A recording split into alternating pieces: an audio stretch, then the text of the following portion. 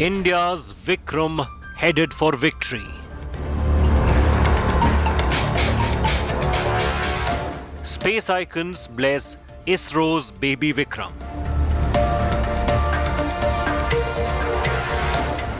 Moon just 25 kilometers below our lander.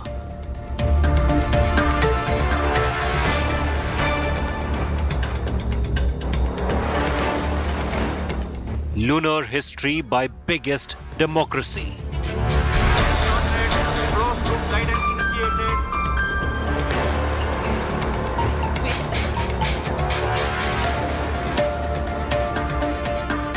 New chapter in India's moon tryst.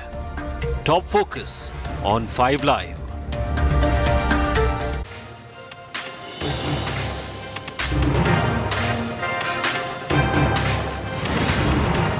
The moon's getting all set to welcome Vikram, India's very own lander that's part of Chandrayaan-3. Tomorrow, in just about 25 hours from now, the Vikram lander is going to come softly to touch down on the lunar surface, and then you're going to see the Pragyan rover roll out and experience the moon firsthand. We can't wait to bring you that coverage, viewer, of the final stage of the Chandrayaan-3 mission, because this lander, Vikram, is currently hovering at about 25 kilometers above the lunar surface. Well, not quite hovering, it's moving at a very fast rate, but it's soon going to begin its final descent.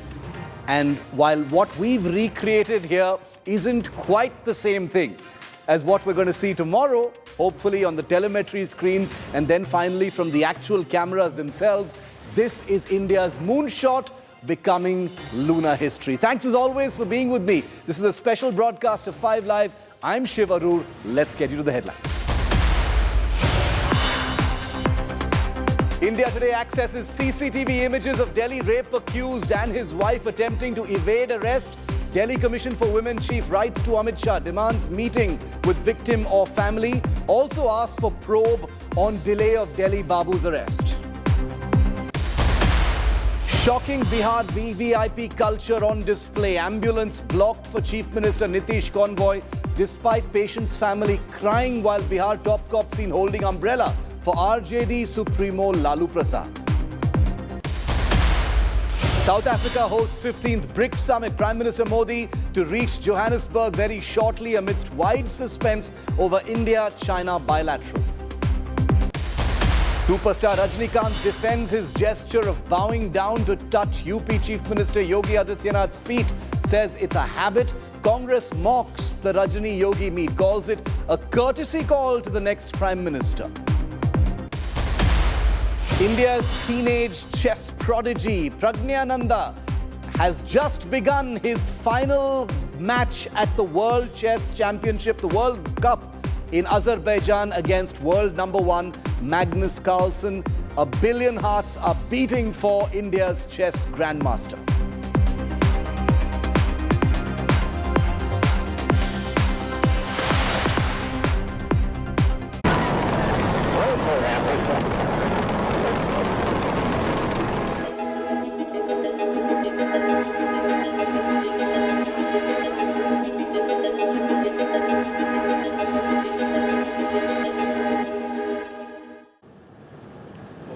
It's just become real, viewer. 25 hours from now, today at just past 6 p.m., the Vikram lander is going to come softly and touch down on the surface of our moon. 25 hours to go. The lander is currently 25 kilometers in orbit around the moon and is scouting for that precise landing location. In fact, Isro just sent us the latest images that have been captured by the lander's cameras. Here's the latest from what we know.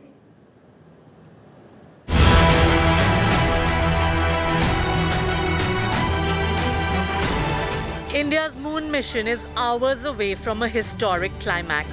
Chandrayaan's Vikram lander is approaching the moon rendezvous. Saying hello to Chandrama, snapping breathtaking images from close vicinity, showing moon in all its glory, with details of the unexplored far side complete with billion-year-old craters.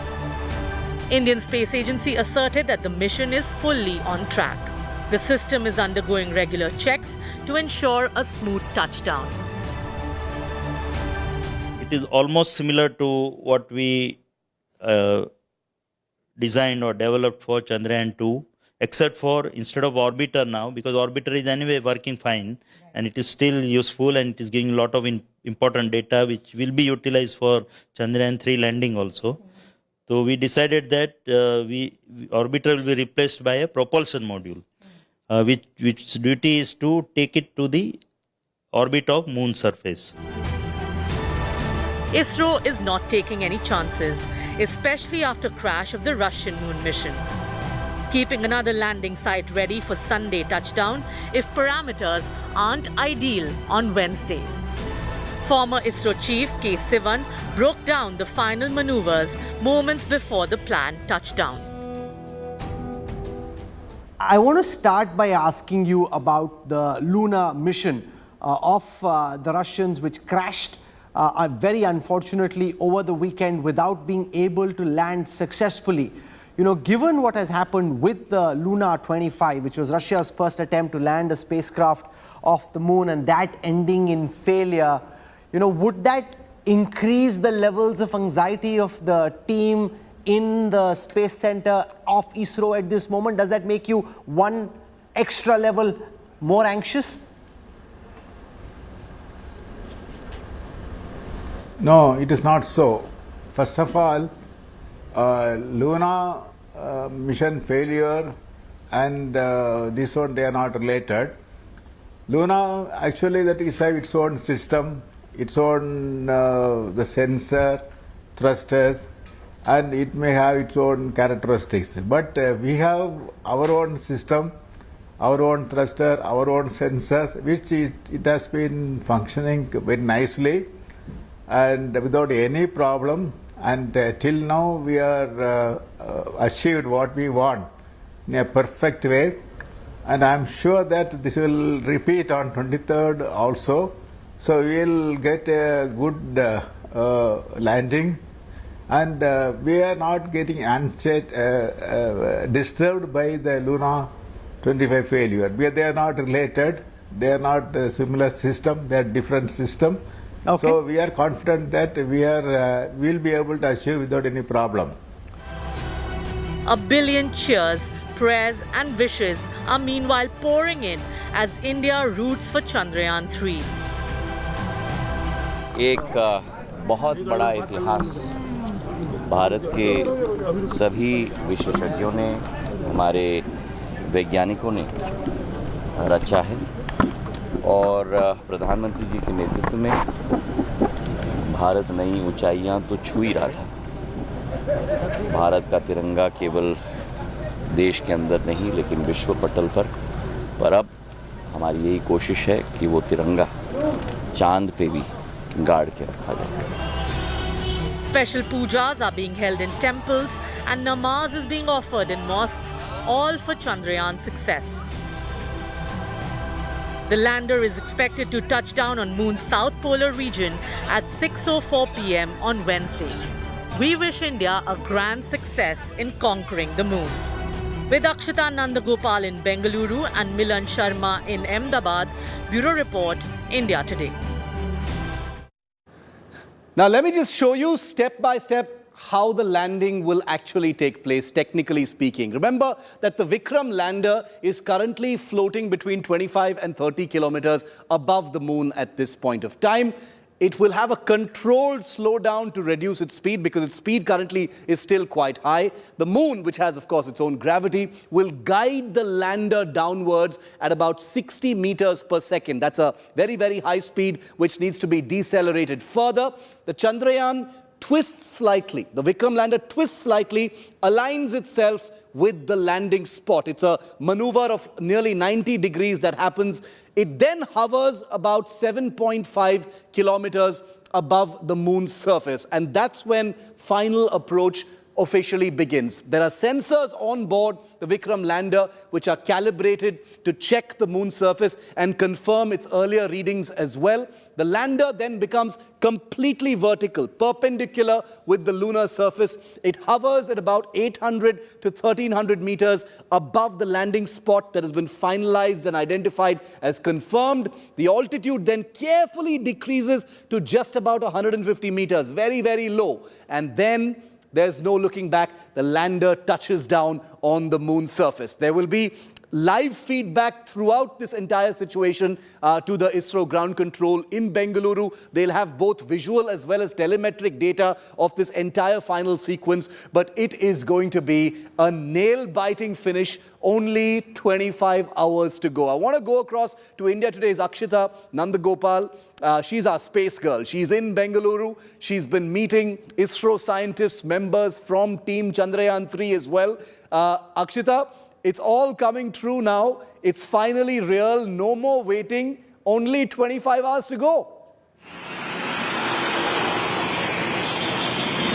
That's right, Shiv. On your show tomorrow at this time, maybe in 10 minutes from now, is when officially the soft landing process will begin at 5:20 p.m. I'll be inside ISTRAC, which is on the outskirts of Bengaluru in Pina. You'll, of course, be getting us those updates from the studio, but that's when the process actually begins. It will then go on for about 40-45 minutes. At 5:58 or so, Shiv, because 6:04 is when the soft landing ends. At 5:58 or so, the scientists will put up their hands and say, look, now it's all about the design that we've built. It's all about the automated thrusters, the sensors, all taking over and ensuring the soft landing. So till then, the scientists will have some control in deciding exact spot, deciding how much we lower it, how to bring it down from 6,000 kilometers per hour to an absolute standstill to 0 kilometers. So that really is going to be the focus. 5:20 to 6:04. I have a feeling we're all going to be, skipping a few heartbeats. It's going to be nail-biting moments. But for now, it's very clear, Shiv, the message from ISRO. They're saying, look, there's absolutely no reason to be concerned. There's absolutely no reason to be nervous. Be 100% excited. What we're hearing is, and I'm heading there right now to Pina, which is where all our scientists, the Chandrayaan team is currently seated. The mood is upbeat. They're all gung-ho. They're excited about tomorrow. And that hopefully spreads and rubs off on all of us, because the messaging is clear. Everything's going on track. Everything's on schedule. And as they've said, it's smooth sailing for now. Akshita is heading to ISRO now, so she's going to be live anchoring from there between 6 and 7. So catch her special broadcast between 6 and 7 from ISRO, the only anchor broadcasting from ISRO this evening, right before the Chandrayaan final phase tomorrow. Now I want to show you, a piece of information that Akshita shared with us earlier that's become very, very crucial. And this is ISRO's Plan B. Now the Vikram lander is going to try to land, like I just showed you, from a height of currently 30 kilometers. Over the next 25 hours, it's going to descend down to 150 meters for that final landing. Its speed will be 1.68 kilometers per second during that final descent before it slows down completely using its thrusters. The Vikram will balance with the lunar gravity. It will use the lunar gravity as an assist to align itself completely with the lunar surface. Reducing speed is crucial to averting any kind of mishap that may have happened like in 2019. ISRO, though, has a plan B if landing parameters do not turn out to be optimal. And remember, things can happen like that. The landing could possibly, theoretically, be postponed till August the 27th. Tomorrow is the 23rd. 6:04 p.m. is when the landing is most likely to happen. But in case something suboptimal emerges during the landing phase, ISRO has a plan B to push things by a few days until the situation and circumstances are more predictable. The second landing spot, we understand, is about 400 kilometers away from the first, again on the moon's south pole. The ISRO Plan B has been formulated after the accident that befell the Lunar 25, the Russian spacecraft lander that crashed on the moon's surface just a few days ago. That was supposed to land a couple of days before the Vikram lander, but that unfortunately was lost. Now, As the countdown to this landing continues, Akshita, who you just heard live from Bengaluru, also spent some time at the planetarium in Bengaluru to get you some of the voices of the new generation that perhaps is going to be the most inspired by what they see between today and tomorrow. Take a look. And I've got with me two young, bright minds who are here at the planetarium to catch a glimpse of what Chandrayaan-3 looks like and to learn a thing or two. Sanidhi and Trishika, both of whom are in 7th grade. I got them here at the planetarium. How excited are you about Chandrayaan-3, Sanidhi? I'm really excited for Chandrayaan-3, and we every year celebrate International Moon Day on July 20th, and the theme for this year's Moon Day is International Moon Day is sustainability and exploration of moon. And I'm really excited for Chandrayaan-3, and it's the proud moment for all of us, for all the Indians, as as the Chandrayaan-3 was successfully launched by Indian Space Research Organization ISRO. The goal is to land the lander and rover on the lunar surface of moon, and I'm really excited for the Chandrayaan-3. When you heard Trishika about Chandrayaan-3, does it make you want to become an astronaut in the future? Does it make you want to become a space scientist? Actually, when I was younger, I felt I want to become an astronaut, and it was my dream when I was younger, and I was really excited when Chandrayaan came because I like the space, astronauts, etc. And being an Indian, we are all proud because of Chandrayaan, and we are like expecting more upcoming results, and we are so excited for perfect landing on the moon. अभी हम लोग एक हनुमान मंदिर पे आए हुए हैं। क्यों? हम लोग इसरो के नए रॉकेट क्राफ्ट चंद्रयान-3 को प्रेयर्स देने आए हैं कि वो सक्सेसफुली मून के ऊपर लैंड कर जाए। यहाँ पे हम प्रे करने आए हैं कि चंद्रयान-3 अच्छे से सेफली मून पे लैंड हो जाए। Now, the final journey to the moon is going to be a nail-biting one. I can assure you that we're in touch with ISRO's leadership and the team that's managing the lander at the moment, including the orbiter that's circling around the moon and has established contact and is taking pictures of its own. Things are calm and confident. Things are sailing along smoothly at this point of time, and there is no reason to believe that 25 hours from now, things aren't going to be an absolute beauty of a soft landing for India. Take a look at this report on the final journey of Chandrayaan-3.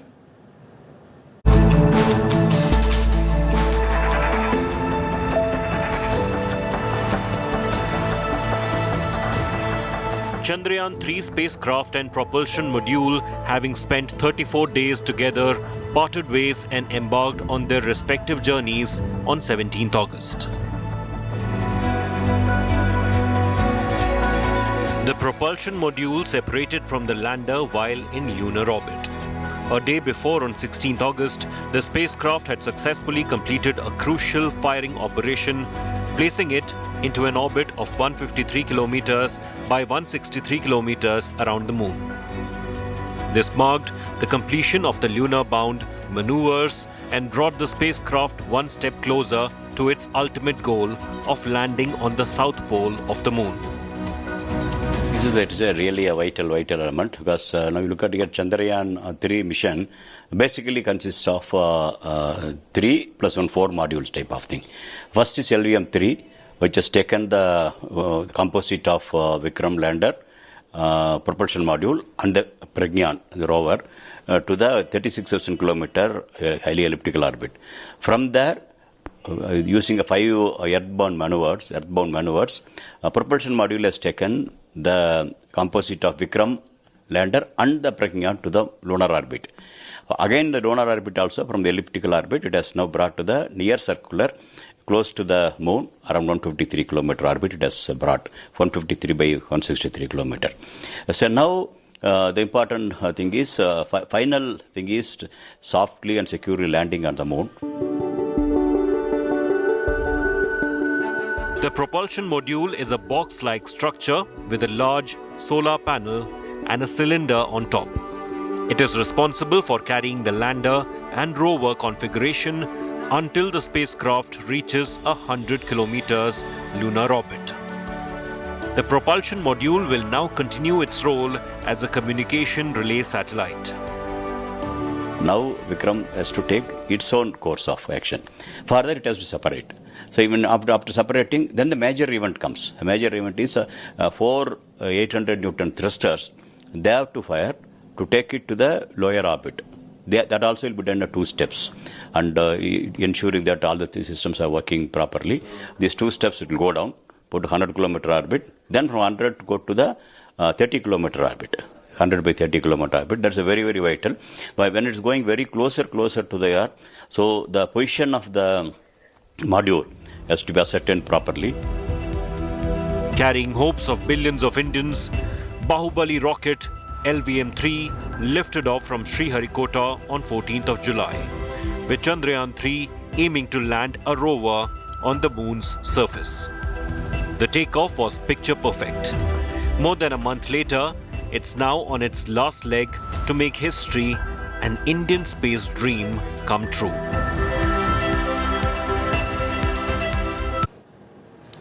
India, remember, is a country where science exists alongside spirituality, and it has done so for years together. And that's why no surprises that from puja to namaz to prayers, the spiritual, the faithful, and those who have every confidence in Isro and their science are also doing their bit to send up their prayers for the success of the Vikram lander. Take a look at these reports from all across the country.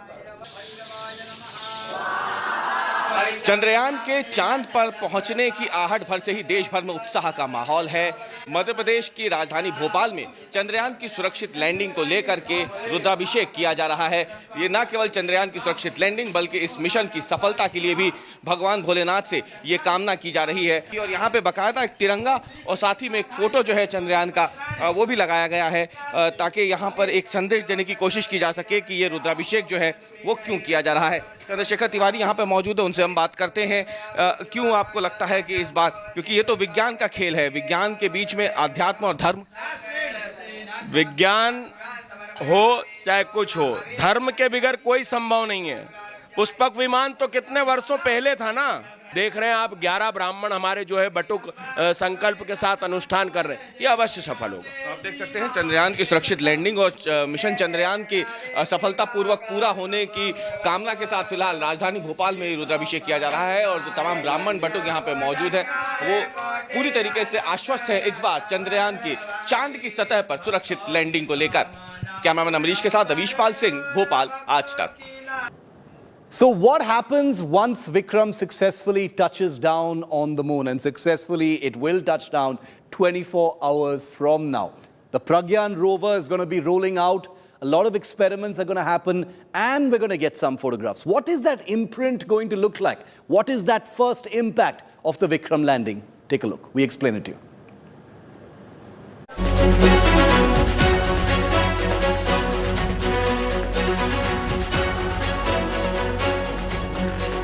Vikram will prepare for rover Pragyan to carry out its mission right after the successful landing on the south pole of the moon.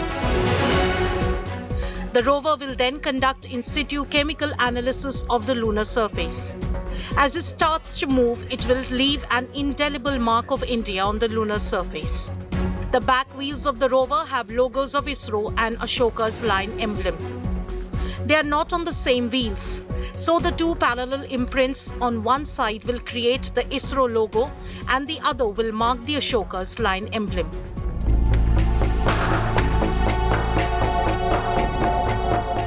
India has already left its mark on the moon during the Chandrayaan-3 mission in 2008.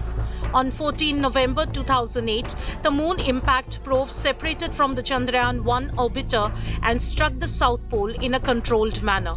And with that, India became the 4th country to place its flag insignia on the moon, near the crater Shackleton. The location of impact was named Jawahar Point. Nearly 15 years later, Pragyan, with a lifespan of 1 lunar day or 14 Earth days, is all set for a much bigger leap. with 26 kilogram mass, 50 watt power and 2 payloads. It will make history for Isro by demonstrating a rover roving on lunar surface, carrying out qualitative and quantitative elemental analysis to derive the chemical composition. For mineralogical composition of the South Pole lunar surface.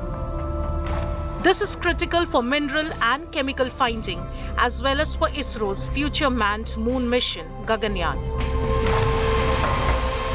As our gaze remains fixed on the moon and as we get closer to the lunar surface thanks to Vikram tomorrow, let's also remember that India's tryst with space is not new. It stretches over 6 decades to the early parts of a newly independent India, where our founding fathers had done a great deal to give this country an excellent cutting-edge space research program.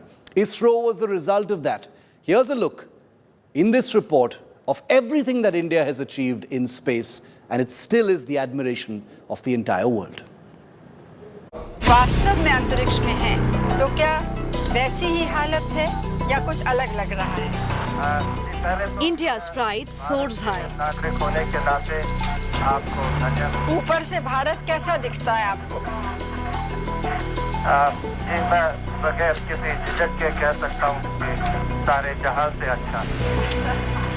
Astronaut Rakesh Sharma becomes the first Indian to explore the celestial realm in a joint space mission with what was then Soviet Union. But the country achieved its first astronomical feat much before in 1963. Nike Apache, a 2-stage sounding rocket imported from the United States, blasted off from a fishing village near Thiruvananthapuram in Kerala. Over the last 6 decades, India's space program has evolved enormously.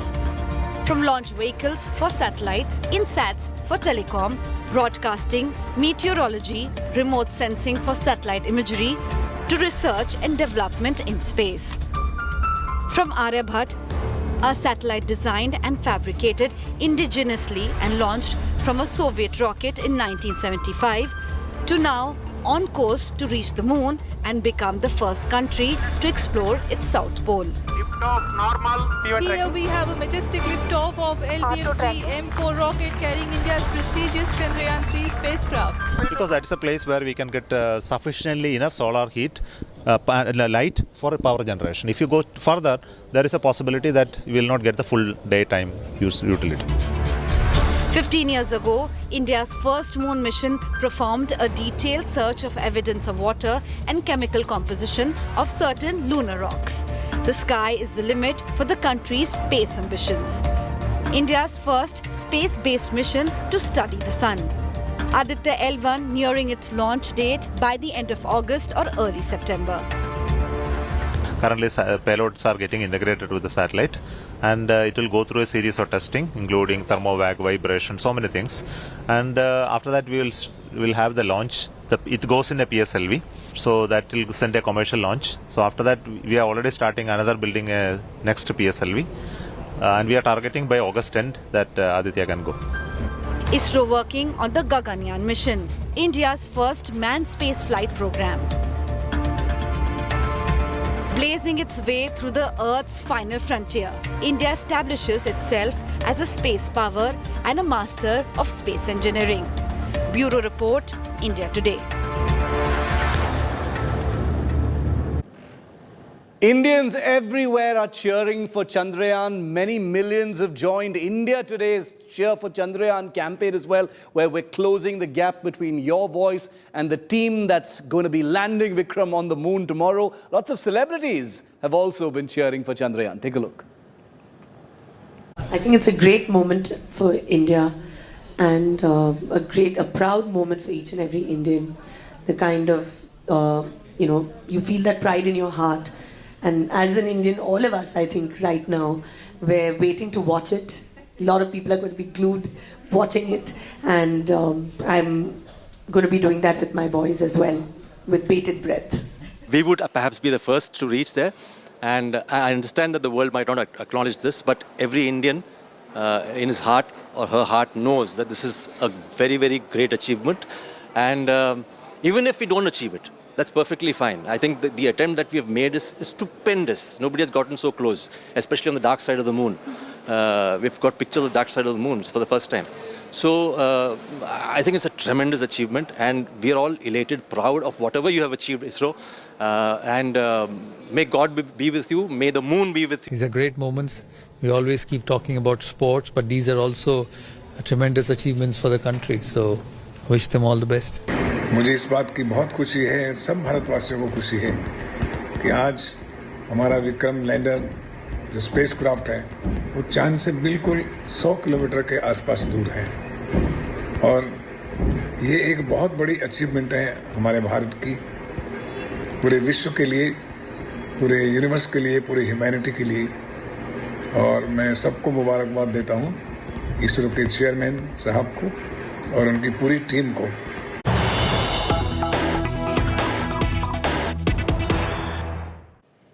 And we've got some breaking news coming in on the accidental crash of the Russian Lunar 25 lander. Remember that Russian lander had crashed just a few days ago ahead of the Vikram landing. And we now hear that a Russian scientist, Mikhail Marov, who was associated with the Lunar 25 program, has been hospitalized. His health has declined after the failure of the Lunar 25 mission. He is said to have actually revealed that he's been disheartened and that this Lunar 25 mission was his last hope.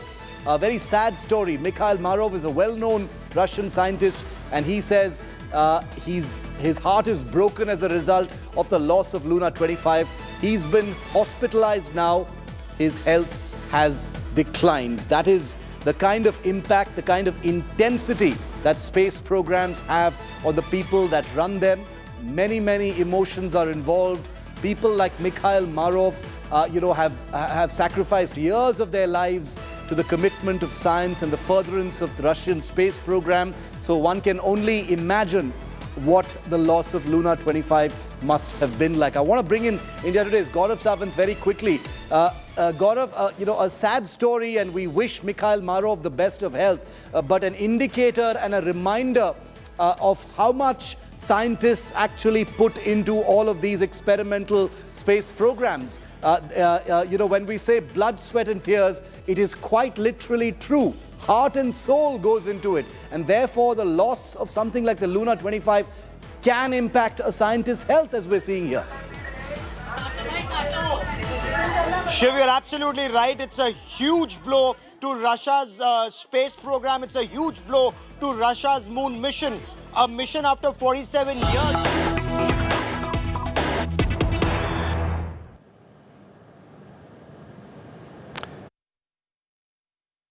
So Narendra Modi has landed in Johannesburg for the BRICS Summit 2023. Live pictures coming in from Johannesburg, South Africa. Let's listen in. रवाना होंगे, पहले अपने hotel आएंगे जहां Indian diaspora जो यहां पर Indian community है वो एकत्रित हुई है प्रधानमंत्री को देखने के लिए। जैसे अक्सर देखा जाता है जब प्रधानमंत्री बाहर जाते हैं तो वहां पर जो भारतीय रहते हैं उनमें एक उत्साह होता है, एक चाह होती है, एक्साइटमेंट होती है प्रधानमंत्री को देखने की, अगर उनके साथ सेल्फी खिंचा पाएं वगैरह।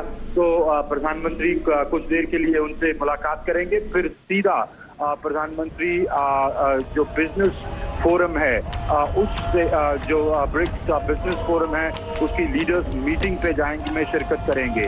उस मीटिंग के बाद आज प्रधानमंत्री ब्रिक्स अमृतपाल आप एक मिनट आप खामोश रखिए, क्योंकि हम एक वक्त जो तस्वीरें देख रहे हैं जरा उसको ऑडियंस के साथ सुनाना चाहते हैं अपने दर्शकों को। The Prime Minister of India has landed in Johannesburg to a very colorful cultural welcome there by local artists. There's a dance welcome. There's also a guard of honor for the Prime Minister as he enjoys this very, very nice colorful welcome for the Indian Prime Minister. He's just landed in Johannesburg. He'll be proceeding to his hotel shortly, and then the BRICS summit kicks off. All eyes on what India and China specifically can achieve at the BRICS summit. Let's listen.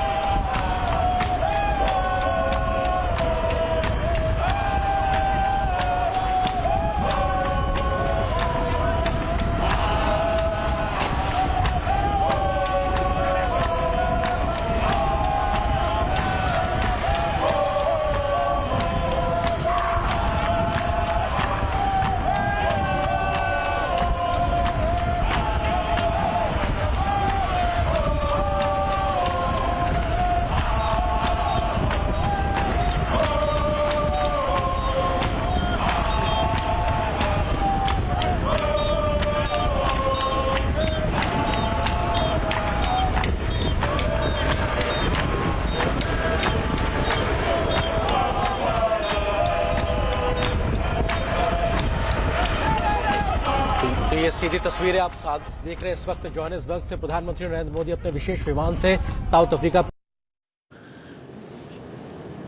The Prime Minister of India's meeting with Xi Jinping of China is going to be a big highlight for India, most certainly. Remember, the BRICS platform is important by itself, but for India, as far as takeaways are concerned, all eyes, diplomatically speaking, will be on what developments could perhaps happen between the Indian Prime Minister and his Chinese counterpart. Remember, India and China are currently locked in a major standoff with both their militaries massed at each other in eastern Ladakh. There had been hopes. I want to bring Gaurav in for a word. Gaurav Sawant is still with me. Gaurav, there had been some reports and some word, that there would be some expectations of possible forward movement either before the BRICS summit or during the BRICS summit as far as India-China relations are concerned. How are things poised? What are you hearing, Gaurav? So, Shiv, all eyes on the meeting, if at all it happens between Prime Minister Narendra Modi and the Chinese President Xi Jinping. This is the first in-person BRICS post-COVID. Of course, the Russian President Vladimir Putin, he would only be joining virtually. But this is a very, very important grouping of Brazil, Russia, India, China, South Africa. Now, there are other countries who want to join in. Iran wants to join in, Saudi Arabia wants to join in, Bangladesh wants to join in. So there would be talk about new countries joining in. So let's just talk about the bigger platform. As far as the bigger platform is concerned, this is the voice of the global south.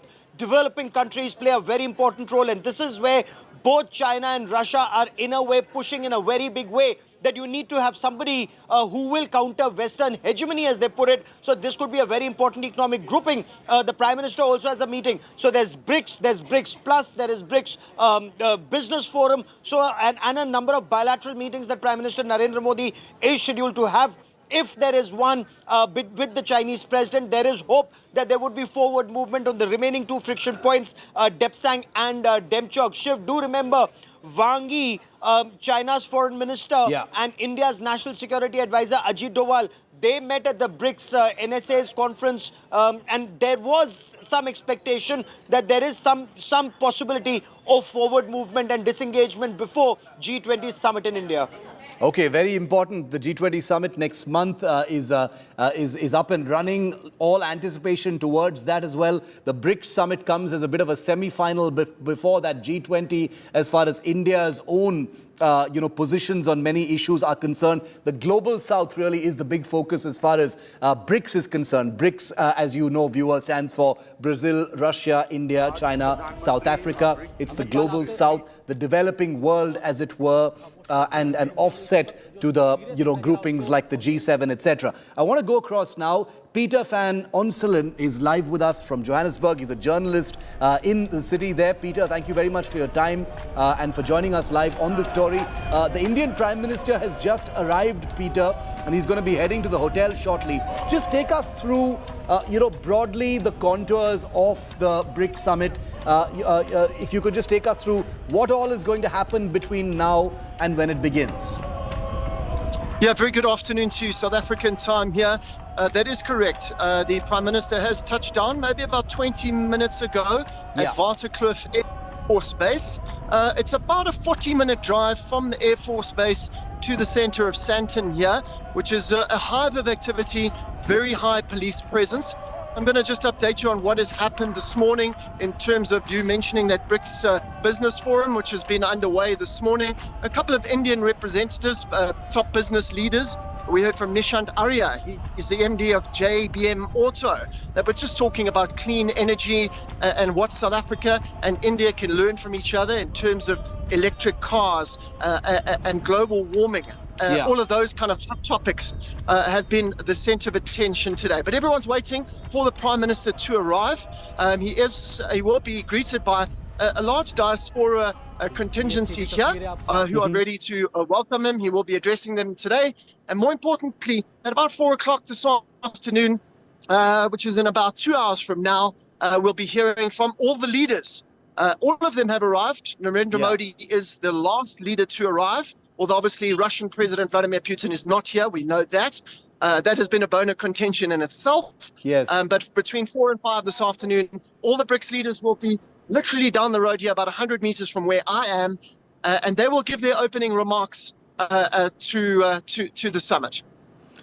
Peter, you were talking about the Indian diaspora, and we know that there are a lot of Indians who live in Johannesburg and the rest of South Africa as well. And as we've seen from previous visits by the Indian Prime Minister, interacting with the diaspora is a very important element in his agenda. He usually spends a lot of time with Indians and expats living there. Are there a lot of Indians who've gathered outside the hotel waiting for him right now? I mean, as you know, you might know, I mean, South Africa, it's more in KwaZulu-Natal is the biggest diaspora gathering, I think, outside of India itself. There are huge expat contingency here in South Africa, not so much in Johannesburg compared to Durban in KwaZulu-Natal, but they've certainly lined up here. There really is a sense of excitement. I can maybe just take you down the road here. There are posters on the streets of Sandton here, and there are a lot of them. Right here, as you can see, I'll show you right here, welcoming Narendra Modi. There is a real sense of excitement of him being here. And there are probably around, I'd say 100 to 150 diaspora representatives here to welcome him. And there's a real sense of excitement. They don't often get to see him. And it really is a fantastic occasion for them. Okay, so in about 40 minutes, he's going to be there, when his cavalcade arrives. And I suppose we'll get those live images of the Prime Minister interacting with the diaspora. One final question, Peter. For us here in India, we're getting set for the G20 summit that kicks off, early next month here in India. India is hosting the G20 summit. The BRICS is being seen as a very important precursor to that. A representation of the global South, in many ways an offset to, other groupings like the G7. India specifically is, we don't know if there's going to be a bilateral between the Indian Prime Minister and the Chinese Premier at this point of time. Are you hearing anything about that? That's the big question. I mean, we would love to know. There's no official word on whether there will be a bilateral between the two countries. That is the big question. A lot of people are talking about it here, considering the tensions on the border between the two countries. We know they haven't met in person together since 2019. It will be a matter of the two government officials maybe getting together on the sidelines. We know this evening there is a gathering of the leaders in a fairly informal setting, and it might be one of those instances that gets set up at the last minute. But I've looked at the program of events, and there's obviously nothing official that the two leaders are going to meet. What must be said is that Xi Jinping is on a state visit. He was at the Union buildings the whole morning this morning, with President Cyril Ramaphosa welcoming them there. They signed into an agreement, 11 specific agreements. The focus is on China. A lot of people seem to want the time of the Chinese president. We have a lot of question marks over who will be the additional members of BRICS after this summit. I don't have an official word on whether there will be a bilateral between Narendra Modi and Xi Jinping over the next few days. Okay, I'm not surprised at all to hear that nothing is official as far as that is concerned. Okay, we've got some live pictures. Peter, stay with me. Let's just get some live sound also in of the Prime Minister meeting with Indians right outside. I think this is outside the airport. 8 पीढ़ियों से लोग वहां मौजूद है. देखिए, ये थाल जो एक स्वागत के लिए होता है, उसमें थाल में तिरंगा भी नजर आ रहा है, अक्षत भी नजर आ रहे हैं, रोली चंदन भी नजर आ रहा है. जब आप किसी अपने का स्वागत करते हैं, किसी मेहमान का, तो अक्षत भी देते हैं. तो वो सारी परंपराएं जो भारतीय परंपराएं हैं, दूर सुदूर जोहानिसबर्ग में, साउथ अफ्रीका में आज भी जीवंत तरीके से नजर आ रही हैं, और बेहतरी से लहराता तिरंगा हम सब भारतीयों को मान सम्मान को बढ़ाता नजर आ रहा है. और देखिए, मेरी कोशिश ये रहती है, हमारी कोशिश ये रहती है, डीडी न्यूज की कोशिश ये रहती है कि इन तमाम कार्यक्रमों के जरिए हम कुछ फैक्ट्स लगातार आपको जानकारी, आपकी ज्ञान वृद्धि के लिए देते रहें. दक्षिण wish Doordarshan would give us some sound. Unfortunately, they've decided to keep it with their studio discussion when viewers want to hear what's happening on the ground. Sadly, once that sound comes in, we're going to put that sound up. So it's on Doordarshan, not us. But here are pictures of the Prime Minister doing what he loves best, really. No matter what the occasion, no matter what the summit he's attending, the Prime Minister makes it a point to leave some time aside to interact with the adoring diaspora who've come from far and wide to see the Prime Minister. And they make it really easy for him because they throng the airport, they line the roads, they'll be right outside his hotel when he arrives. So he doesn't really usually have to go anywhere to meet them because they all collect in order to try and get some kind of a interaction in with the Prime Minister.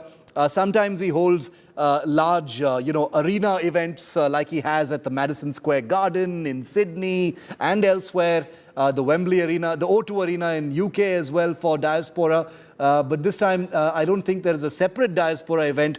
Nonetheless, here's the Prime Minister in his element, meeting and greeting the Indian diaspora. Big smiles and lots of cheers. Unfortunately, Doordarshan isn't giving us any sound at this point of time. Gaurav Sawant is still with me. Gaurav, huge Indian diaspora in South Africa. India has a long history of relations with South Africa as well. What's going through your mind as you see these pictures? Prime Minister in his element. Shiv, what a journey from the time that Mahatma Gandhi was in South Africa. He returned to India in 1915 to the time that Prime Minister Narendra Modi is visiting there, of course, for the third time. And this is the BRICS summit. It's a very, very important summit, especially this first in-person summit post-COVID, because there are a number of very important aspects. Like China is trying to increase its footprint in Africa. India again, with Japan, with France, with European countries and with the United States playing an equally big role trying to increase India's footprint or democracy's footprint across Africa. There's a big game on across Africa where Russia is also now trying to play a very big role. Remember, whether it's Niger or a number of countries around, Russia has moved in a very big way. So Africa, once again, across the continent, there's a big game on. And this BRICS summit becomes extremely crucial. The point that was also being raised about which will be the new country which will come in. Will it be Iran? Will it be Bangladesh? What about Saudi Arabia? Several countries want to be a part of this grouping because this grouping is also seen as a very powerful economic grouping against what many describe as the Western hegemony. Or there's an attempt also to figure out whether dollar's dominance across global economic market can be countered. This meeting, this BRICS summit will be very crucial from the multilateral point of view and when it comes to India and China from the bilateral point of view to see whether there is forward movement at the remaining friction points at a time when both countries have actually, as you and I have both reported, they've been strengthening their defenses all along the line of actual control from eastern Ladakh to Arunachal Pradesh. Very, very interesting. So much to achieve on the BRICS platform itself. Many things that India will, decisions that the world will be looking for India to take, via the BRICS platform as well. The Global South, leadership of the Global South, a source of stability in a region that is increasingly unstable. Many of the things that are being pegged on India's mantle. Peter continues to be with us. He's live from outside the hotel where the Prime Minister of India will be staying. Peter, very familiar images coming in live. I'm not sure where these are from. I don't know if it's outside the hotel or elsewhere, but the Prime Minister being thronged by a large crowd of Indian diaspora. Just wanted to check, Peter, these impromptu interactions are to be expected. Is there a separate event that the Indian Prime Minister is going to be addressing with Indian diaspora, or is that not part of the agenda on this visit? Unofficially, I think he will be. I think they're just welcoming him. It's not on the official program that he will be addressing the diaspora. I think they have set up a sort of area there that he can address them and welcome them to see him. There is some form of accreditation that they've had to go through. The security is extremely high here, so all the diaspora people have had to get accredited and have security checks. So there is word that he will officially brief them, but the next official engagement that the Prime Minister will have is that Leaders Summit, which will be happening at around, the Leaders Talk, opening remarks at about 4 o'clock, which is in about, an hour and a half from now. That's when his first official engagement will be. Okay, that's when that first the first engagement is going to be there. In a couple of hours from now, there will be a statement from all the leaders of BRICS who are all assembled there. The Prime Minister is the last to reach. Putin is not going to be there. What's the buzz on the ground about that, Peter? About Putin not coming in? I'm sure that's been quite a bone of contention. No, look, there is obviously, the audio is not great. It's really a hive of activity here. There are police trucks everywhere. There's security everywhere here. Just if I heard your question correctly, there's so many issues on the cards here about multilateralism, about the growth of these economies and working together. The big talk is of this BRICS Development Bank and our reliance on the US dollar. People are trying to work away from that. Also, plenty of speculation about who will be the new members. They've made it pretty clear that there may be new members after this week's summit. And the questions are, who will they be? Iran, top of that list as well, which may not impress a lot of the people in the global north. We've got the AGOA summit coming up in a few months' time. So President Ramaphosa really has to tread very carefully here in terms of how he deals with all of these BRICS nations. But there seems to be a tight-knit group. The big elephant in the room is obviously the war in Ukraine, with the Russian president not here. He will join that summit, that leaders' opening remarks virtually at 4 o'clock this afternoon. Sergei Lavrov, the foreign minister for Russia, he has touched down here today. So he will be representing Russia in that regard.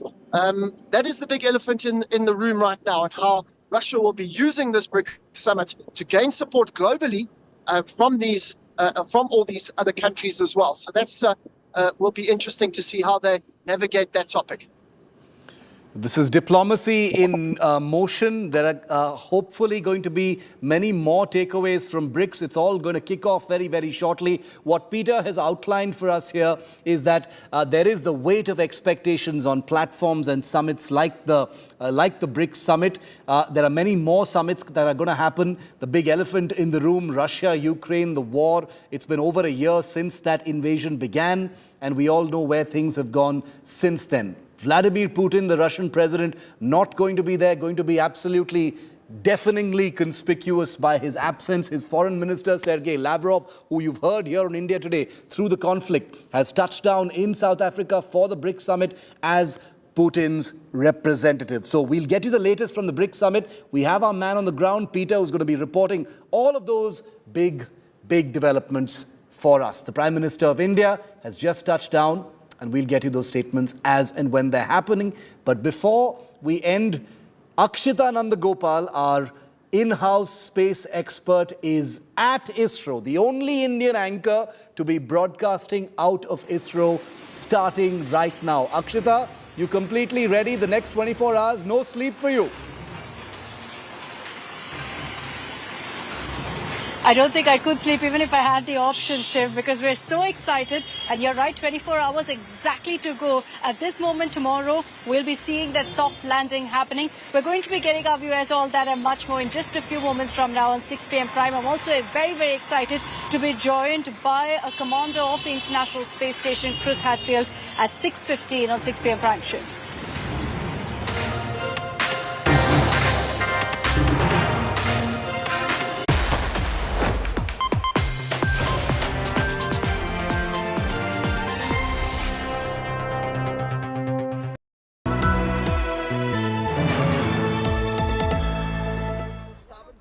From the biggest conflict zones We are at the hostile airbase and this is to the biggest international moments, a reporter with India's flag on his sleeve and an unrelenting eye on terror, defense and national security, on the road, up the heights, in the trenches. He brings you stories that must unite us, because when it's national interest, It's India First. Monday to Friday, 10 p.m. Only on India Today TV.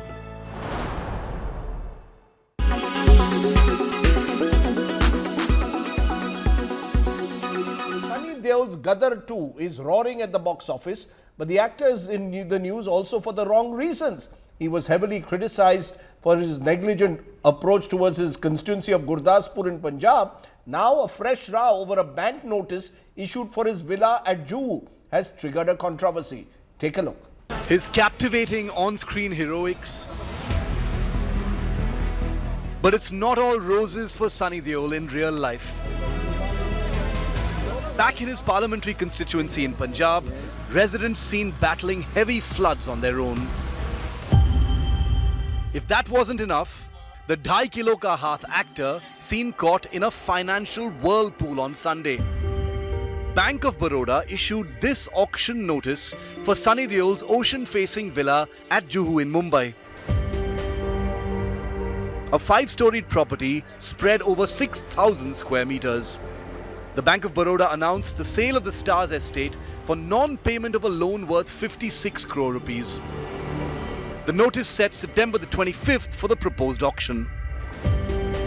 Like in suspense thrillers, an unpredictable script followed the next day, with Bank of Baroda suddenly and mysteriously withdrawing the auction notice, claiming that there was a technical glitch. But what technical glitch are they talking about?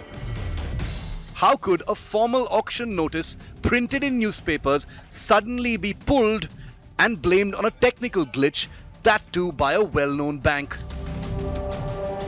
The Congress has stepped in with a pinch of political sarcasm. Party spokesperson Jairam Ramesh wondered who triggered those mysterious technical reasons for the bank to withdraw the proposed auction. The bank later explained that the borrower has approached it and pledged to clear dues. With Deepesh Tripathi in Mumbai, Bureau Report, India Today.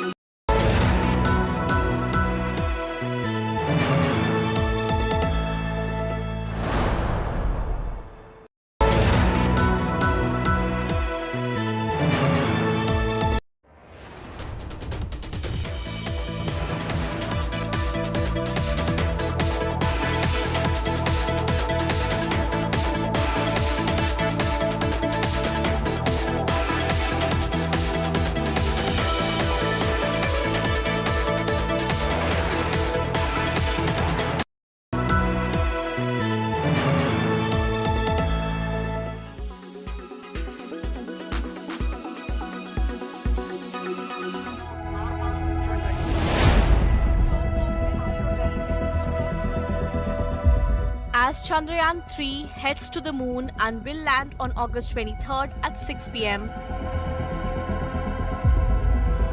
There was another country aiming to land at the exact same place, the moon's south pole, but failed. Russia's first moon mission in 47 years has failed. Russia's Lunar 25 took off for the moon on August 10th, a whole 35 days after Chandrayaan-3 was launched into space, and was expected to reach the moon a day before Chandrayaan.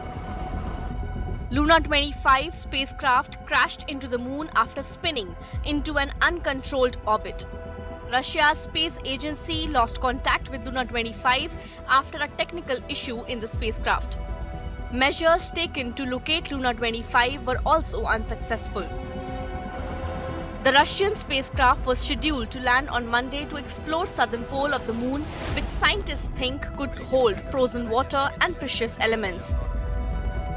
Lunar 25 was expected to reach the moon in just 12 days, whereas Chandrayaan is taking 40 days. But why is that? Well, the most important factor is the weight. While Chandrayaan-3 weighs a whopping 3,900 kgs, the Lunar 25 is much lighter, weighing just 1,750 kilograms.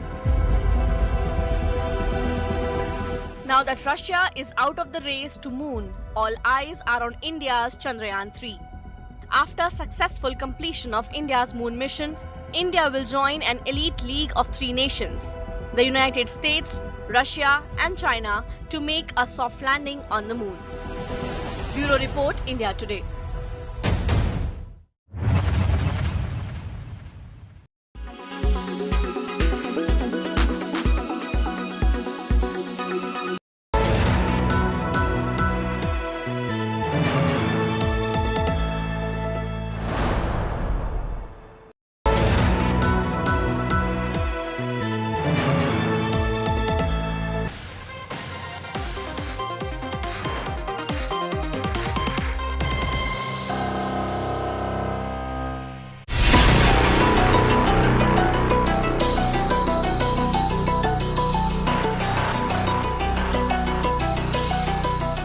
Just 24 hours before India scripts history.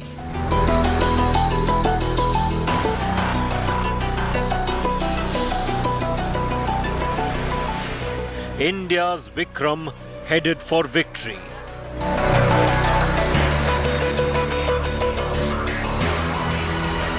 Vikram snaps stunning moon images.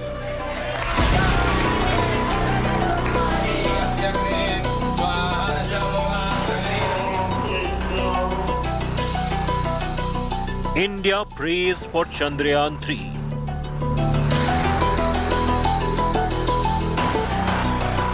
Chandrayaan's smooth sailing continues.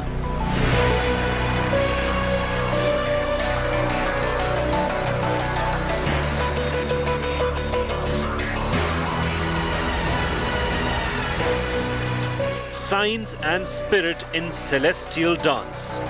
Our top focus at 6 p.m. prime.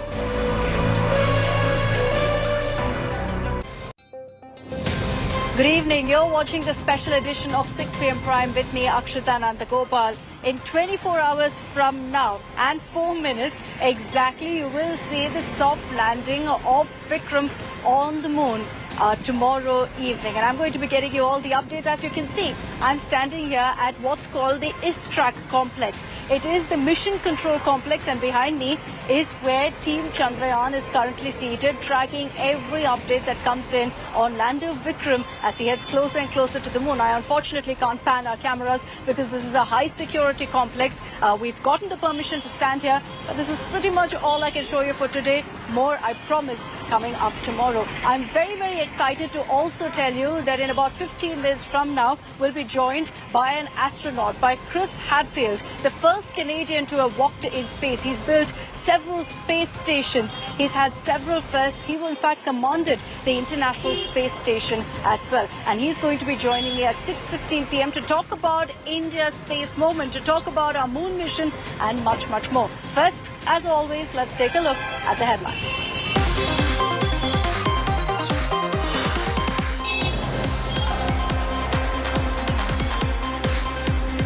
Delhi rape Babu and wife's attempt to evade arrest foiled. Accused wife sent to one-day judicial custody. DCW chief writes to Amit Shah, demands meeting with victim or kin.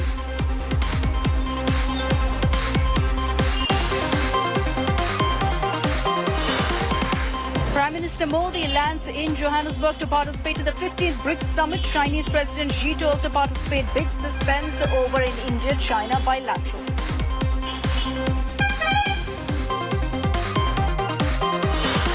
Shocking Bihar VVIP culture on display. Ambulance blocked for Chief Minister Nitish convoy despite patient's family crying. Bihar top cop meanwhile seen holding umbrella for RJD Supremo Lalu Yadav.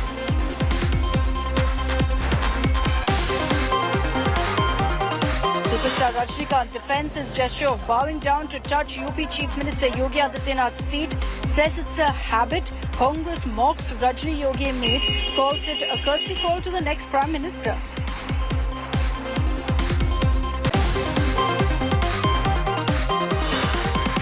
India's teen chess prodigy Pragyan squares off against the 5-time world champion Magnus Carlsen in Baku for the World Chess Championships.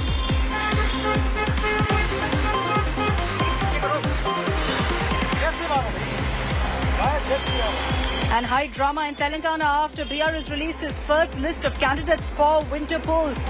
Congress mocks KCR for contesting from 2 seats as BRS is clearly afraid of losing.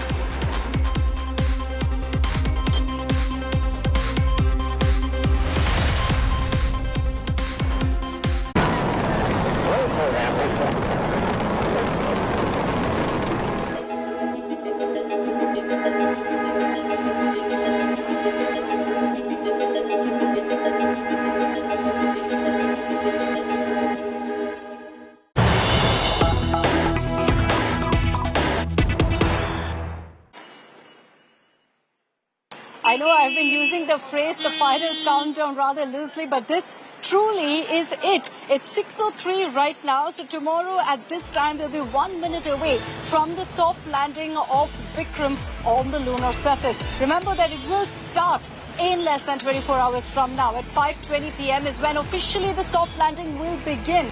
It's going to be about a 44-minute process because from the closest orbit that Vikram is currently in, that Chandrayaan-3 currently is in, it will then start inching closer and closer to the south pole of the moon. At this point, Isro says all conditions are in favor. Everything is ready. The green signal has been given, and in repeated updates shared by our Isro scientists, they say there's nothing to be worried about. Everything looks good. Everything is running as per schedule, and that at this point, it definitely looks like 6:04 p.m. is when we can expect that big breaking news, which we'll tell you here on India Today. As I'll be inside the very complex that I'm standing outside of today, we will be getting you live updates of what's happening, the mood in the mission control complex, the mood among our Isro heroes. Let me take this across to our reporter. Sagar Raj is joining me live from Bengaluru, Milind Sharma from Ahmedabad. I also have Abhishek Anand getting us the latest from the national capital. Sagar, to you first. Round up for us the updates that have come in really from Isro today.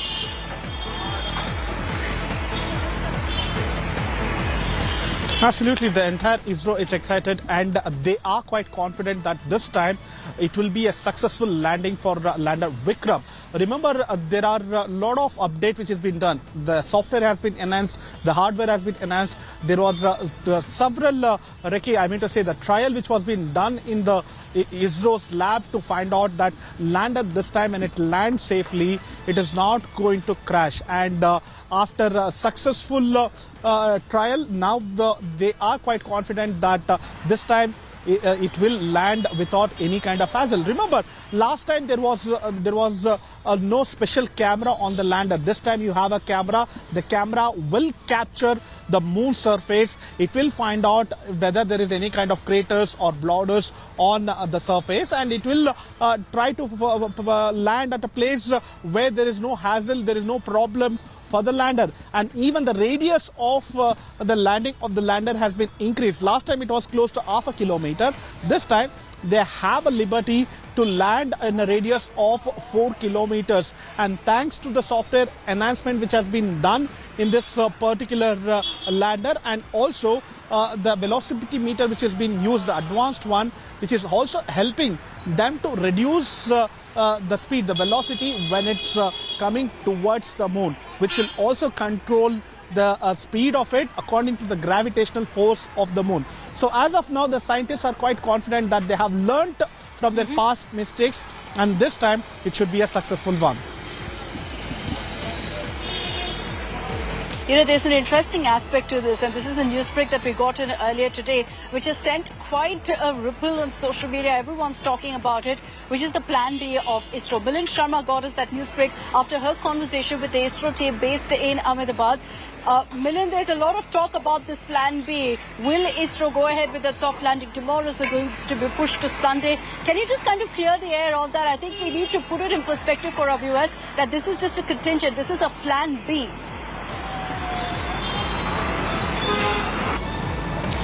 Definitely, Akshita. In fact, I'm so proud to, be bringing to you this report from just outside of Isro, Ahmedabad, wherein my colleague Sagai and you as well have been talking about the kind of technology upgrades that have been done for Vikram lander. India wants to be ready with a plan B. This doesn't mean that they are definitely going to delay the launch. It just means that everything needs to fall in place for India to land at that crucial time, as you and I are reporting now, just at 6:04 p.m. tomorrow at this particular time. And for that, every situation needs to fall in place, whether it's the velocity, the speed reduction, the thrust, the propulsions, the kind of, systemic environment around the lander. Everything needs to be on point, and that would perhaps become the perfect soft landing. And of course, prayers and, jubilation within the Indian citizens as well for this. But the scientists are not leaving any stone unturned to be prepared and that is why the plan B has been programmed into the Vikram lander. It will only be a delay of 4 more days, which is going to be 27th of August, because India has to try. India has been trying, whether it's Chandrayaan-2, the orbiter mission. Of course, the landing couldn't happen, but Chandrayaan-3, 21 subset, which means equipments have been changed within this particular lander, which will help. And if we talk about the cameras, the ulterior sensors, they've all been tried and tested at the Isro Space Application Center in Ahmedabad in Gujarat. And that's a proud moment as well. And that's why the plan B, because of course when the plan A doesn't work, there has to be a plan B. And fingers crossed for the plan A to work, which is the 23rd of August, when the lander will be 30 kilometers from the moon's surface. India could become, I would say, fingers crossed, once again, the first country to land on the southern polar region, because at this point ISRO is maintaining everything is going as per plan. Milind, thank you for getting us that update. My apologies for interrupting, but I just have to quickly bring in Abhishek Anand as well before we move on to our next report. Abhishek, the government also very closely tracking what's happening. I've been very, very amused to see all of the reactions coming in from the Aam Aadmi. Really, you've got prayers, you've got people rushing to religious sites to offer prayers, many of them putting out well wishes and wishes for our ISRO scientists. Well, Akshita, in Nehru Planetarium in Delhi, this is the situation right now. You can see there are multiple screens. You can see this is the one TV screen here. There are multiple screens and a live telecast will be shown here. The landing burn countdown is here. The touchdown countdown is here. The mission clock, and most importantly, this is how the Chandrayaan has reached the moon's orbit. These are the details which are being shown to the general public. Tomorrow there will be a huge crowd, so special preparations are here to handle such a huge crowd. As you can see how detailed these informations are for general public, because of the enthusiasm, because of the proud factor of India being able to do it. This is the orbit of the moon, and if I request my camera person to focus here, these are the details. These are the details of the Chandrayaan. The Chandrayaan is here on the Apolloon, which is 134 kilometers. This is the orbit's farthest area when a spacecraft is actually orbiting the moon, and this is the Perihelion, just only 25 kilometers I was at a similar planetarium here in Bengaluru as well, and you can see that all of them are taking steps to ensure that people, particularly students, youngsters, can visit these planetariums to get all the details. And like I said earlier as well in my broadcast, youngsters today are talking about landers and rovers, courtesy our ISRO scientists. Thanks very much, Abhishek. Thanks, Sagai, and to Milind for getting us all of those details. So lander Vikram at this point is just about 25 kilometers from the moon. I know that sounds extremely close, but remember it's an elliptical orbit. So the closest point is 25 kilometers. The farthest is about 135 kilometers. And it's going to be, nail-biting to say the least. From 5:20 tomorrow evening till 6:04 is when the soft landing process will commence. From 6,000 kilometers per hour, they have to bring it down to 0. And that very steadily will have to be done. The last 4-5 minutes, the last 100 meters is when all of the sensors, the thrusters will come in and ensure that very carefully lander Vikram is brought down. And there, it'll be all about how our scientists have fared, how the design has been done. Because at that point, the scientists seated here behind me, Team Chandrayaan, will just have to keep their arms crossed and hope for the best. But let me round up for you all the updates that have come in the last 24 hours in our next report.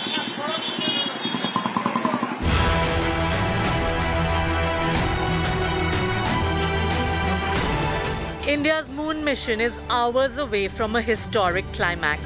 Chandrayaan's Vikram lander is approaching the moon rendezvous. Saying hello to Chandrama, snapping breathtaking images from close vicinity, showing moon in all its glory, with details of the unexplored far side, complete with billion-year-old craters. Indian Space Agency asserted that the mission is fully on track. The system is undergoing regular checks to ensure a smooth touchdown. It is almost similar to what we designed or developed for Chandrayaan-2, except for instead of orbiter now, because orbiter is anyway working fine and it is still useful and it is giving a lot of important data which will be utilized for Chandrayaan-3 landing also. So we decided that orbiter will be replaced by a propulsion module, which duty is to take it to the orbit of moon surface. Isro is not taking any chances, especially after crash of the Russian moon mission. Keeping another landing site ready for Sunday touchdown if parameters aren't ideal on Wednesday. Former Isro chief K. Sivan broke down the final maneuvers moments before the planned touchdown. I want to start by asking you about the lunar mission of the Russians, which crashed very unfortunately over the weekend without being able to land successfully. You know, given what has happened with the Lunar 25, which was Russia's first attempt to land a spacecraft off the moon and that ending in failure, you know, would that increase the levels of anxiety of the team in the space center of Isro at this moment? Does that make you one extra level more anxious? No, it is not so. First of all, lunar mission failure and this one, they are not related. Luna, actually, that is its own system, its own the sensor, thrusters, and it may have its own characteristics. But we have our own system, our own thruster, our own sensors, which it has been functioning very nicely and without any problem. And till now we are achieved what we want in a perfect way. And I am sure that this will repeat on 23rd also. So we will get a good landing, and we are not getting disturbed by the Luna 25 failure. They are not related. They are not a similar system. They are different system. Okay. So we are confident that we will be able to achieve without any problem. A billion cheers, prayers and wishes are meanwhile pouring in as India roots for Chandrayaan-3. एक बहुत बड़ा इतिहास भारत के सभी विशेषज्ञों ने, हमारे वैज्ञानिकों ने रचा है और प्रधानमंत्री जी के नेतृत्व में भारत नई ऊंचाइयां तो छू ही रहा था। भारत का तिरंगा केवल देश के अंदर नहीं लेकिन विश्व पटल पर अब हमारी यही कोशिश है कि वो तिरंगा चांद पे भी गाड़ के रखा जाए। Special pujas are being held in temples and namaz is being offered in mosques, all for Chandrayaan success. The lander is expected to touch down on Moon's south polar region at 6:04 p.m. on Wednesday. We wish India a grand success in conquering the moon. With Akshita Nandagopal in Bengaluru and Milan Sharma in Ahmedabad, Bureau Report, India Today.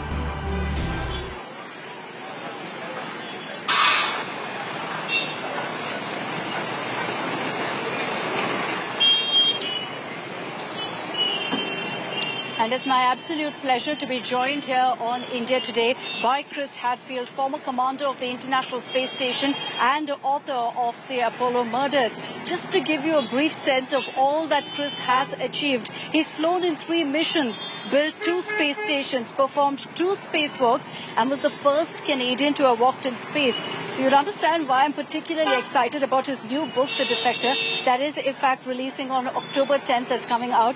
Chris, good morning. Congratulations on your new book, and thank you very much for joining us here on India Today.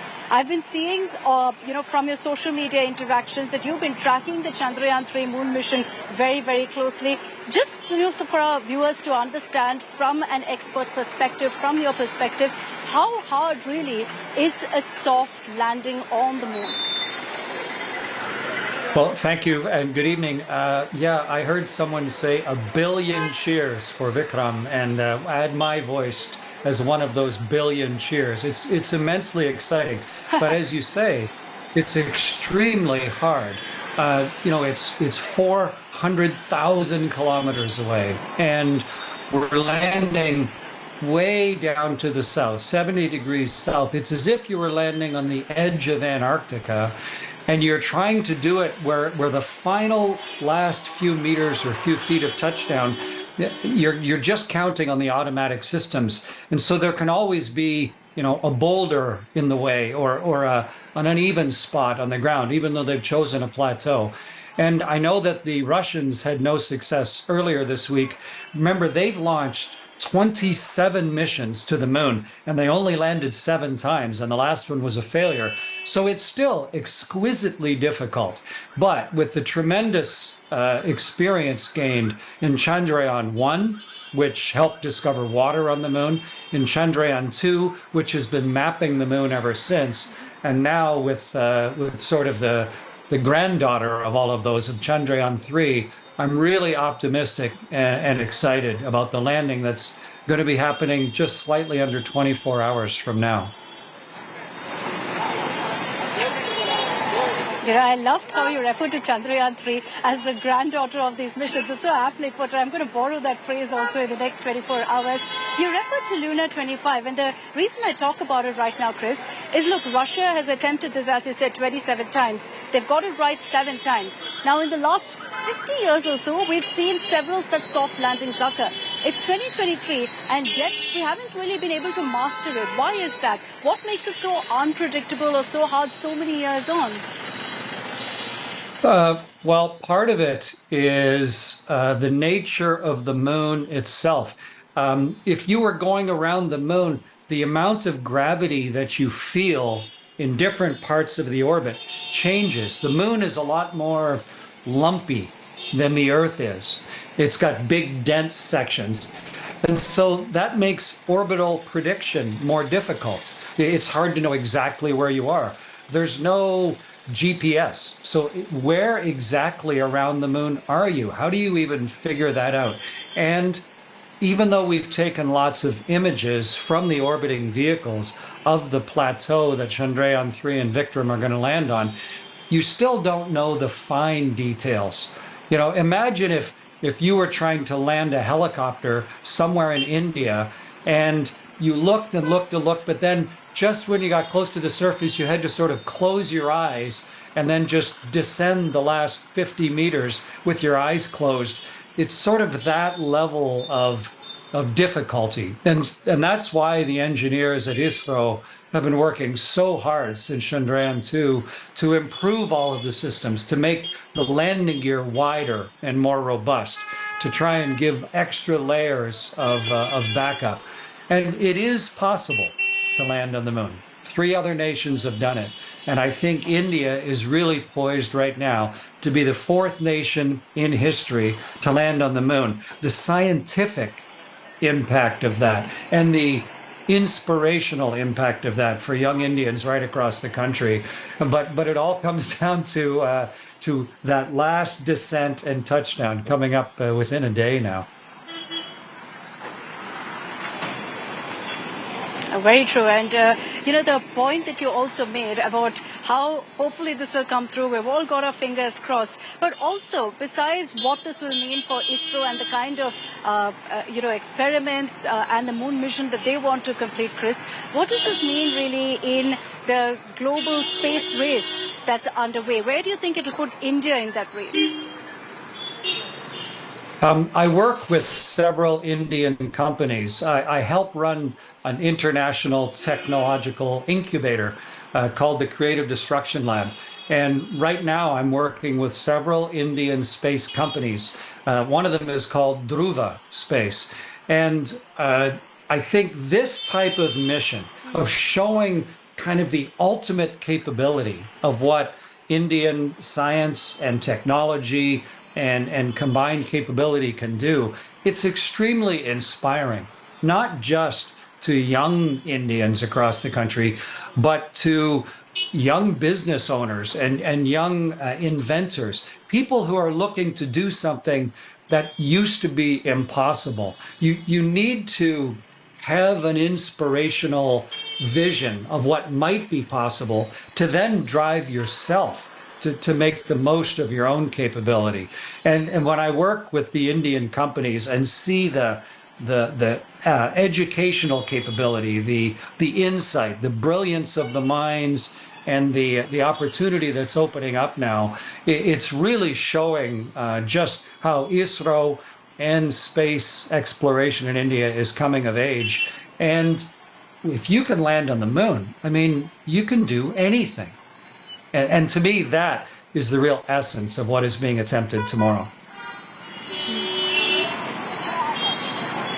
You spoke about how this is so inspirational for every Indian youth watching right now what Isro is accomplishing. There are a lot of cynics out there who question, Chris, what's the need for a developing nation to invest so heavily in space, to invest so heavily in space exploration? What's your answer or response to that? Well, I think it's a really important question to ask because everything has to be done in balance. But I challenge anybody who asks that question, how much money does India spend on health and welfare and infrastructure to take care of the billion Indian people? How much money is spent on that versus how much is spent on research and development and exploration? And I know for Canada, we spend an enormous amount of money on taking care of the Canadian people, but we also spend a little bit of money on inspiring and exploring and pushing the edges of technology. And I think it's important to do both. You don't want to get way out of balance. But I think it's important to truly get the exact numbers of how much is spent on taking care of the people, but also how much is spent on pushing the very edges of what we know and understand. And when I was a little boy, it was because of the moon landings that I decided what I was going to do with my life. It's why I got multiple university degrees. It's why I challenged myself to become an astronaut and to eventually command a spaceship. And I'm Canadian. I'm not from a country that used to have a space program. And so, yes, you need to take care of the people, but you also need to give your young people something that is so inspirational that they make different decisions with their lives to make the absolute most of themselves. And that balance is important, but I think what we're doing right now is a really key part of India's future. Yeah, that's a very, very interesting perspective. Chris, if, and I'm going to say when rather, not if, Chandrayaan-3 is a success, when that soft landing is completed, does it essentially set the stage then for a manned mission? As someone, who's gone repeatedly to outer space, does a soft landing then mean that, we're ready for that next step of a manned mission? When the very first human being stepped onto the moon, when Neil Armstrong stepped on the moon, he described it as one small step, obviously, but a giant leap for all of humanity itself. But you have to make those small steps. You have to incrementally improve the technology and all of the people that build those machines. You have to allow yourself to make mistakes on the way to eventual success. And with Chandrayaan-1 and then Chandrayaan-2, we've made those small steps collectively as a group of people and pushed the technology a little bit too far, leading now, hopefully, to success for Chandrayaan-3. But there's a lot of numbers left after 3, 4 and 5 and 6, and it's only limited by the imagination and the collective will of the Indian people, where this will take them. There are Indians right now selected as astronauts who are training to fly into space. You can't encapsulate science and technology and inspiration more clearly than in trying to develop the capability for Indian citizens to be able to look up and see a fellow country person flying across the night sky. And that's coming fairly soon. And with what we learned from Chandrayaan-3, it will lead to eventually not just an Indian citizen flying in space, but traveling all the way to the moon and walking on the surface. There's a Canadian going to orbit the moon late next year. That seems impossible to me. And yet, because of the small steps, that's happening for my country. And because of these steps of missions like Chandrayaan-3, it's happening for India. You know, steps that you've taken has ensured this moment for your country largely. So I'm hoping that there'll be many Chris Hadfields for India also very soon. Chris, I will tell you this, that, you know, with all of this talk of Chandrayaan, of what Isro has accomplished, it's piqued a lot of interest among Indians about space. And you've been there so many times, a former commander of the International Space Station. This is a tough ask. But can you tell me one experience that truly stands out for you? When you think about your journey in space, when you think about your experience in space, what's that one moment that always comes to mind? Akshita, I was so lucky to spend about half a year in space. I went over India thousands and thousands of times, but I think my best moment when I was outside on my first spacewalk. We were south of Australia, sort of north of, in between Australia and Antarctica. And while I was outside on a spacewalk in the darkness, we went through the world's aurora, through the southern lights of the world. And I could see the reds and the greens, and they were pouring past our ship and flowing around me, the incredible, beautiful majesty of our planet. And it's very scientific. It's, you know, it's the Earth's magnetic field and the energy from the sun, but it glows in this beautiful ribbon of color. And this little kid got to go outside and experience that personally. This little dreamer from Canada, I got to surf on the world's aurora. And of all the things I've done in my life, of all the myriad experiences, to be able to personally experience that as part of our first steps away from the world, it was profoundly moving and beautiful to see our world that way and to recognize where we are headed collectively.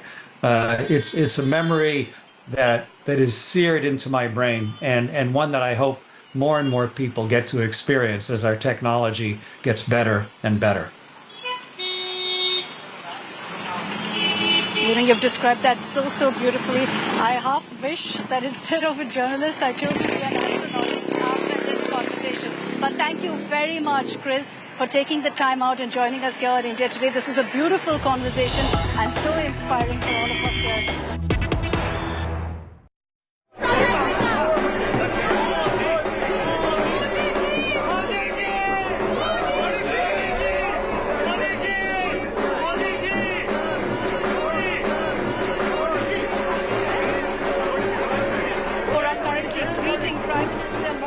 As he's touched down here for the BRICS summit. He's just reached his hotel, and as always, the Prime Minister taking time out to interact, to meet with the Indian diaspora gathered there in hordes to welcome the Prime Minister to Johannesburg. These are pictures we're far too familiar with of the color, the whole, the big welcome for Prime Minister Modi every time he touches down in a foreign country. And now in Johannesburg for the BRICS summit, Prime Minister Modi there being welcomed by a massive Indian diaspora who, by the way, have been waiting there for hours. Our reporter on the ground has also been showing us how many of them have been waiting for this exact moment to catch a glimpse of Prime Minister Narendra Modi. And while there are going to be many takeaways from the BRICS summit, it's also very important to talk about this connect with the Indian diaspora that the Prime Minister enjoys. In several circumstances, we've seen this. And every country that the Prime Minister touches down, the Indian diaspora doesn't disappoint. They turn up in large numbers. It's a chance for them, essentially,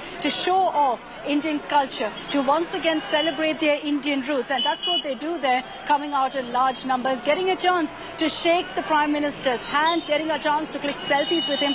getting a chance to take his autograph as well. The Prime Minister touched down, in fact, just a few hours ago in Johannesburg. He's got a packed schedule ahead, largely meetings, one-on-ones. There's a lot of questions about whether a bilateral with China will take place, considering that Chinese President Xi Jinping is also there. But for the moment, let's talk about the images on your screens, because optics-wise, politically, there's been a lot of talk about how the Indian diaspora pulls all stops to ensure a grand welcome for Prime Minister Modi. He is currently at the hotel that he's going to be staying in for the next 24 hours, and these are images that we're getting to you right now of Prime Minister Modi getting a grand welcome yet again. You can hear chants of Modi. You can see, in fact, huge number of people trying very hard to shake hands with Prime Minister Modi, but this is of course for them a huge moment as well, as sitting outside the country, they get a chance to essentially welcome the Prime Minister into the nation that they are currently residing in. You can see several children there also waving the tricolour in their hands, trying hard to get a chance to shake hands with Prime Minister Modi. Many of them have got their phones out, trying to click pictures, trying to quickly get in a selfie with the Prime Minister as well. And the Prime Minister taking his time, ensuring that he greets every single one of them. With many of them also seems to have a personal chat, a word or two in exchange before he makes his way out back into the hotel. These are live images that we're showing to you right now of Prime Minister Modi arriving at his hotel in Johannesburg to a grand welcome there with the Indian diaspora.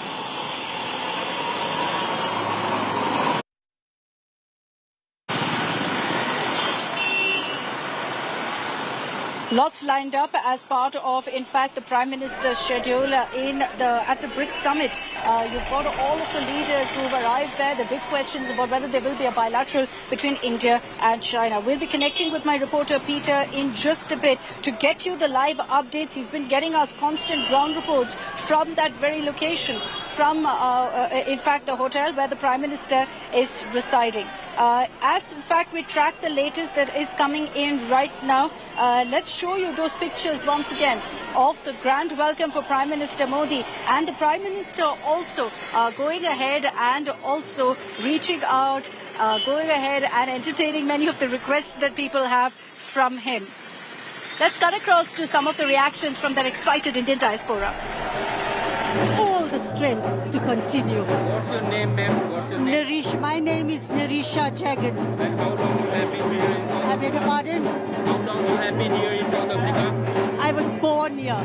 I am 3 generations here. Okay. Do you have any business or something else? Do I? Do you have any business or something else? She's retired. Yeah, I'm retired. Medically?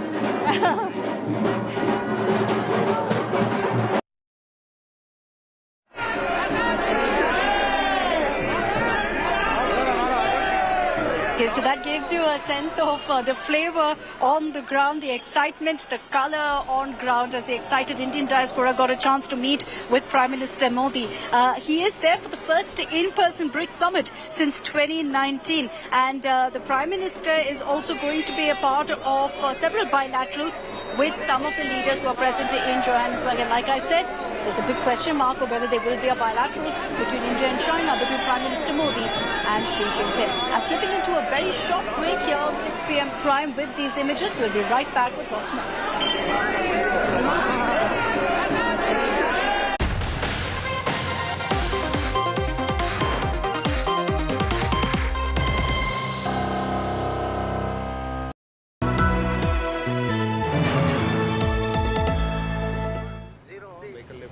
As Chandrayaan-3 circles the moon, India's billion breaths are held. Our spacecraft is in final descent, and every Indian heart beats for it as India's historic moon landing nears for our scientists and their mooncraft. Your love, your prayers, your wishes matter. Come on, India, cheer for Chandrayaan.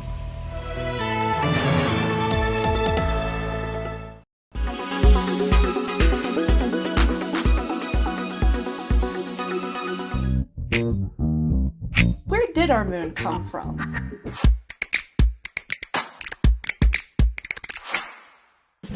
Well, actually, there have been several theories over many decades. Earlier versions of lunar formation theories included capture, where the moon would have been a strayed planetoid. Another version was fission, where the Earth was spinning so fast that it would have warped out of the Earth and then formed its own body. This led to our current theory, the giant impactor theory. So this collision was during the late stages of planetary formation throughout our entire solar system, when planets were still very new and very much forming. So this happened when Earth was just an embryo, a baby planet. And this was actually in a crash course collision with Theia, which is a Mars-sized planetoid. And this collision ripped apart early Earth's crust. And that crust then coalesced, it snowballed into a whole separate entity, which we now call the moon. So, where did our moon come from? Well, currently, our understanding is that the Earth had collided with a Mars-sized object named Theia. But once we send future astronauts to the lunar surface again, who knows? We may actually have a whole new theory in the coming decades.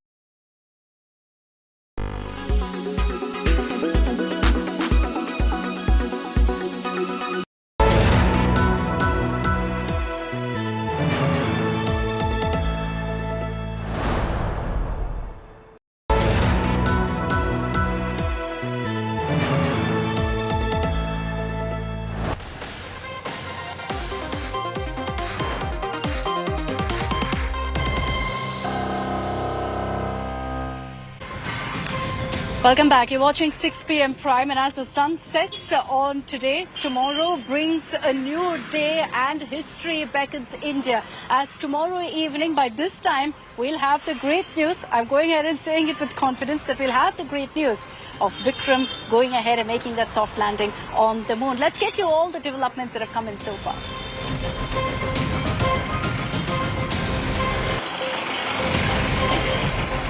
India is all set to script history in its space mission. All of us are on the edge. Everyone extremely excited for the landing of Chandrayaan-3. ISRO has released the latest pictures of the moon clicked by lander image camera 4. This is on August 20th. As per ISRO, the mission is on schedule. Systems are undergoing regular checks.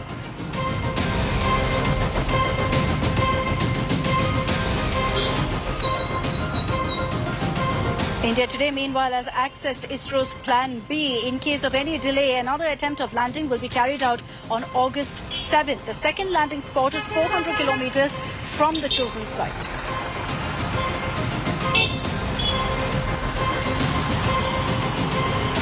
Our next image comes in of Allahabad University students making a sand art of Chandrayaan-3's successful landing on the moon with the caption, "Hum honge kamyab."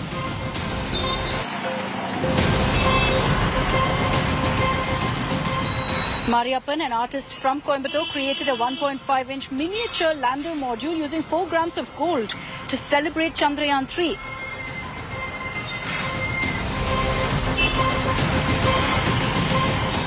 Preparations are underway at several schools to celebrate Chandrayaan-3's successful landing on the moon.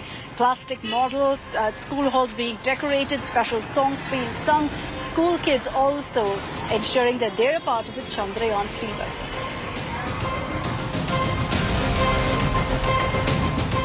And prayers are pouring in from all quarters for the successful landing of Vikram. Devotees offered special namaz at the Islamic Center of India in Lucknow to seek blessings for Vikram lander.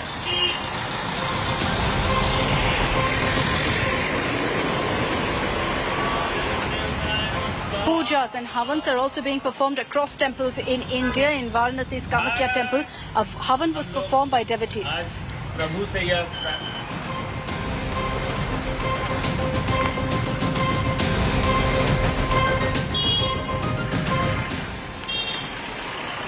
Now, I'm sure by now all of you know that yes, Chandrayaan-3 is going to be making a soft landing on the south pole of the moon. But have you ever wondered why? Why did ISRO choose this particular part of the moon? It is going to be more challenging, but there are several reasons why Chandrayaan-3 is aiming for that south pole. Let's decode that for you in our next report. 3, 2, 1. We have ignition.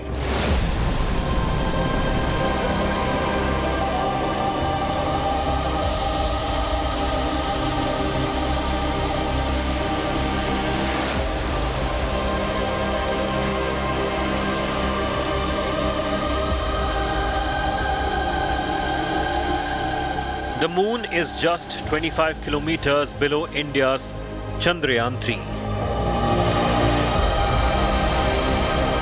As a new chapter begins in India's moon tryst, 1 billion people are praying for its successful landing.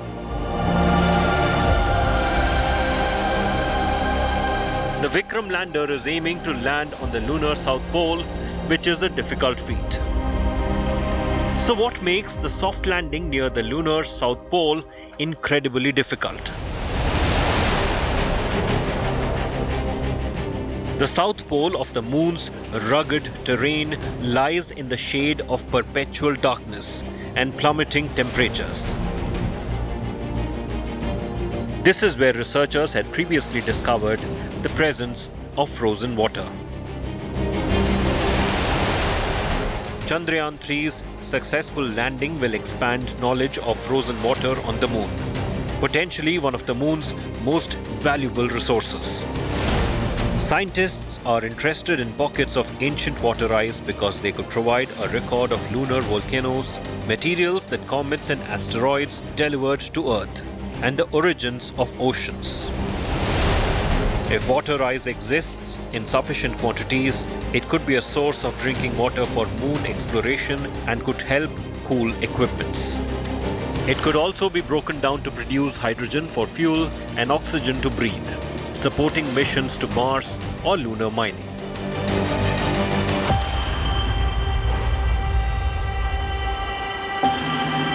Attempted landings on the moon have failed before.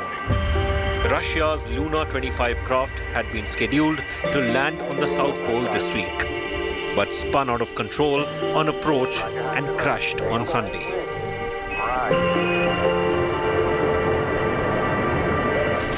The South Pole, far from the equatorial region targeted by previous missions, including the crewed Apollo landings, is full of craters and deep trenches.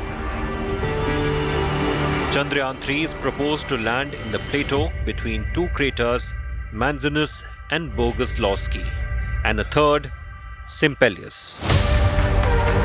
Additionally, an alternate landing site has also been proposed. At the mountainous South Pole, the terrain is difficult and dangerous with major craters, minimal sunlight and temperatures below -300°F. If all goes according to plan, Chandrayaan-3 is poised to achieve a historic milestone as the world's first lunar mission to execute a soft landing near the moon's south pole. Bureau Report, India Today. That's all we have time for on this edition of 6 p.m. Prime. Thanks very much for tuning in. And don't forget to join us tomorrow from 7 a.m. I'll be joining you live from right here from ISTRAC, which is where Team Chandrayaan is currently based, getting you all the updates, live tracking of lander Vikram and much, much more. Thanks for the moment for joining us. Good night.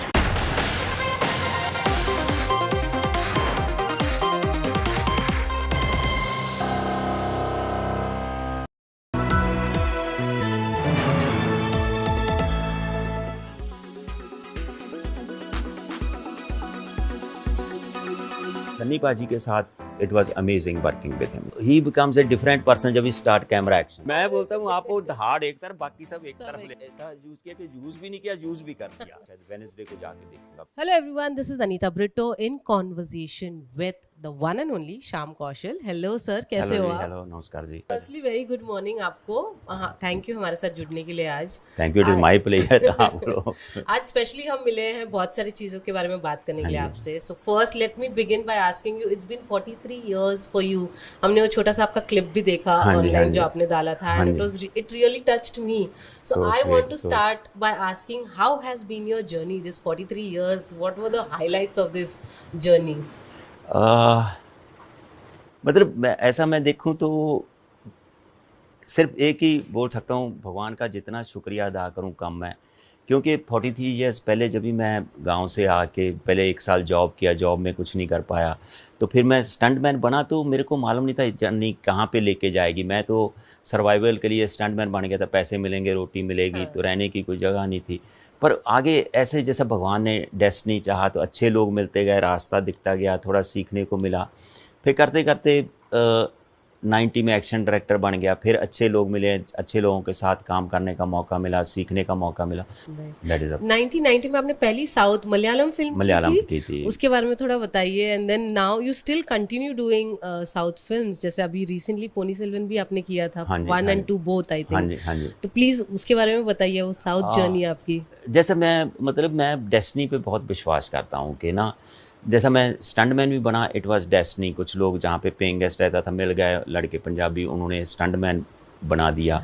फिर ये action director भी 90 में, मैं तो as a stuntman shooting कर रहा था एक दिन, तो एक प्रोडक्शन मैनेजर थे, पहचानते थे, फिर फ़ोन होते नहीं थे। मैं उधर चौल में रहता था, आदर्श नगर में, तो वहाँ पे मेरे घर पे जाके मालूम किया मैं कहाँ पे शूटिंग कर रहा हूँ, तो फिल्मस्तान में था। तो रात को तंबी कनाथम डायरेक्टर जो थे इंद्रजालम के, उनको लेके आ गए मेरे पास।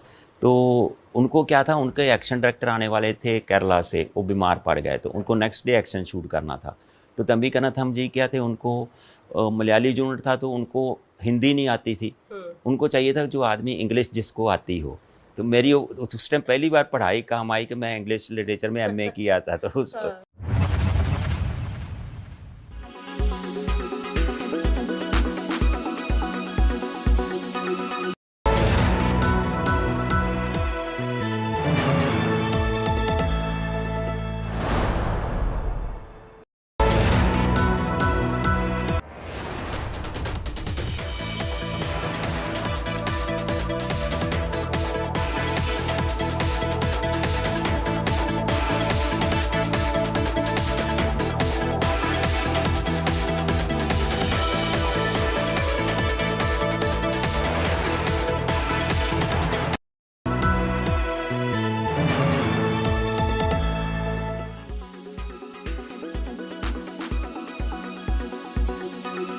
time, politics over Congress leader Rahul Gandhi's latest visit to Ladakh and his claims there that China has illegally occupied India's grazing land and India isn't doing enough.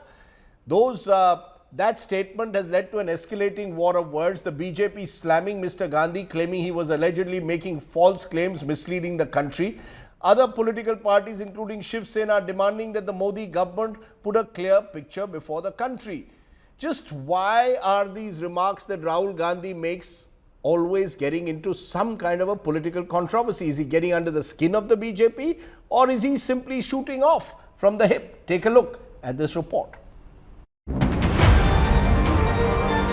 Congress leader Rahul Gandhi on Ladakh visit has raked up China issue to attack Modi government. Rahul questioned the issue of border security. He accused Prime Minister Modi of making false claims about China not occupying Indian territory. Rahul quoted claims by locals about Chinese menace. Over here, the concern is, of course, the land that has been taken away by China. And people here have been affected by it in a big way because their grazing lands have been taken away. And also lack of connectivity here, cellular connectivity. So. Congress and allies were quick to back Rahul Gandhi. पूरा देश बोल रहा है, लेकिन प्रधानमंत्री को चीन को बचाना है. प्रधानमंत्री चीन को सर्टिफिकेट देना चाहते हैं. क्या मजबूरी है हमें नहीं मालूम. पूरा विश्व हैरान है कि प्रधानमंत्री किस तरह से चीन की ढाल बनकर खड़े हुए. राहुल जी ने बात कही है कि चाइना ने अपनी जमीन कब्जे में लिया है, तो उसके ऊपर प्रधानमंत्री हो या डिफेंस मिनिस्टर हो, कोई लोगों को गुमराह करने की जरूरत नहीं है, सच बताइए.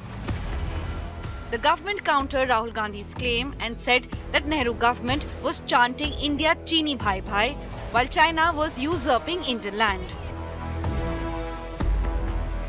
जिस कांग्रेस पार्टी ने हिंदी चीन भाई भाई का माला जप के 45,000 स्क्वायर किलोमीटर भारत माता की धरती को चीन को दे दिया, अपने गिरेबान में झांके. External Affairs Minister Jai Shankar termed Rahul a habitual liar. Sir, Rahul Gandhi ने सवाल उठाया चाइना को लेकर के, किस तरीके से? देखिए, वो तो राहुल गांधी की पुरानी आदत है, इसमें क्या नहीं. The BJP, which earlier mocked Rahul Gandhi's bike trip as advertisement of Modi government's road infra project in Ladakh, was quick to hit back.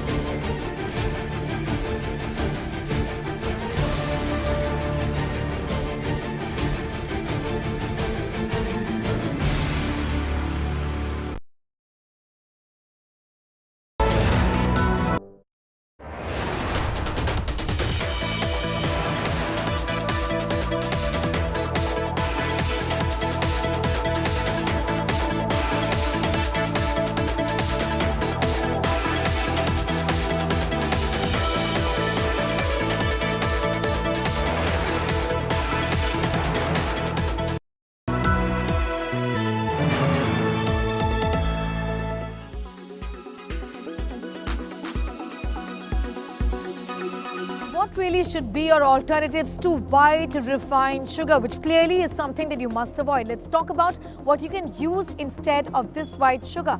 Number one, organic brown sugar. Organic, then all the very better, because this is extremely healthy. Now what it does essentially is that this is processed, but it is made in the most natural way to retain most of sugarcane's nutrition, and that's the reason why this should be an alternative. Coconut or palm sugar, again extremely healthy sources of sugar, which are alternatives as well, extracted from the flower buds of the coconut palm tree. The sugar has a mild caramel taste and can be used in a number of ways in your delicacies, also for daily consumption. Date sugar, extremely nutritious natural sweetener. Date sugar can be a great addition to your diet. This also is a good alternative. Jaggery or gur, as we know, it has got a world of benefits in terms of what it does to your body. Essentially, a lot of people have spoken about the fact that during pollution, you should be consuming a lot of gur. It's a great alternative to sugar. Also, the fact that it is rich in iron is really an added benefit and added advantage. Raw or unprocessed honey. This too is a great alternative. You can use it in various forms, like you use white refined sugar. It tastes extremely good as well.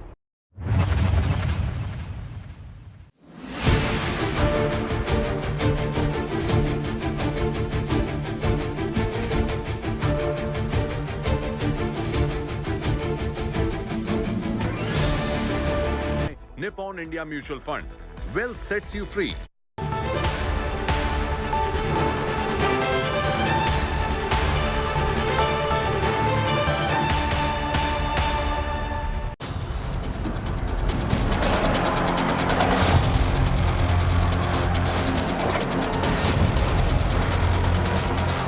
Good evening, viewers. You're watching Mission 2024. India now embarking on its lunar mission. We're going to get you all of that later on at 7:30. But all the political news coming in up next. I'm Preeti Chaudhary, and these are the headlines.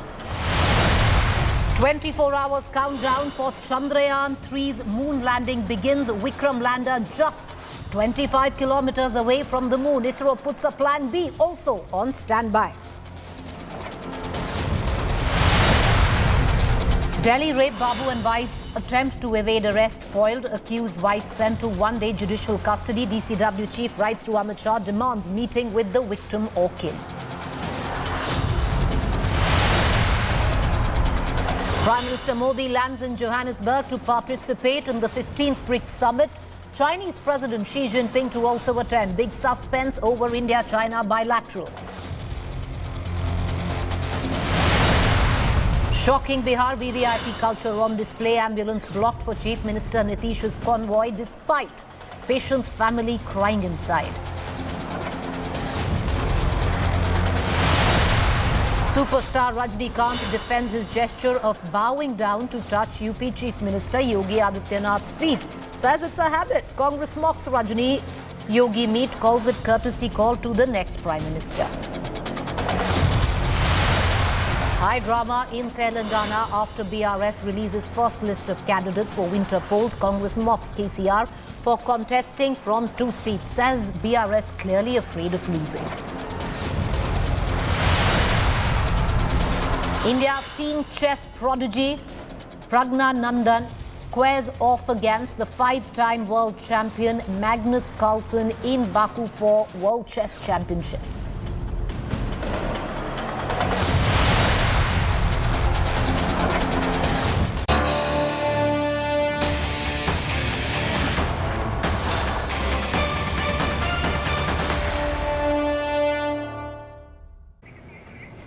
The Prime Minister is in South Africa in Johannesburg to attend the BRICS summit. Prime Minister was received with a ceremonial welcome as he arrived at Waterkloof Air Force Base in South Africa. The Prime Minister was greeted by members of the Indian Diaspora later who gathered to welcome him.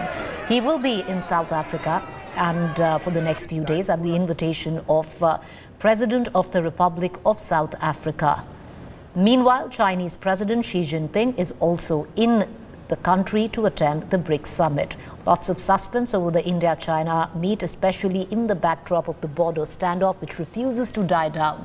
19 rounds of talks, all eyes will again be on the two leaders, and it remains to be seen whether they will meet or not. During the summit, the key focus will be expansion of the grouping and use of national currencies. As per sources, Prime Minister expected to hold bilateral meeting with Iran, Mozambique and Ethiopia on the 24th of August. We have, as a special gesture, the Deputy President of South Africa, who is here at the airport to receive him. A formal ceremonial guard of honor is going to be extended to him. As you can see, the South African side is now going up to the aircraft to welcome Prime Minister here. Prime Minister has a packed schedule here. Later in the day, he's attending the BRICS business forum, the leaders part of the ceremony. And then he has a close retreat later in the next years. Tomorrow is the open and closed ceremonies of the summit. And thereafter, we are so proud of the fact that Shri Narendra Modi ji is going to be here on our soil, bringing with him the value systems of India to Africa. One of the key factors of the BRICS summit is to look at a range of issues like climate change, economy and skill. And India stands at the forefront of teaching skills. The digitization of India is a remarkable milestone that has happened, and we in South Africa want to learn from that. Narendra Modi ji, his vision on a global level with the economic growth and also international technology level, also he want to expand on a global level. And also coming to the BRICS, we would like to have a new development bank, and also technology-wise also we would like to have a bilateral link between all the countries included in the BRICS. All right, so this is the first in-person summit since the pandemic. Joining me live is Peter van Olselen from Johannesburg.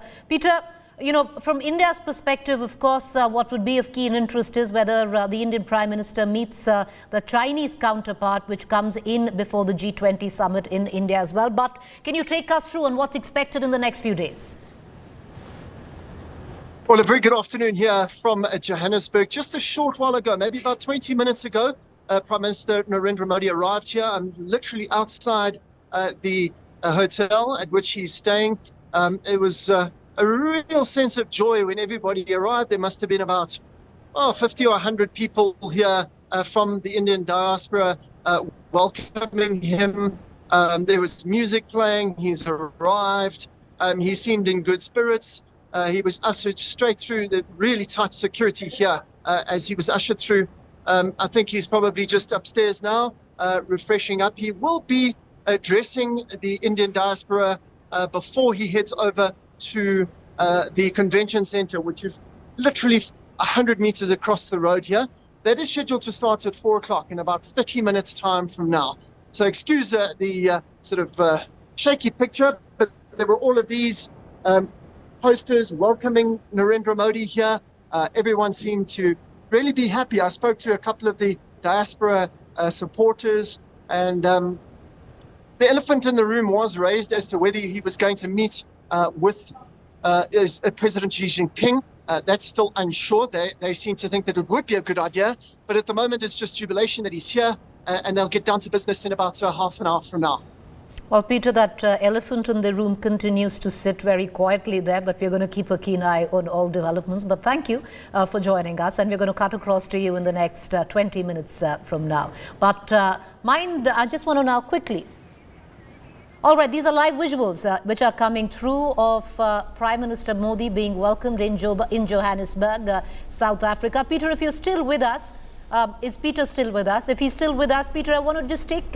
I want you to also come in while, of course, traditional Rakhi being tied on the Prime Minister's wrist by members of the Indian diaspora. We'd seen the traditional thali earlier as well. As Peter pointed out, about 50 to 100 members of the Indian diaspora outside his hotel. A lot of celebrations in terms where the Indian community, and there is a strong Indian presence where Johannesburg and various parts of South Africa is concerned, especially areas like Durban. Many Indians would be coming in and extending a warm welcome to the Prime Minister in South Africa. Clearly not his first time there, but this is the first in-person meet where the BRICS summit is concerned after the pandemic. We're going to continue to cut across to Peter, but these are live visuals which were coming in a short while ago of members of the Indian diaspora tying Rakhi, the Indian festival just around the corner, and a welcome there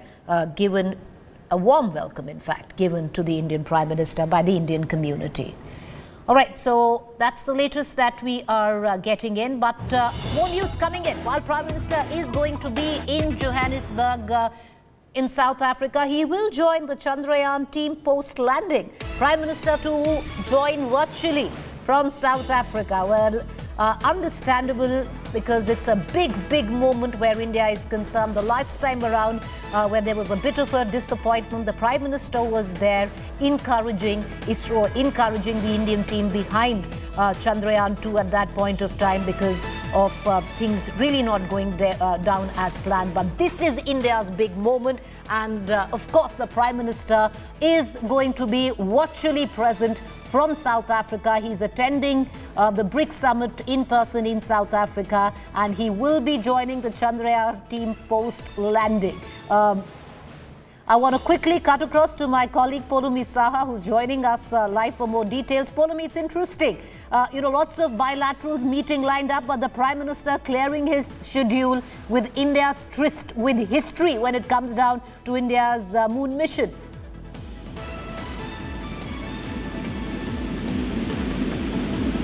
Polumi, can you hear me?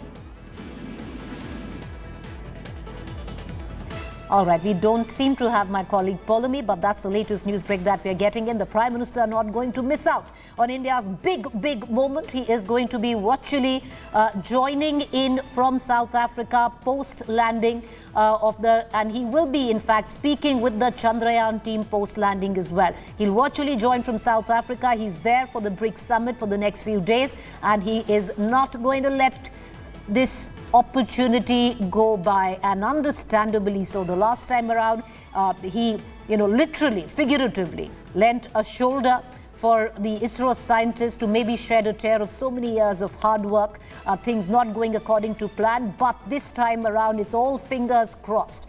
And India's moon mission, if successful, will begin and mark a new chapter where India's moon mission is concerned. But that's the latest. The Prime Minister has cleared his schedule, and he is very much going to be present as India counts down and cheers for Chandrayaan.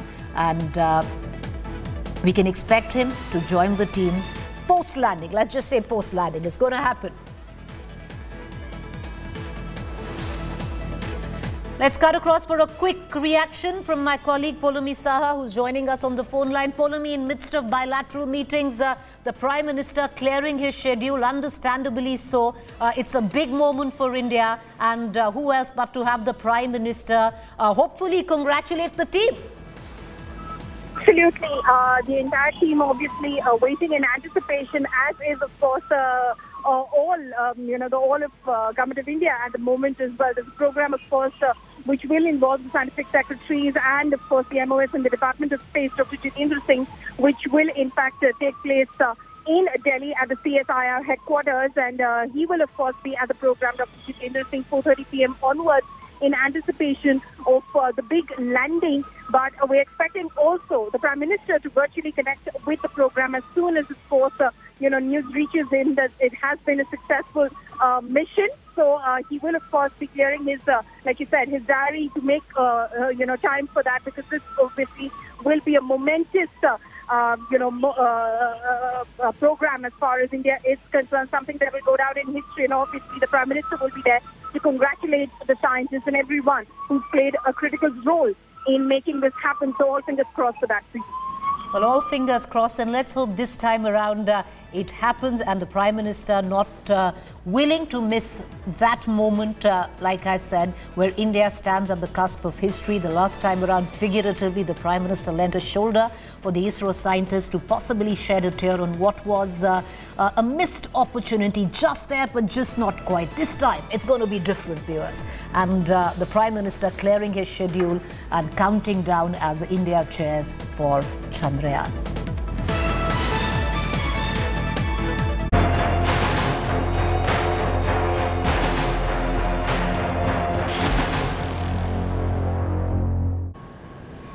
All right, let's move on now. Mind-numbing rape incident from the national capital that we've been reporting on. Days after the rapist and his wife were arrested from Delhi, India Today has accessed CCTV images of the time when the duo attempted to escape. They tried to flee their locality at 9:30 a.m. in the morning, shortly after the news of this horror story broke out. The Delhi government officer says charges framed against him are false. In the backdrop of DCW chief's protest, the mother of the survivor appealed for privacy, stating that her daughter doesn't want to meet anyone right now. Maliwal has been sitting on an overnight dharna at the hospital, claiming that she was prevented from meeting the victim, but the politics over the Delhi shocker continues to peak. Nobody till now, apart from the Delhi police, has actually met the survivor or the mother. So it is very important that an external agency, which is an autonomous body, should meet the mother and the mother or the survivor. Now, NCPCR, I believe, has met. But have they raised this important question that why is it that the Delhi police was silent for 8 days and did not arrest the man immediately? However, we have issued notices to the Delhi police as well as the Delhi government. I want to proceed with this case, and for that a meeting with the survivor is extremely important. In case the survivor or the mother does not wish to meet me, because I can understand there's a lot of trauma and all that has unfolded can be very, very traumatic, and it's a very serious case. So I can be allowed to meet them and they can say that to my face. At least I will be assured. इसका मतलब साफ साफ है कि वहाँ अधिकारियों को तो जानकारी थी, लेकिन उन्होंने डेटाबेस में नहीं दिया, बल्कि इलीगल तरीके से उस बच्चे को घर ले जाके इस डिप्टी डायरेक्टर ने उसका यौन शोषण किया। ये सीधे सीधे ट्रैफिकिंग का मामला है। ट्रैफिकिंग के बाद सेक्सुअल अब्यूज का मामला है। और सरकार को, जब राज्य सरकार को पिछले 9 दिन से ये बात पता चल चुकी थी, तब वो इस पे हाथ रख के क्यों बैठी थी?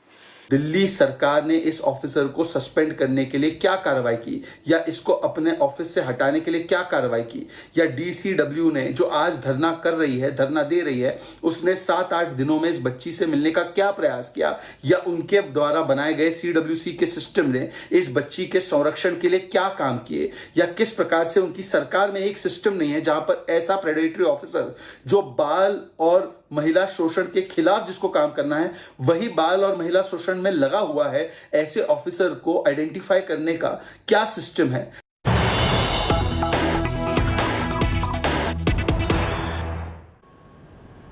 I want to now take you through some of the CCTV images that have been procured by India Today.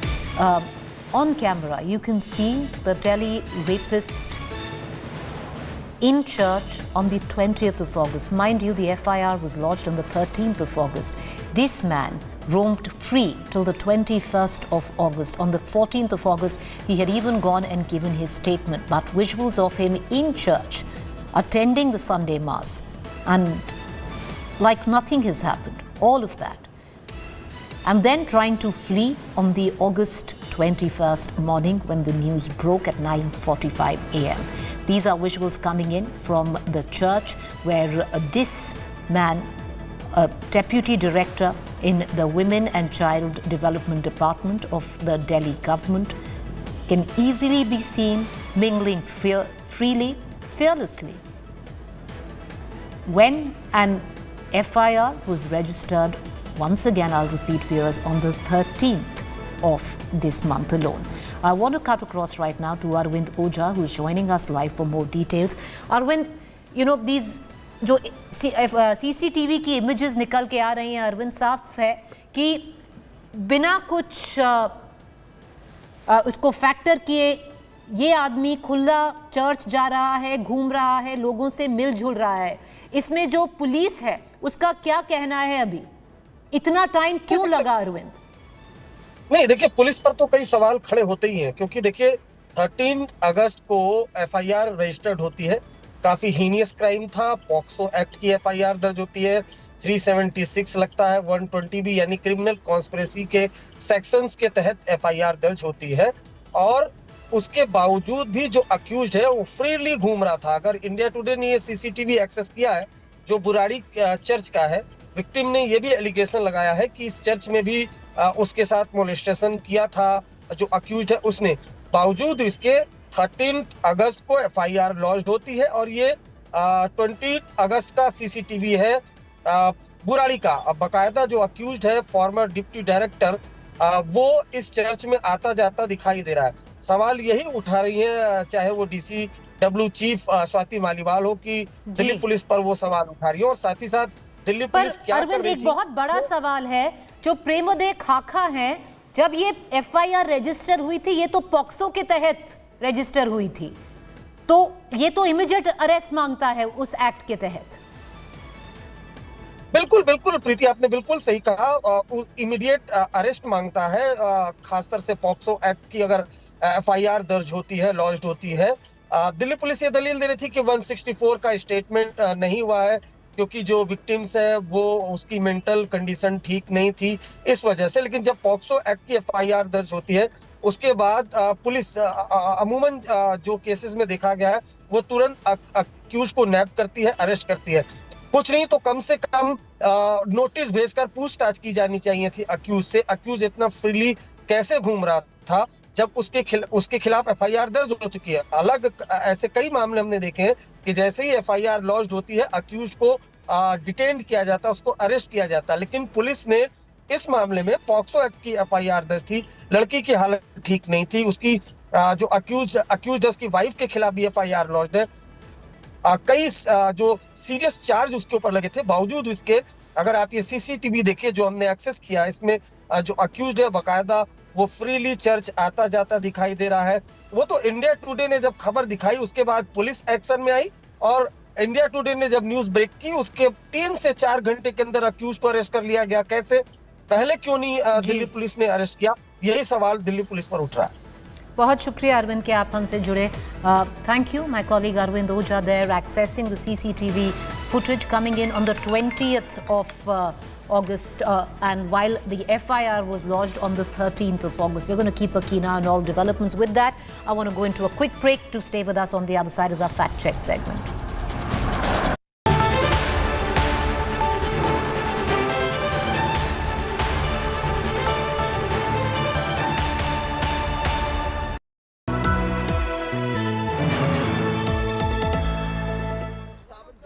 From the biggest conflict zones We are at the Hostel Air Base and this is to the biggest international moments, a reporter with India's flag on his sleeve and an unrelenting eye on terror. defense and national security. On the road, up the heights, in the trenches, he brings you stories that must unite us. Because when it's national interest, it's India first. Monday to Friday 10 p.m. only on India Today TV.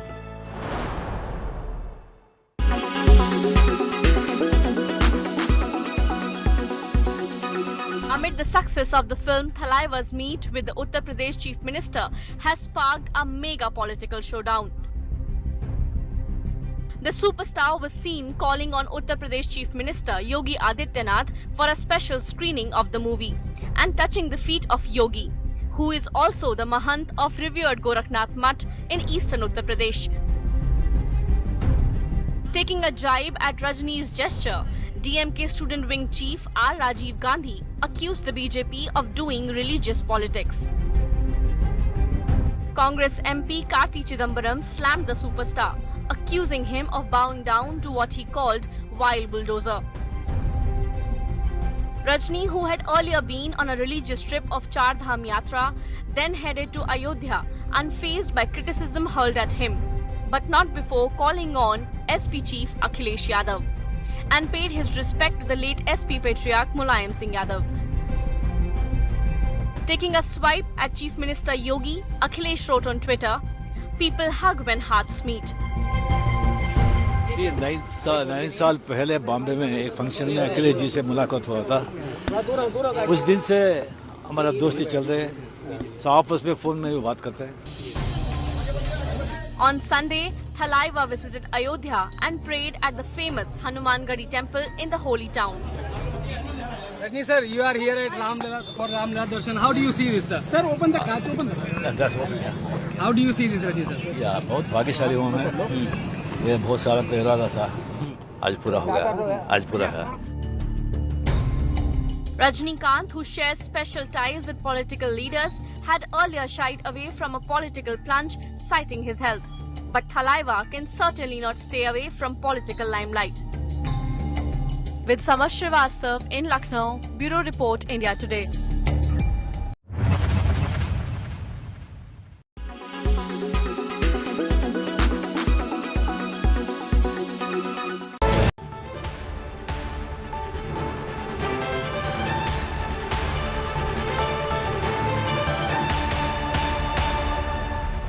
You are watching Fact Check segment where we bust fake news.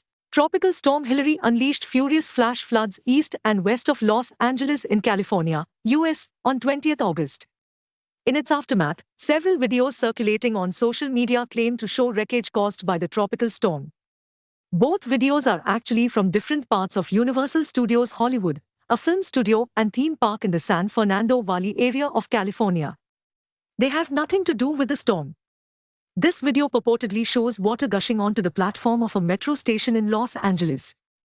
However, India Today's Fact Check searched on YouTube and found multiple videos resembling the viral one. The second video, also shared as Hurricane Hillary's aftermath, showed a plant's wreckage, many destroyed cars, and even a wrecked home. This fact check on viral fake news is done by India Today's team Afwa. With that, a quick break. Stay with us for the latest news and updates. This is AI Sana signing off.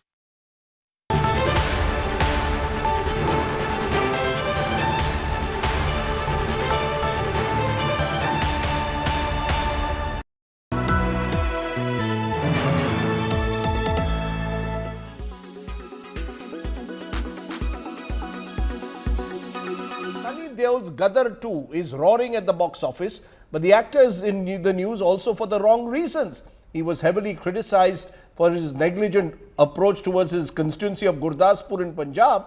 Now a fresh row over a bank notice issued for his villa at Juhu has triggered a controversy. Take a look. His captivating on-screen heroics. But it's not all roses for Sunny Deol in real life. Back in his parliamentary constituency in Punjab, residents seen battling heavy floods on their own. If that wasn't enough, the 2.5 kilo ka haath actor seen caught in a financial whirlpool on Sunday. Bank of Baroda issued this auction notice for Sunny Deol's ocean-facing villa at Juhu in Mumbai. A 5-storied property spread over 6,000 square meters. The Bank of Baroda announced the sale of the Stars estate for non-payment of a loan worth 56 crore rupees. The notice set September the 25th for the proposed auction. Like in suspense thrillers, an unpredictable script followed the next day, with Bank of Baroda suddenly and mysteriously withdrawing the auction notice, claiming that there was a technical glitch. But what technical glitch are they talking about? How could a formal auction notice printed in newspapers suddenly be pulled and blamed on a technical glitch, that too by a well-known bank? The Congress has stepped in with a pinch of political sarcasm.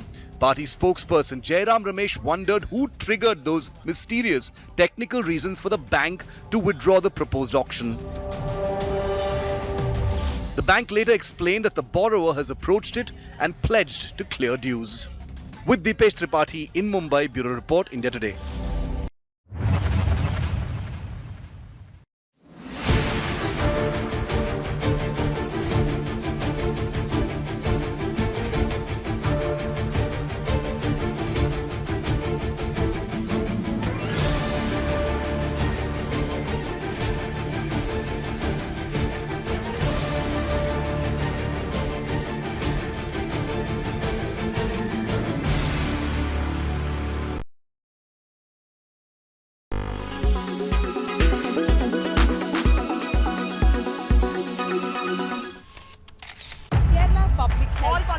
Traveling from different parts. Armed with facts, Looking at political background. she takes the news by its horns. Do you think the future of these students are not hampered?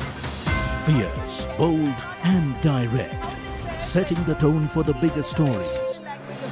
From every corner and every angle. Expect nothing but the unfiltered truth. News first, niceties later. Watch me, Nabila Jamal, on India Today. Co-powered by New Hero Zoom. Go big, go Zoom. Co-powered by PolicyBazaar.com. Har family hogi insured. Jeep, there's only one.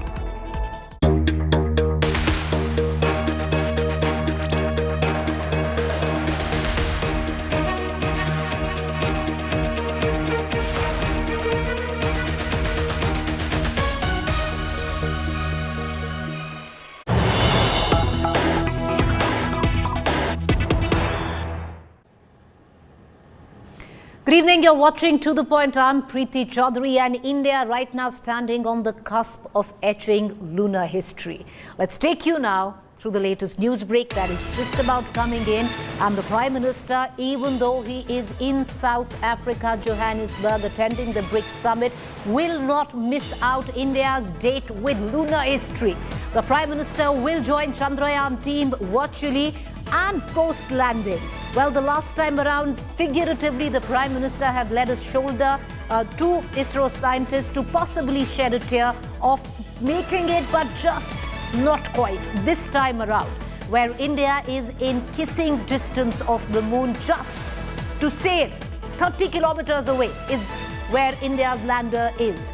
The Prime Minister, post-landing, will be joining the team of Isro, hopefully viewers, in celebration as the country also comes together to pray and cheer for Chandrayaan-3.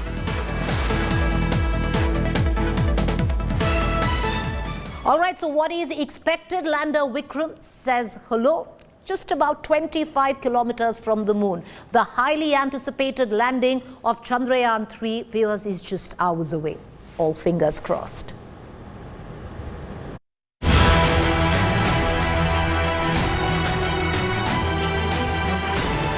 India's moon mission is hours away from a historic climax. Chandrayaan's Vikram lander is approaching the moon rendezvous.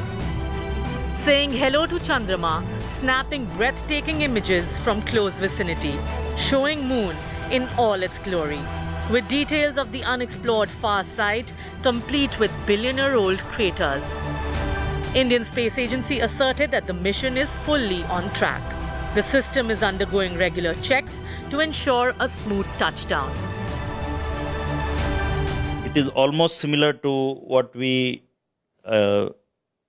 designed or developed for Chandrayaan-2, except for instead of orbiter now, because orbiter is anyway working fine and it is still useful and it is giving a lot of important data which will be utilized for Chandrayaan-3 landing also.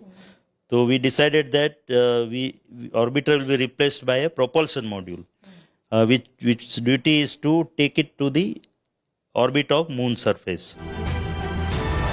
Isro is not taking any chances, especially after crash of the Russian moon mission. Keeping another landing site ready for Sunday touchdown if parameters aren't ideal on Wednesday. Former Isro chief K. Sivan broke down the final maneuvers moments before the planned touchdown.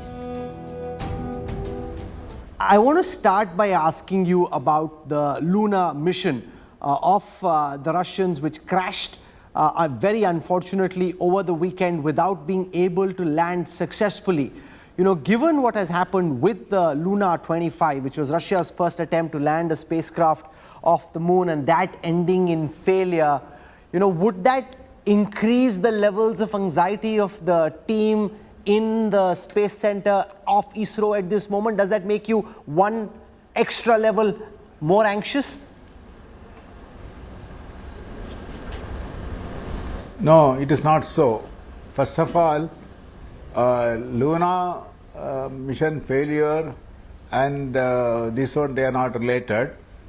Luna, actually, that is have its own system, its own the sensor, thrusters, and it may have its own characteristics. But we have our own system, our own thruster, our own sensors, which it has been functioning very nicely and without any problem. And till now we are achieved what we want in a perfect way, and I am sure that this will repeat on 23rd also. So we will get a good landing, and we are not getting disturbed by the Luna 25 failure. They are not related, they are not a similar system, they are different system. Okay. So we are confident that we will be able to achieve without any problem. A billion cheers, prayers and wishes are meanwhile pouring in as India roots for Chandrayaan-3. एक बहुत बड़ा इतिहास भारत के सभी विशेषज्ञों ने, हमारे वैज्ञानिकों ने रचा है और प्रधानमंत्री जी के नेतृत्व में भारत नई ऊंचाइयां तो छू ही रहा था। भारत का तिरंगा केवल देश के अंदर नहीं लेकिन विश्व पटल पर अब हमारी यही कोशिश है कि वो तिरंगा चांद पे भी गाड़ के रखा जाए। Special pujas are being held in temples and namaz is being offered in mosques, all for Chandrayaan's success. The lander is expected to touch down on Moon's south polar region at 6:04 p.m. on Wednesday. We wish India a grand success in conquering the moon. With Akshita Nandagopal in Bengaluru and Milan Sharma in Ahmedabad, Bureau Report, India Today. All right, India standing literally on the cusp of etching lunar history. I want to quickly cut across to my colleague Akshita Nandagopal, who's going to be tracking all developments from Bengaluru. The Prime Minister as well would be joining in virtually, and this time hopefully after landing. In the studio with me is Raj Chengappa, Group Editorial Director, publishing the India Today Group. Also joining me is Dr. P. Srikumar, former Group Director, Isro Satellite Center. He is also currently the Director of Manipal Center for Natural Sciences. Akshita, you know, I'm going to quickly come to you and free you up because you have a very early morning and which is going to go down all the way till 6 p.m. tomorrow. So what can we expect? A sense of excitement where Bengaluru is concerned, all eyes focused on the big landing this time. Hopefully it happens. I'm seeing a lot of GSLV prototypes being put up across Bengaluru because everyone's really excited, Preeti. I see a lot of people gathering also at Isro headquarters, at planetariums, all to get to know Chandrayaan-3 a little better before the landing actually takes place tomorrow. But Isro is 100% confident. I can tell you that, you know, from my conversations with Isro scientists, they've all been saying one thing. They're saying we're all cool, we're calm, we're collected right now. So that gives us a sense of how right now all of us should also feel, because I know that, I'm not sure about you, but I'm very excited but also slightly a tinge nervous over what's going to happen tomorrow. The ISRO scientists so far, and based on also the posts that they've put out, have said that everything's going as per schedule, that everything is on track for tomorrow. Remember that when the landing actually happens, to some extent it's in their hands, to a large extent it isn't, because this time around a lot more is automated. So it'll come down to their design, it'll come down to, you know, the thrusters, the sensors and the cameras that are on board lander Vikram. We're all hoping for the best, and as you pointed out, Prime Minister Narendra Modi in 2019 was here in Pune on the outskirts of Bengaluru. He was with the ISRO scientists, and we can't forget those heartbreaking images of when K7 broke down and the Prime Minister hugged him and consoled him. This time around he's not here, so he's going to be joining virtually and watching live as the lander touches down. Well, you're right there. The Prime Minister there literally last time around had lent a shoulder for the ISRO scientists to cry on, because you were just there but just not quite. Hopefully, like I said, fingers crossed, tomorrow is going to be very different. Akshata is going to be joining us 7 a.m. onwards as we cheer for the Chandrayaan-3. Thank you, Akshata, for joining us. And like Akshata says, very hopeful, very positive, but really, you know, can't really miss the butterflies in your stomach, because a lot of it us watched with bated breath the last time, tinged with disappointment, and now the build-up starting again. I want to cut across to Raj Chingappa, Group Editorial Director, who was there the last time around in Bengaluru. This time, Raj, how do you see it different? And what is it where ISRO is concerned that they've done differently from the last time, that they clearly seem to be a lot more confident this time around? Well, talking about last time, it was around this year, I think August 20th, when we were all at the outside the mission control room where the media was, and we were watching the television, and as we thought it was going to be a success, the descent phase was all there, and then the last minute or so, things went terribly wrong. There's pin drop silence. What I think ISRO has done after that, I mean, we all grieved with the ISRO scientists and felt their sadness. But I think what ISRO has shown over the years is great resilience. They have come back from failures. If you recall, right from the time, and I've been covering space since 1980 onwards, when Dr. Kalam was there. And his first launch, which he's known for, the SLV-3, which the first satellite launcher that India did, failed. And the next launch was a success. So failure and success are, go together, as we've seen the Russian aircraft Lunar 25. Despite the kind of experience they had with Soviet Union having over 60 launches at that time, it did fail. And even at that time, between the 1959 and 1976, when lunar launches were abundant, almost 50% of them failed, despite them, despite people landing on the moon, particularly, Americans only landing on the moon and demonstrating their capability. So I think what ISRO has done this time is that it has studied very carefully what were the issues. And what were the issues? There were three major problems that seemed to have happened, and it started, of course, with the propulsion. As it was coming down, it was moving too fast. The result of that started cascading, because the moment you are not getting the right force, see, it was at a height of 6,000, the speed of around 6,000 kilometers per hour, that's 5 times the speed of sound. So if you take your fighter jets, they travel at twice, Mach 2, this is traveling at Mach 6. You have to bring it down to walking speed. So you start cutting on the descent phase, you start reducing it, so it starts descending like this. Now around this point, just about 400 meters above the moon, there was to be a maneuver that would then bring it vertical and make it land. It is at this time, just before that, there was a excess acceleration that was there. That confused the guidance system. That created its own anomaly. And we were shocked when we saw the satellite turn and then lost communication. At that particular time, two other things happened. You had the guidance and then the control, and then it crashes. So what ISRO has done this time, from what I understand, and I spoke to the chairman yesterday itself, Dr. Somnath, and he was saying that they've built what he calls a rugged spacecraft, which is at every stage they have built in for failure. So you have, if he talked earlier of, what they call a successful attempt, where you think everything is going to be successful. This time they plan for everything to fail. So they've got redundancies, whether it's in the propulsion system, they're carrying more fuel this time. So, that gives them greater time in case there's a misdirection. They have enough fuel to do that. They've developed guidance systems that take care of if there's a variation, it will take, and they've control systems. Now, very interestingly, Preeti, is that what they did last time was that they were going for a targeted thing. So it was like you were landing and wanting to land on a football field, exactly the size of that. This time they've expanded it to over 4 square kilometers, which gives them a much better chance of landing. Of course, let's also qualify this. Space is unforgiving. 99.9% would be right. 1% failure. And let's not forget, we have not tested really the landing part. You're right there, because that's the point I was going to take on with Dr. Sri Kumar. Because P. Sri Kumar, like Mr. Chengappa said, he was there the last time around. That this time, possibly they factored in, they've recalibrated, recalculated, and factored in any possibility of failure. But ultimately, you're talking about space. Anything can happen in space. That's correct. So there are numerous challenges, as already Raj Chengappa has already outlined it. Issues about testing assumes certain performance of individual subsystems, and that is derived from confidence that you get through repeated tests, calculations, and so on.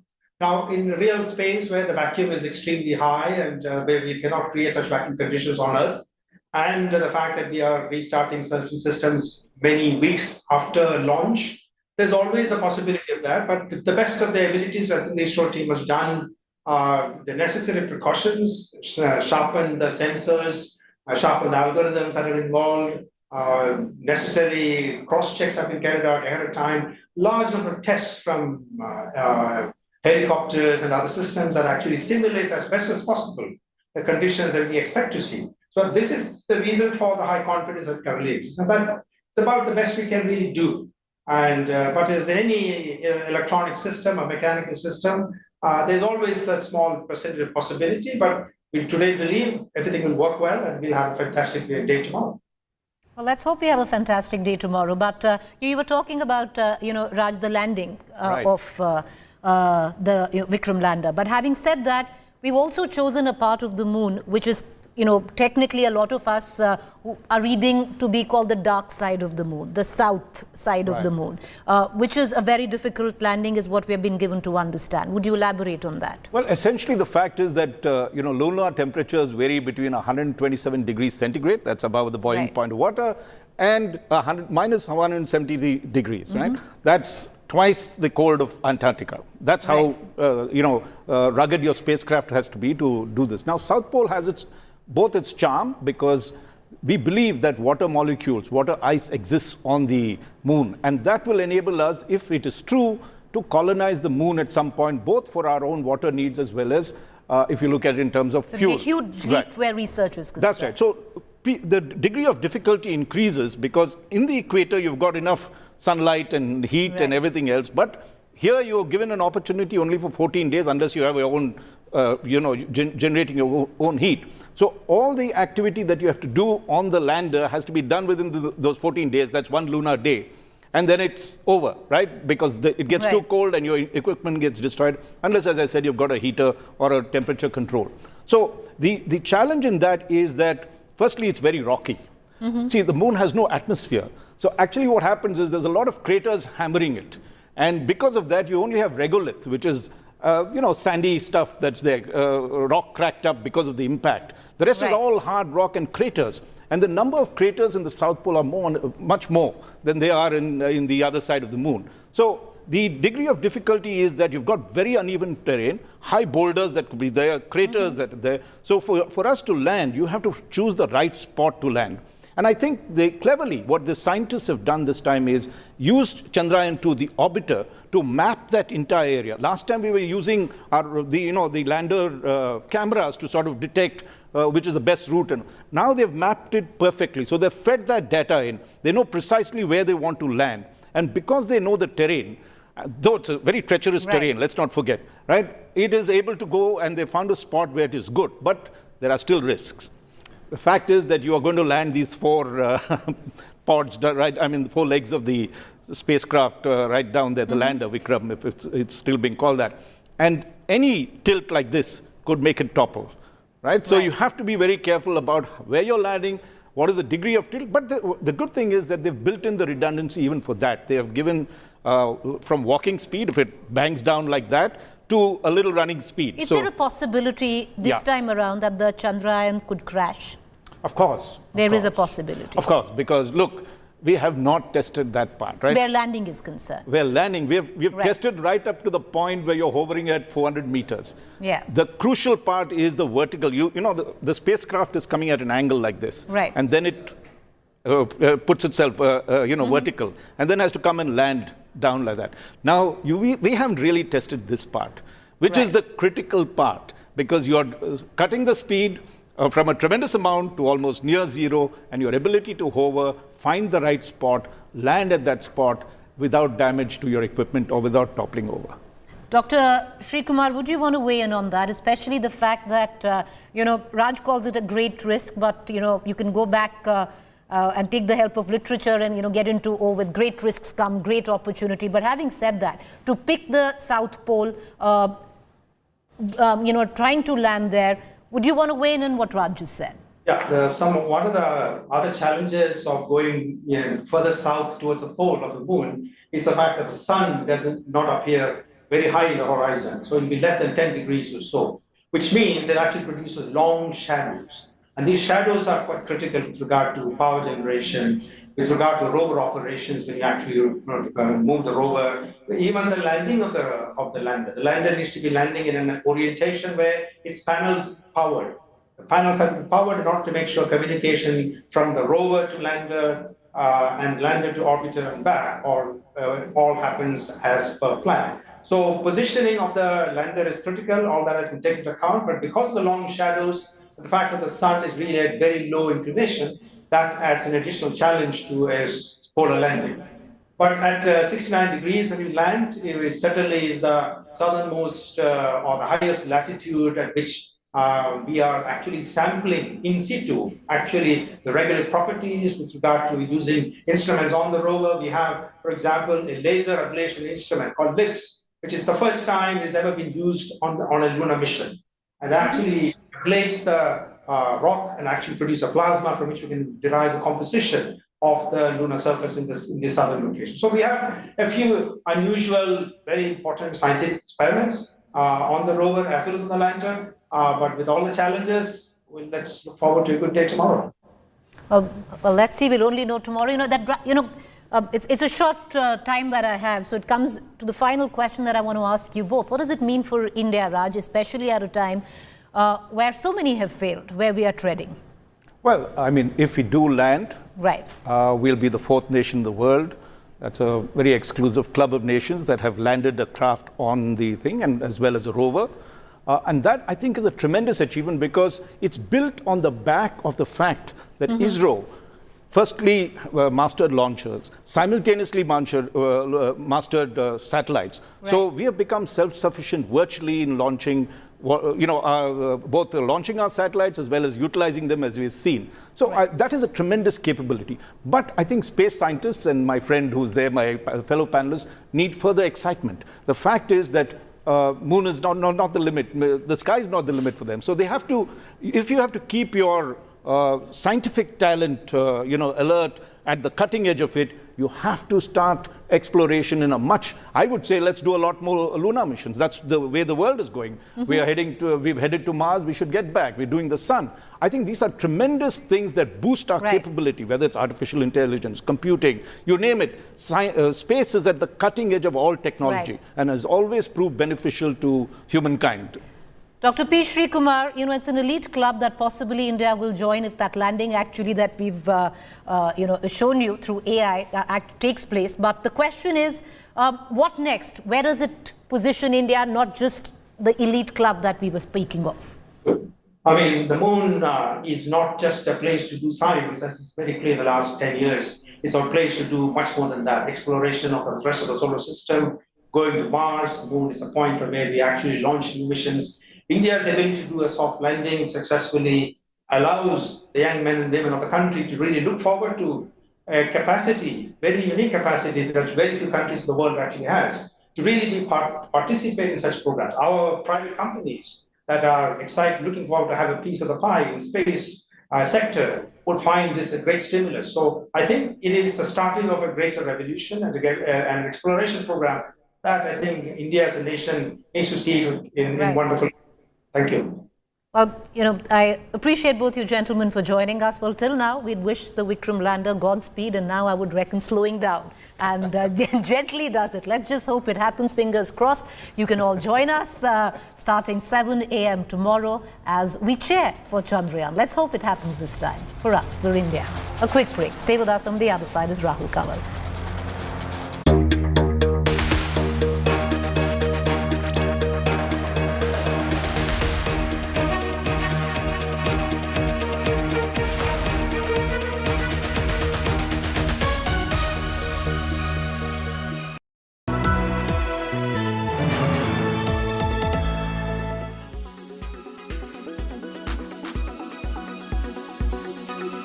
Time, politics over Congress leader Rahul Gandhi's latest visit to Ladakh and his claims there that China has illegally occupied India's grazing land and India isn't doing enough.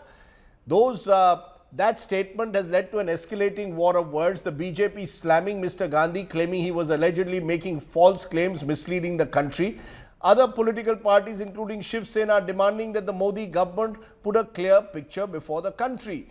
Just why are these remarks that Rahul Gandhi makes always getting into some kind of a political controversy? Is he getting under the skin of the BJP, or is he simply shooting off from the hip? Take a look at this report.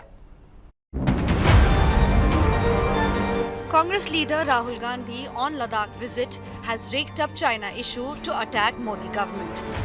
Rahul questioned the issue of border security. He accused Prime Minister Modi of making false claims about China not occupying Indian territory.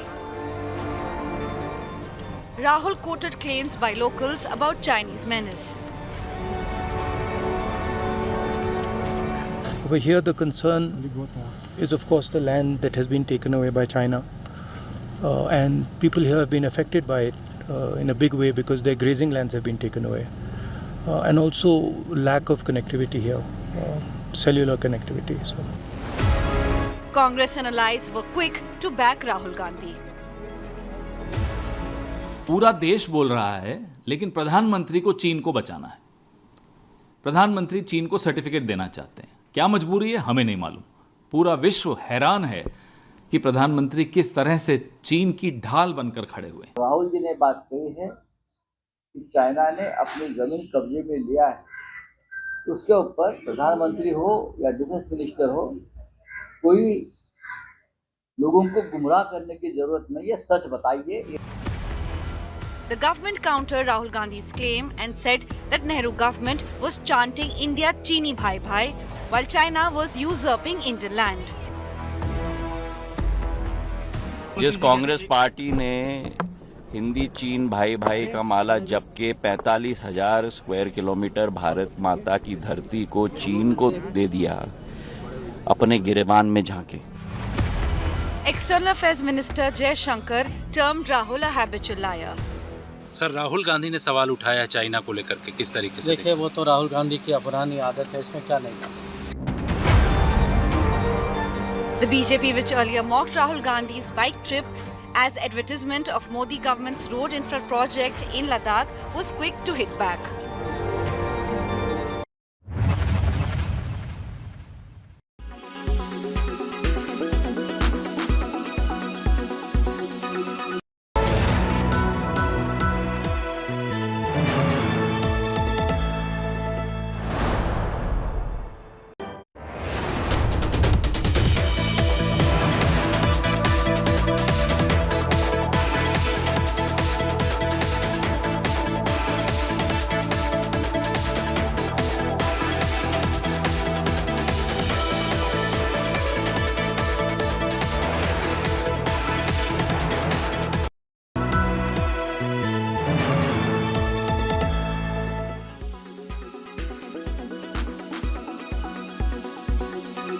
Sunny पाजी के साथ It was amazing working with him. He becomes a different person जब he start camera action. मैं बोलता हूँ आप वो hard एक तरफ बाकी सब एक तरफ ले ऐसा यूज किया कि यूज भी नहीं किया यूज भी कर दिया. वेडनेसडे को जाके देखूंगा. Hello everyone, this is Anita Brito in conversation with the one and only Shyam Kaushal. Hello sir, कैसे हो आप? हेलो नमस्कार जी. Firstly very good morning आपको. थैंक यू हमारे साथ जुड़ने के लिए आज. Thank you. It is my pleasure. आज स्पेशली हम मिले हैं बहुत सारी चीजों के बारे में बात करने के लिए आपसे. So first let me begin by asking you, it's been 43 years for you. हमने वो छोटा सा आपका क्लिप भी देखा ऑनलाइन जो आपने डाला था and it really touched me. So I want to start by asking how has been your journey this 43 years. What were the highlights of this journey? मतलब ऐसा मैं देखूं तो सिर्फ एक ही बोल सकता हूँ, भगवान का जितना शुक्रिया अदा करूँ कम है. क्योंकि 43 years पहले जब भी मैं गांव से आके पहले 1 साल जॉब किया, जॉब में कुछ नहीं कर पाया, तो फिर मैं स्टंटमैन बना तो मेरे को मालूम नहीं था जर्नी कहाँ पे लेके जाएगी. मैं तो सर्वाइवल के लिए स्टंटमैन बन गया था, पैसे मिलेंगे, रोटी मिलेगी, तो रहने की कोई जगह नहीं थी. पर आगे ऐसे जैसा भगवान ने डेस्टिनी चाहा तो अच्छे लोग मिलते गए, रास्ता दिखता गया, थोड़ा सीखने को मिला. फिर करते करते 90 में एक्शन डायरेक्टर बन गया. फिर अच्छे लोग मिले, अच्छे लोगों के साथ काम करने का मौका मिला, सीखने का मौका मिला. दैट इज 1990 में आपने पहली साउथ मलयालम फिल्म की थी. उसके बारे में थोड़ा बताइए. And then now you still continue doing South films. जैसे अभी रिसेंटली पोनी सेल्वन भी आपने किया था, 1 and 2 बोथ आई थिंक. तो प्लीज उसके बारे में बताइए, वो साउथ जर्नी आपकी. जैसे मैं डेस्टिनी पे बहुत विश्वास करता हूँ कि ना, जैसा मैं स्टंटमैन भी बना, इट वाज डेस्टिनी. कुछ लोग जहाँ पे पेइंग गेस्ट रहता था मिल गए लड़के पंजाबी, उन्होंने स्टंटमैन बना दिया. फिर ये एक्शन डायरेक्टर भी 90 में मैं तो एज ए स्टंटमैन शूटिंग कर रहा था एक दिन, तो एक प्रोडक्शन मैनेजर थे, पहचानते थे, तो फ़ोन होते नहीं थे. मैं उधर चौल में रहता था, आदर्श नगर में, तो वहाँ पे मेरे घर पे जाके मालूम किया मैं कहाँ पे शूटिंग कर रहा हूँ. तो फिल्मस्तान में था. तो रात को तंबी का ना हम डायरेक्टर जो थे इंद्रजालम के, उनको लेके आ गए मेरे पास. तो उनको क्या था, उनके एक्शन डायरेक्टर आने वाले थे केरला से, वो बीमार पड़ गए, तो उनको नेक्स्ट डे एक्शन शूट करना था. तो तंबी कनाथ हम जी क्या थे, उनको मलयाली यूनिट था, तो उनको हिंदी नहीं आती थी. उनको चाहिए था जो आदमी इंग्लिश जिसको आती हो. तो मेरी उस टाइम पहली बार पढ़ाई काम आई कि मैं इंग्लिश लिटरेचर में MA किया था. तो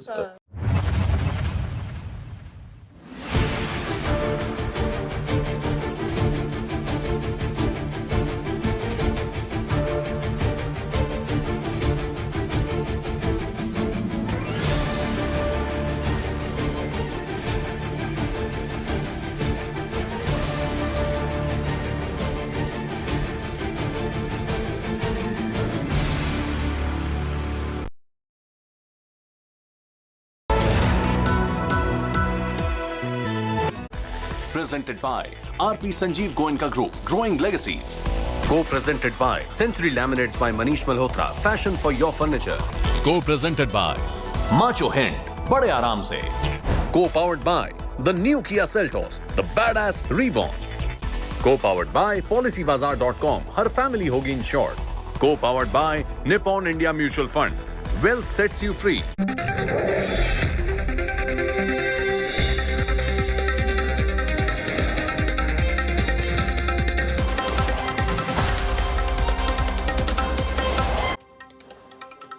Hello and welcome. You're watching the news track. I'm Rahul Kamal. India's big moonshot now only 1 day away. Some uncertainty though about whether the Chandrayaan-3 will indeed land on the south pole of the moon around 6 p.m. tomorrow, or could this get delayed till Sunday?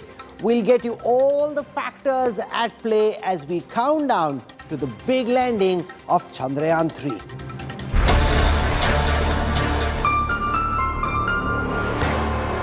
Less than 24 hours for Moon Milan.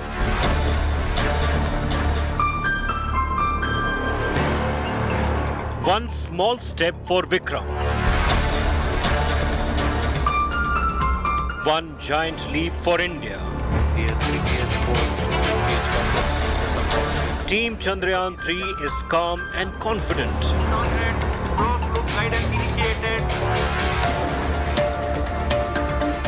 Cheer for Chandrayaan with Newstrack.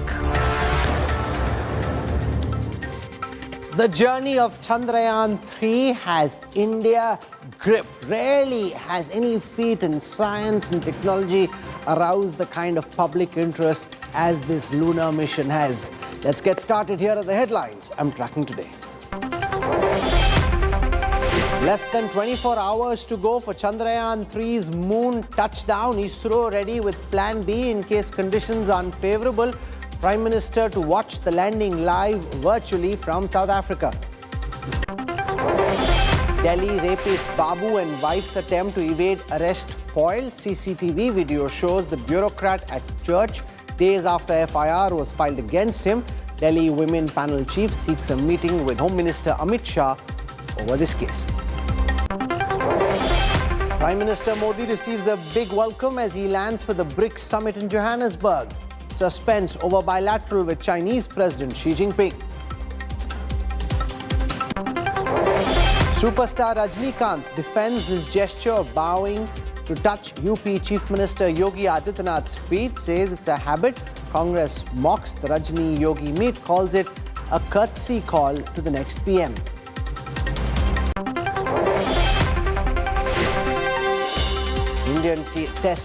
Indian teen chess prodigy Pragyan and Magnus Carlsen settled for a draw in Game 1 of the World Chess Championships final.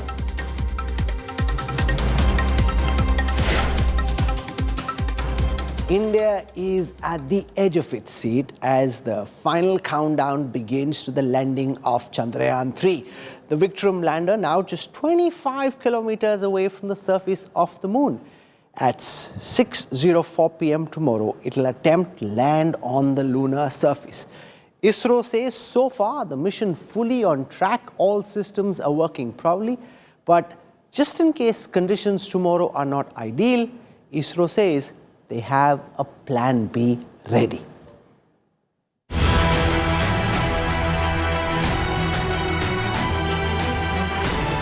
India's moon mission is hours away from a historic climax.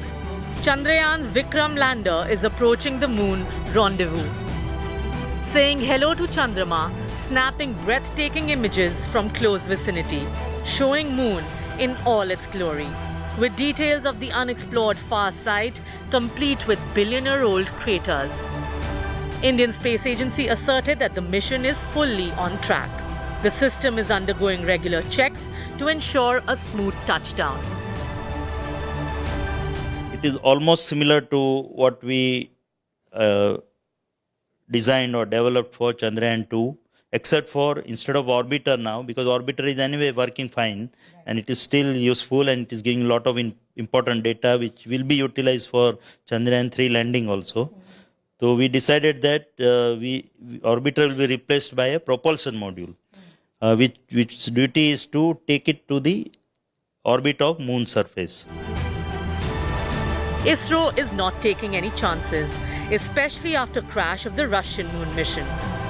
Keeping another landing site ready for Sunday touchdown if parameters aren't ideal on Wednesday.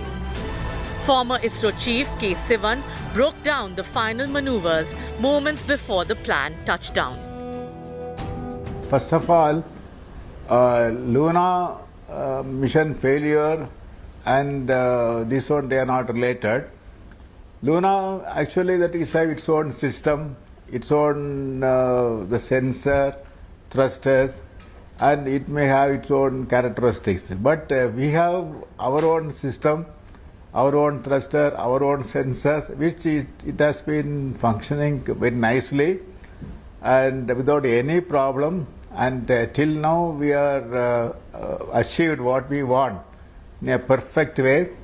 And I'm sure that this will repeat on 23rd also. So we'll get a good landing, and we are not getting disturbed by the Luna 25 failure. They are not related. They are not a similar system. They are different system. Okay. So we are confident that we'll be able to achieve without any problem. A billion cheers, prayers and wishes are meanwhile pouring in as India roots for Chandrayaan-3. एक बहुत बड़ा इतिहास भारत के सभी विशेषज्ञों ने, हमारे वैज्ञानिकों ने रचा है और प्रधानमंत्री जी के नेतृत्व में भारत नई ऊंचाइयां तो छू ही रहा था। भारत का तिरंगा केवल देश के अंदर नहीं लेकिन विश्व पटल पर अब हमारी यही कोशिश है कि वो तिरंगा चांद पे भी गाड़ के रखा जाए। Special pujas are being held in temples and namaz is being offered in mosques, all for Chandrayaan success. The lander is expected to touch down on Moon's south polar region at 6:04 p.m. on Wednesday. We wish India a grand success in conquering the moon. With Akshita Nandagopal in Bengaluru and Milan Sharma in Ahmedabad, Bureau Report, India Today. Joining me on this special broadcast are two of the legends of Indian space research. I am joined by Y.S. Rajan, Distinguished Professor, Isro, former scientist, Padma Shri awardee, close aide of the former President, Dr. Kalam. Mailaswamy Annadurai joins us, former Director of the Isro Satellite Center, popularly known as the Moon Man of India, was involved in Chandrayaan-3. With me in the studio is Editorial Director, Publishing at India Today, Raj Chingappa. There's nobody I know who tracks science and technology in the journalistic community quite as closely as Raj does, and has the breadth of experience in India's moon journey and space journey as Mr. Chingappa. So I want to go across first and foremost to Y.S. Rajan. Sir, if you could begin by explaining to our viewers the circumstances under which ISRO's space team will decide tomorrow whether or not to go ahead with the landing. We're told that a plan B is ready, and that there is a possibility that the landing of the Chandrayaan-3 could get pushed to Sunday the 27th. So what are the kind of conditions that ISRO scientists will be looking out for, which will help them determine whether to go for that attempt at a soft landing or to delay it till Sunday? See, this is a question on which I won't be able to answer anything substantively truthfully, because as of now we are going by the same thing what is going on the scheduled time. 5:47 goes into the autonomous landing system, and then 6:02 or 6:03. Maybe since you have got another maybe you may be able to say something, but I wouldn't like to venture into saying something. I respect that. So by all means, it appears that it'll land on very correctly on time. Okay, you're saying you think chances of a landing being attempted as per schedule are higher.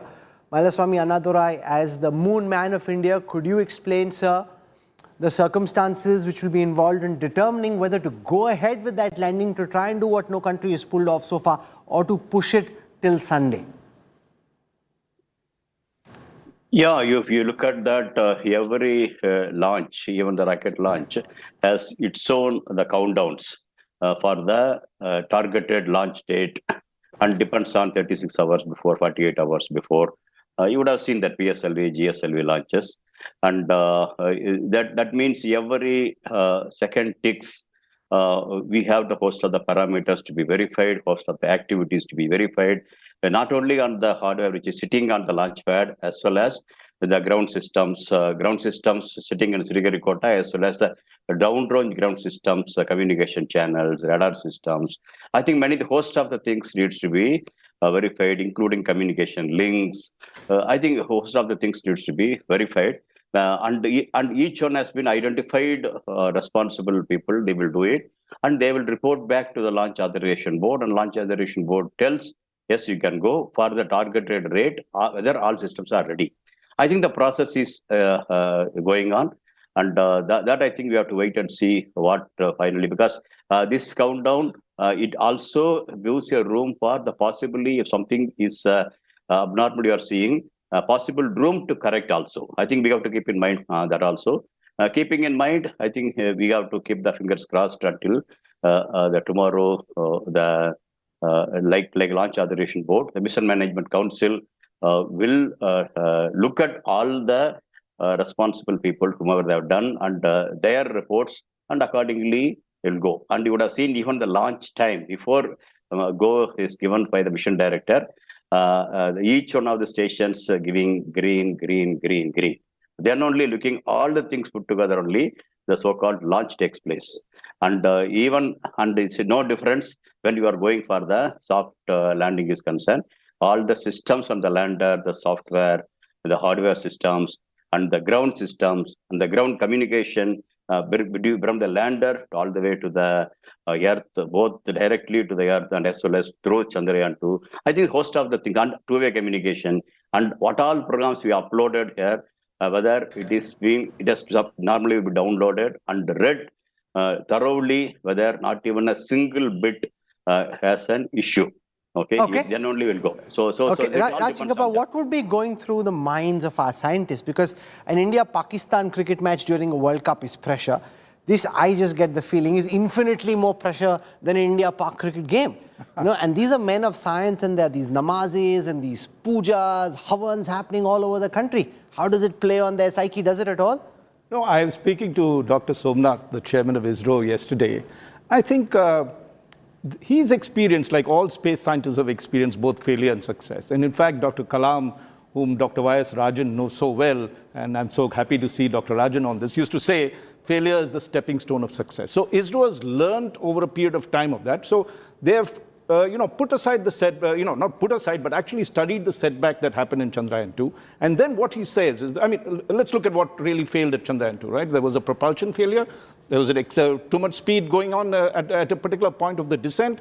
Then there was a guidance failure and a control failure that landed in the crash. So in each of these three sectors, from what he told me, was that he has built, if earlier it was success-oriented, that, everything will work and therefore you build parameters only for that success, this time it's failure-oriented. So they've calculated at every stage, whether it's the propulsion and the thrusters and how much is it giving and what is this thing. They've built a redundancy in that. In the guidance system, they built redundancies and control and landing. But apart from algo testing, this has never really been tested in the real world. This is something which is being attempted, which has never been done by any country ever to land on the south pole of the moon. Well, the people have landed, and also, on the South Pole is a little more difficult because there's plenty of craters, there are problems of shadows, you have to get your solar panels right because, if you're landing at the equator, which is the easiest of the lot, where most people have done that, you don't have the kind of complications that are there. But at the South Pole, why are we doing it? Because there's a lot of water ice over there, and all future missions would, if we have to colonize the moon, we have to find water, not only to, live there, as well as for, say, generating hydrogen for, spacecraft that we can take to Mars and others. So us going to South Pole is a calculated strategic move. It's tough. It's risky because there are a lot of boulders, there are a lot of craters, but that's the challenge. And I think this time what they have done is, last time there was a small window, in the sense a small area, which is around 500 square, like a football field that they decided to land.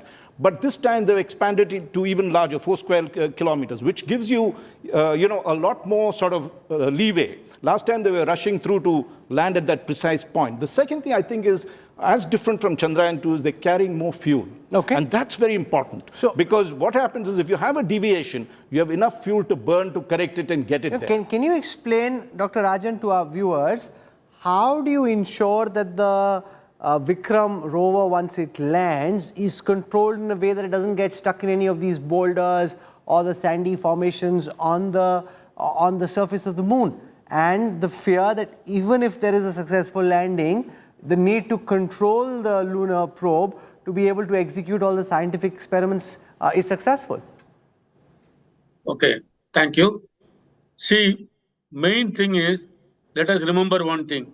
All what could be done is before 5.47 p.m. tomorrow. Once that 5.47 is done, it goes to the automatic landing system. Okay.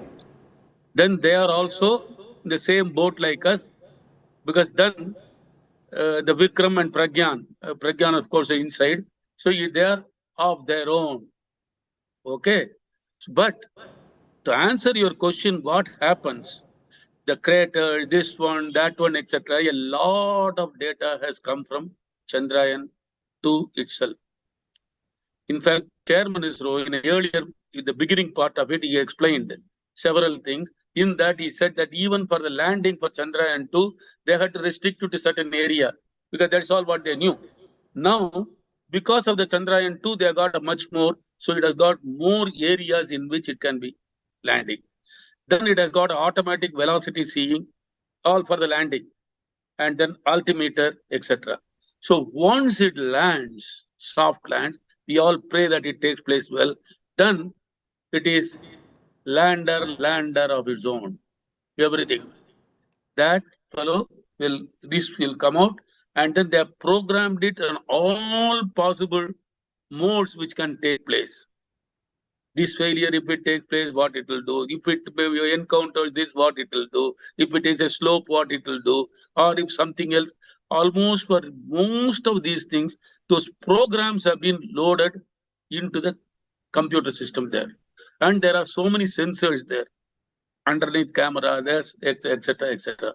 With all of that, they will guide by themselves and go. It is for these 14 days. That's what it is. You know, what makes this even more fascinating, land software successfully. You know, and which is why I think it will be one of the biggest visual moments of the year and arguably of all time, is because there'll be live footage coming in. Now just imagine, this is as the Chandrayaan, and explain, Dr. Rajan, the technology involved in that, as the Chandrayaan-3 lands. It's not as if you're seeing an empty screen, because initially when a rocket would take off, you'd see the initial few seconds and then the rocket would be gone. Here you've got cameras on the Chandrayaan-3 that track the Chandrayaan-3 as it lands. That's quite incredible. How is that happening, sir? That is happening because they have put a camera there, and then you need communication. Chandrayaan-3 itself, the fellows who took it, the orbiter, it has got a link. And then in addition, Chandrayaan-2 was working well, so that lander has made a link to that also. So it has got two links. From the lander, even after the thing, when the rover also comes down, it will give to the lander, to the Vikram. Then there are two communication channels which communicate with the Earth. The Isro's deep space network or something, they say. So now everything can be seen. Even in fact, one of the Isro mission, they did it one camera in the bottom also, they kept one of the launch vehicle. In future, you will see such small TV cameras will be available. So it will be a great thing for you people. All these images will come. So this one is, you're seeing it. Now you will see, even when all those things, soft landing, etc. are taking place, you will see those. What I said was, you can't do any control on it. ALS takes over, it will come and soft land. Then about 2 hours or so, I think they have programmed it. Maybe even there they might have given some, this one where the dust and everything has settled. Then the one panel comes out. Then like as we come in the aircraft, sometimes emergency landing, they put one slide, it comes. So this will come in that, like as somebody explained it very beautifully, kangaroo's child. Like that, it will leave it in. So then that is Pragyan. It is named Pragyan. Little tough to make it. So that fellow will start moving around, and when it moves around, it will always be in touch with the mother, Vikram. And all the data it collects, the two payloads also it will give there. So whatever it does, whatever it goes, Vikram also will be seeing it.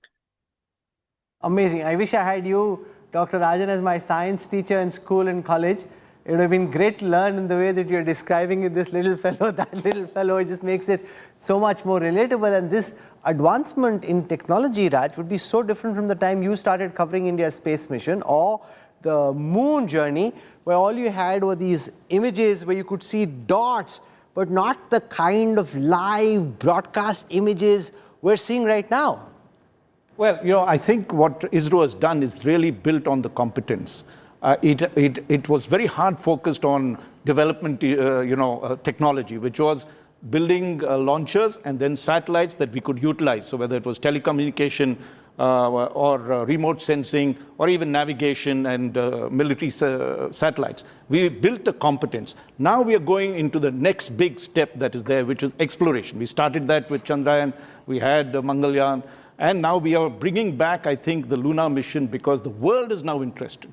If you've seen till about 70s and 60s, you had over 100 missions, then suddenly everything petered off, and only in 2000... Why did the world lose interest in going to the moon? Essentially, a couple of things. One is because all these missions, they got back a lot of lunar material, and they were able to study it and find out what was there. And then they wanted to go beyond and do other things that were there, whether it was the space station and endurance in terms of Mars. Moon has come back for two reasons. One, particularly US, which has started the Artemis project, which by 2025 will have, again, humans on the moon. And the idea is to colonize moon in some senses, and use it as a staging ground for exploration of Mars and other things. Why is it easier to, let me ask Dr. Rajan this question, why is it easier to explore Mars and other places in our galaxy from the moon than it is from the Earth? See, it is so simple. It is nearer. No, but you're also so far away, so your ability to move things, get things there, restricted by the fact that you're already so far from the Earth. No, we don't have to do it. It will be done there. Yeah. See, now you see the another newer technologies. Here we are doing it by traditional manufacturing. There will be 3D things there, 3D doing, and probably new propulsion systems. When they all come, from there it is much easier. And then Earth's gravity pulls you down. Atmosphere breaks it. That is why this one you have got a Bahubali bottom. When up to 15 kilometers, really it has to struggle through. There it is vacuum. But don't think that it will be happening in the next 5 years or so. 15, 20 years.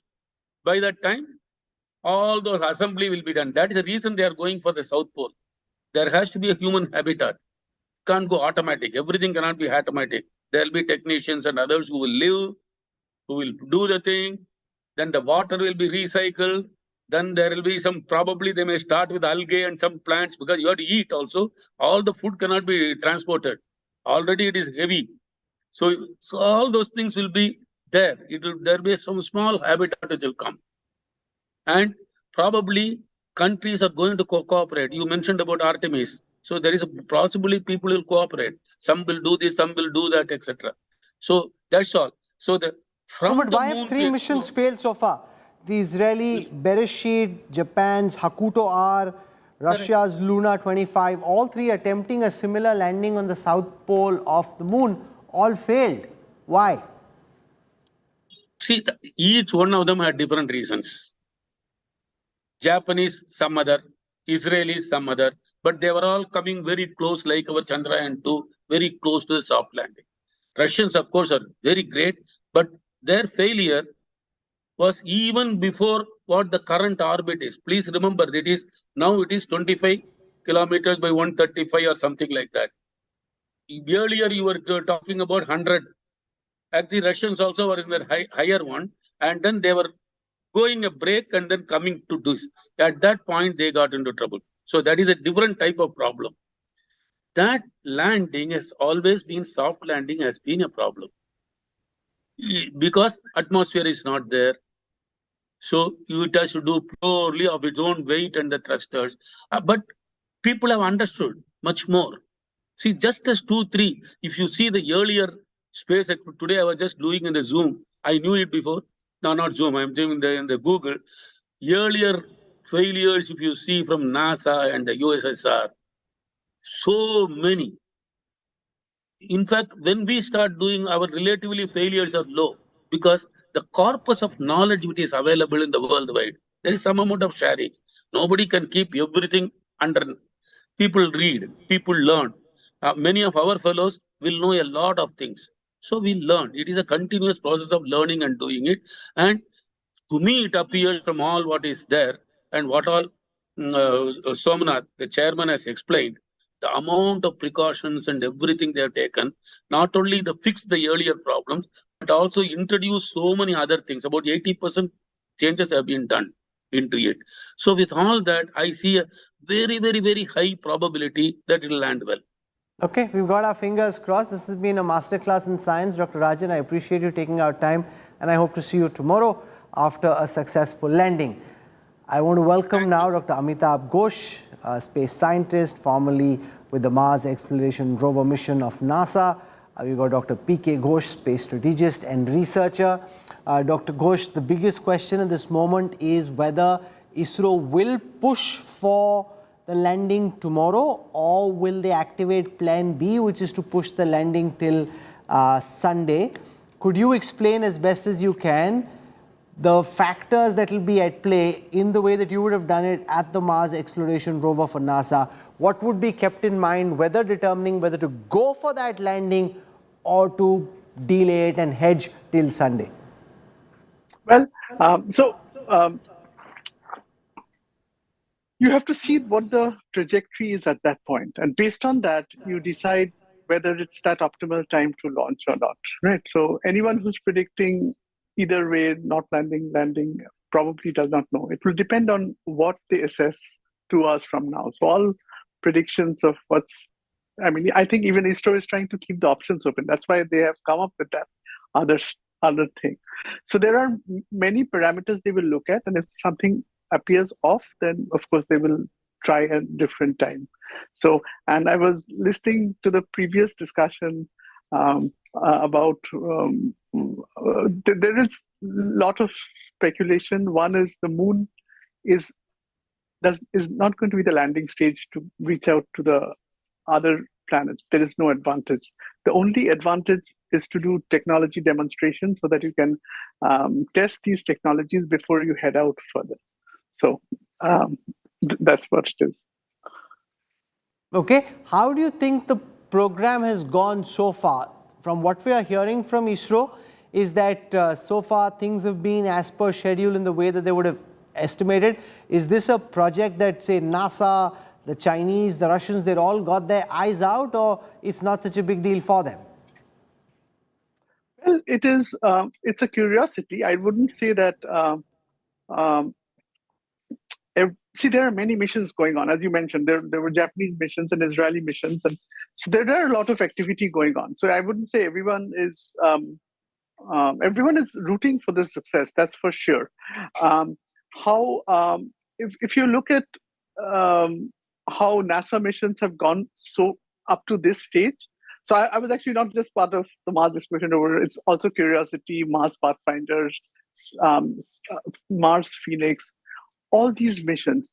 At this stage, everything looks good. It's the last stage, the landing stage, which is most difficult. So just because up to this stage everything is fine doesn't mean that. Why is the landing the most difficult stage, sir? See, because the parameter space of the engineering parameter space is very large. So you have to have the right amount of deceleration, the right amount of atmospheric resistance. So all your parameters should match, and you're guessing because you don't know. All these spacecrafts have not been tested under lunar conditions. They've been tested under Earth conditions. So see, Mars, when you're going through the atmosphere, you don't know the atmospheric stratification, the density, the pressure, the temperature. You're discovering it kind of the first time, and so you have to adapt immediately. Your algorithm should be good enough.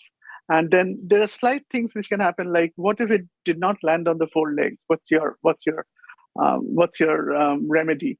What if the legs broke? What if there was a rock there and it kind of so there are many possibilities. So what happens in those cases? Let's take it one by one. What if it doesn't land on all 4 feet, lands only on 2? What if one of the legs breaks? What happens in these cases? Well, I think you have to ask somebody from ISRO, but I can tell you from NASA missions, there is, for example, if the rover overturns, right? This was a possibility for Mars Pathfinder. It was a very small rover like this. There is really no recourse. So we had a ramp. So the lander had a ramp and the rover gently came down that ramp on the surface. What if it did not come down gently and it toppled? Well, that's the end of the mission. It cannot drive again, right? Oh, good Lord. And then, the ramp, if you remember the ramp, so the ISRO will also have a ramp. The ramp from Pathfinder in 97 got stuck in airbags. So we could not unroll the ramp, right? So if you cannot unroll the ramp, you cannot get the rover off the lander. So again, that's again a mission. So what did you do then? If it got stuck in airbags, what did you do? So we played that same situation out on the ground here in our test lab, and we tried many combinations, and then we somehow found a strategy how to entangle it. So it was very tense. This is what you will not see, but there are a lot of things which go down. You're just making it sound much more scary than one would have imagined. Dr. Ghosh, let me just build with what I was asking Amitabh Ghosh, Dr. P.K. Ghosh, about some of these circumstances. What if it doesn't land on all 4 feet? What if it lands on only 2? Or what if it overturns? I mean, as someone who didn't study science in any serious way, those things sound very scary to me. What happens in some of these circumstances, sir? What I have heard is that even if one of the legs slightly breaks or there is a problem in it, but still they have strengthened the leg so much. In fact, they have strengthened the leg to almost one, it can take the thrust of 1 meter per second more than it was earlier. And I think that is what they are hoping, that these legs, as you are showing now, will be able to absorb whatever is the thrust which comes, whatever is the speed at which it comes. Of course, they have laid down the parameter for the speed. They say that even if it comes at a speed of, let's say, 1 to 2 meter per second, it can withstand the pressure. That is, I'm talking of the vertical speed. If there is a sway of, let's say, 0.05 meters, still it can withstand. So I think all this has been inbuilt into the lander, and I really see no reason as to why. Of course, as Amitabh mentioned, that if the slide doesn't open, or if there is some unusual event which happens, that is possible in anything, anywhere.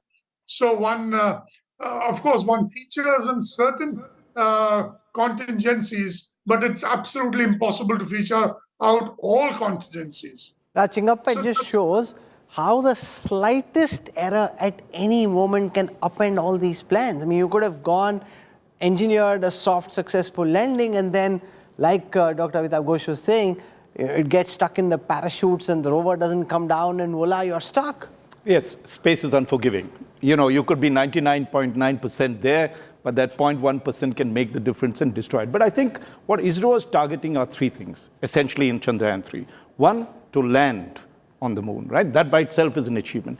2 is to get a rover out, as Amitabh was saying, and what it can do. And 3 is, of course, doing the scientific experiments, both from the lander and it. Now, even if we do land, and as my friend was talking about the difficulty of it, what they have done is, this is, it's very interesting, even the legs, the way the lander is, it's got this honeycomb arrangement with aluminium. So it's like a shock absorber. So when it slams down, what he's mentioned is that what Isro has done is redundant systems that's there. So they have built this much stronger than the earlier Chandrayaan-2 lander that was to be there. 2, as the way Dr. Somnath describes it, they've made it very rugged. So all these various anomalies that could arise, they've calculated them. Of course, it's very difficult.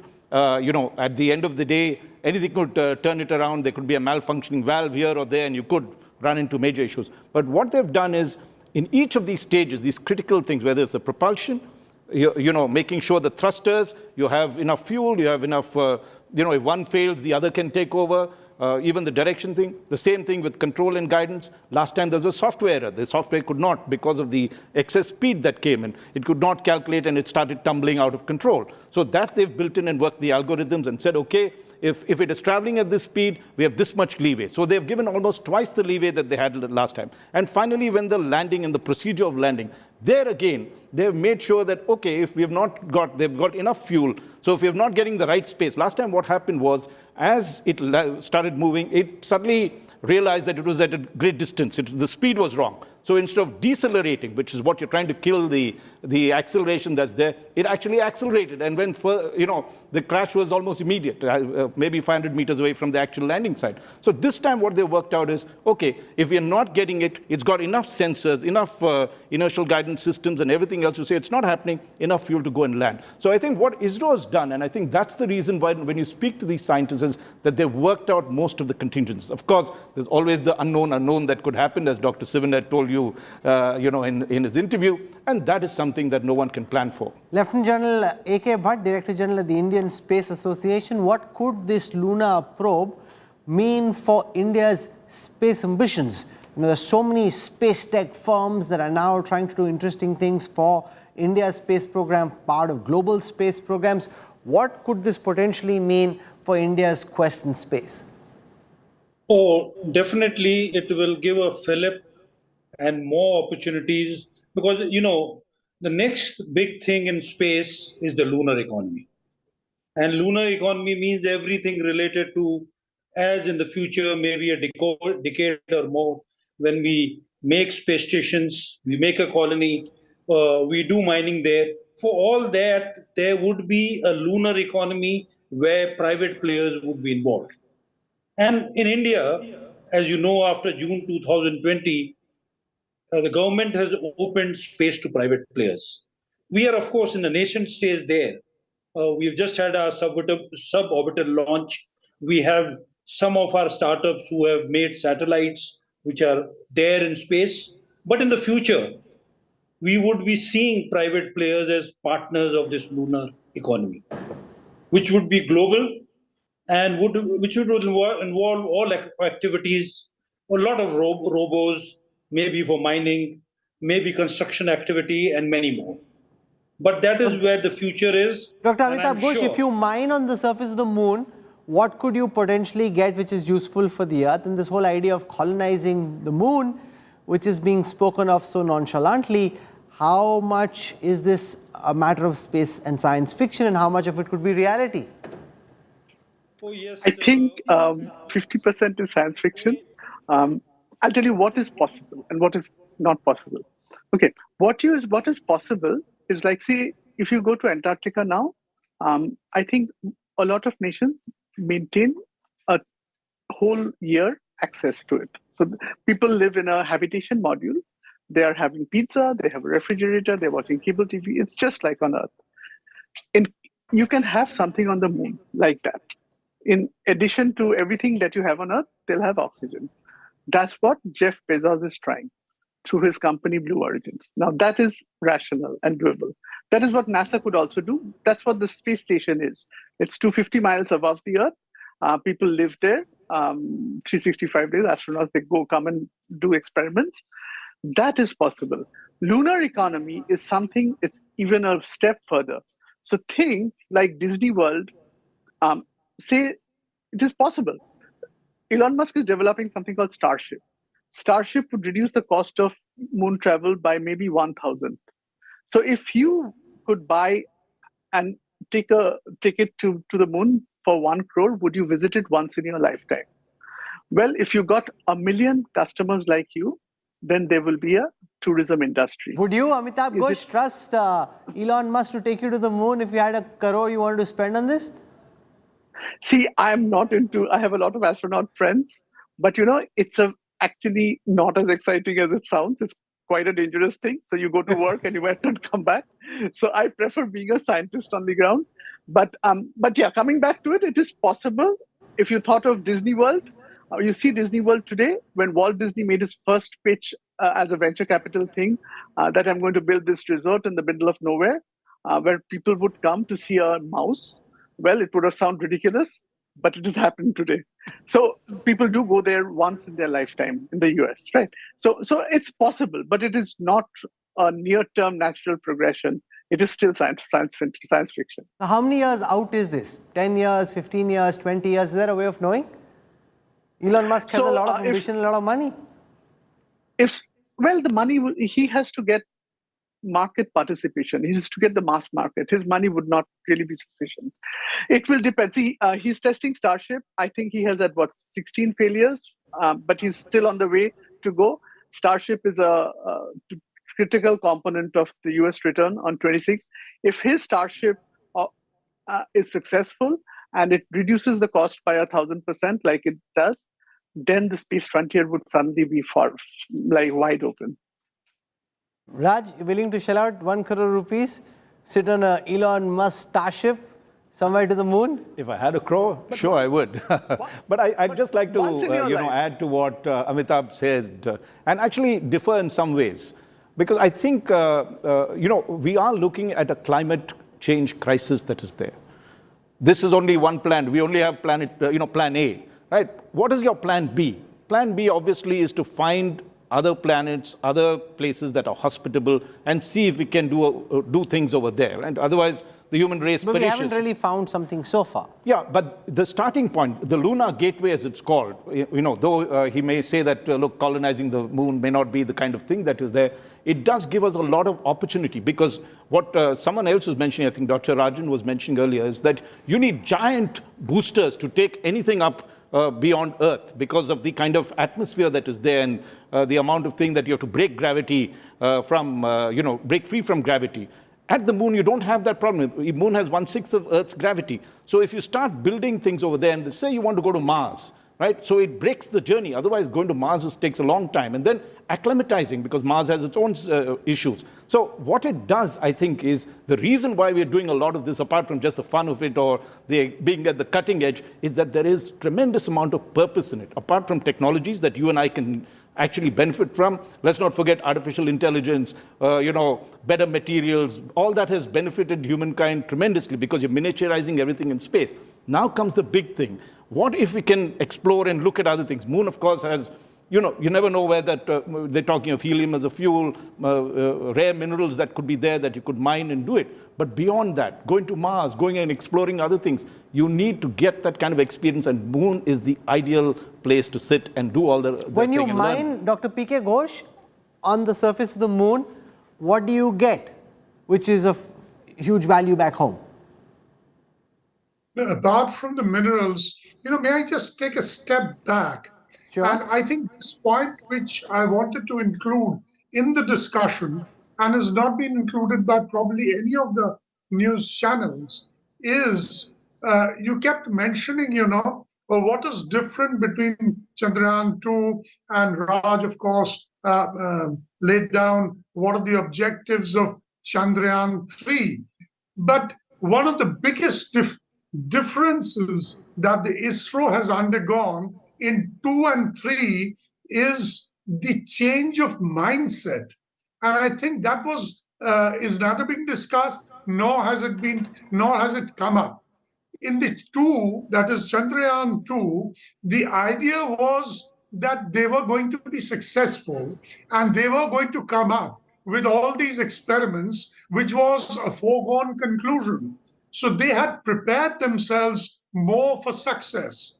In this, that is Chandrayaan-3, they are more prepared to face the failures or the shortcomings, and that is why that there is plan A, there is plan B, and the redundancy factor is more. So one of the biggest things is that there is a change in mindset in the Isro, which unfortunately does not really, everybody says, okay, fine, if one of the equipment doesn't work, what happens? Well, we go on to plan B. In some cases, you can't go on to plan B. In most cases, you can.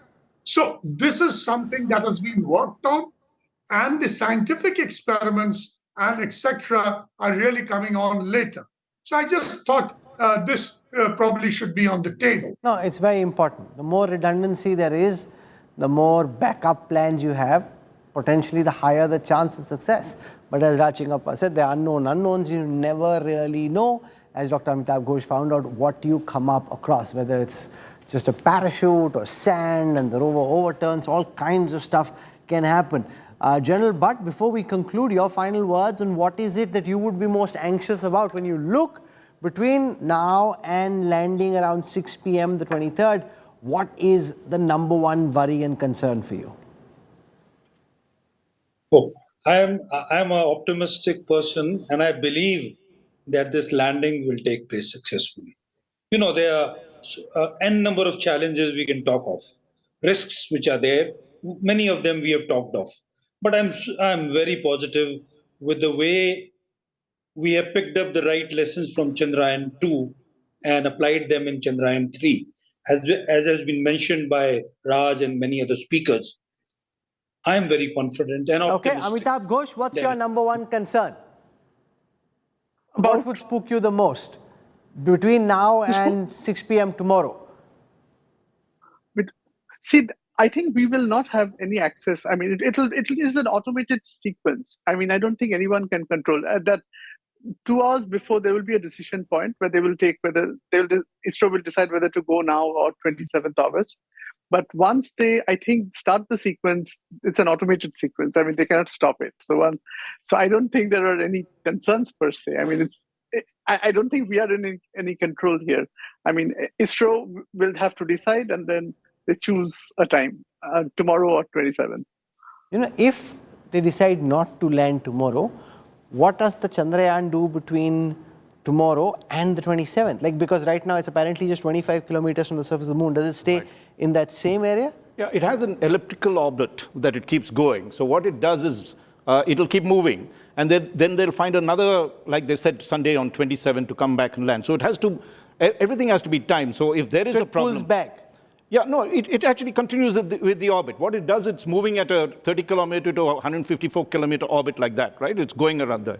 So when it has to land, which is what it does, it then, decelerates. There is what is called a kill phase, where they begin to lower the speed. It's traveling at 6,000 kilometers per hour. That's 5 times, max speed. So it has to bring it down slowly. So if it doesn't happen, it continues in that orbit. It doesn't escape the moon's gravity. It keeps with that pace. And then the next great window opens, which they believe is 27th. It will come down and land. But I'm pretty, I'm willing to bet, Rahul. What are you betting? Last time when we did the moon mission on the cover India Today, we had a bet and I won the champagne. I won't say with whom. But I think this time I'm betting a champagne that they will do it and they'll do it successfully. Well, I'm not betting against you. So once you cock that champagne, I hope to be there to get my glass of bubbly as well. But let's just hope it goes well and we can all pop some champagne. I'm not sure whether we're allowed to say this on TV, but what the hell, it's a good moment. So if it does land, we will open some champagne. So thank you very much, gentlemen, for joining us. And let's cheer for Chandrayaan and let's all hope India's moonshot this time is successful. What fun, what excitement. I can only imagine the nervousness and the anxiety and the concern of our team at ISRO. We're all wishing them all the very best. Let's slip into a break. I'll have a lot more for you when we come back in a moment. Stay with us. You're watching the News Track.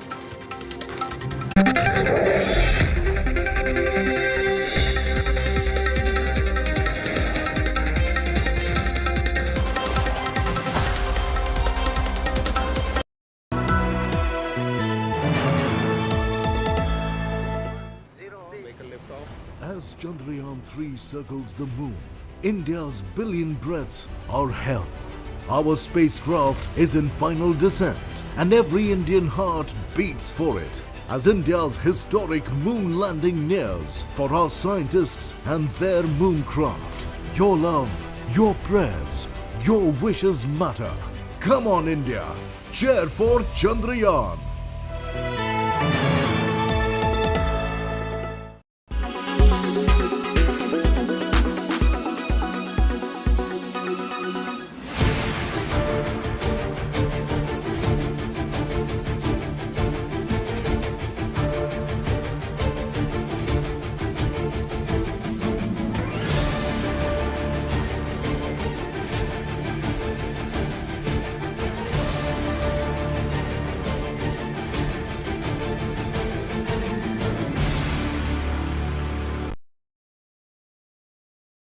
Quality today.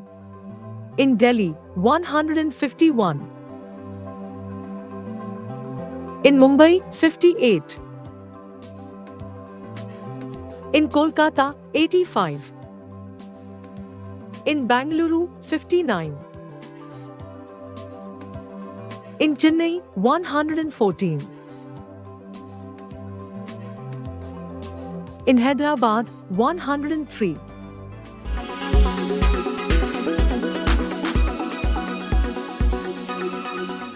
Make your media plan smarter with India Today Live TV on your connected devices. Amplify your brand with 100 million smart internet viewers. To advertise, mail us at sales@aajtak.com.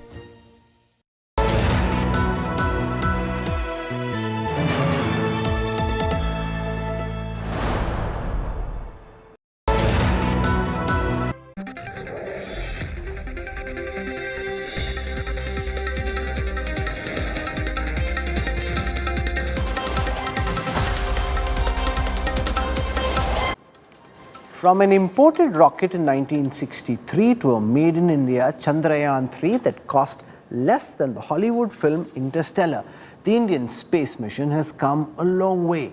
As anticipation builds around Chandrayaan's moonshot, sky is the limit for India's space odyssey.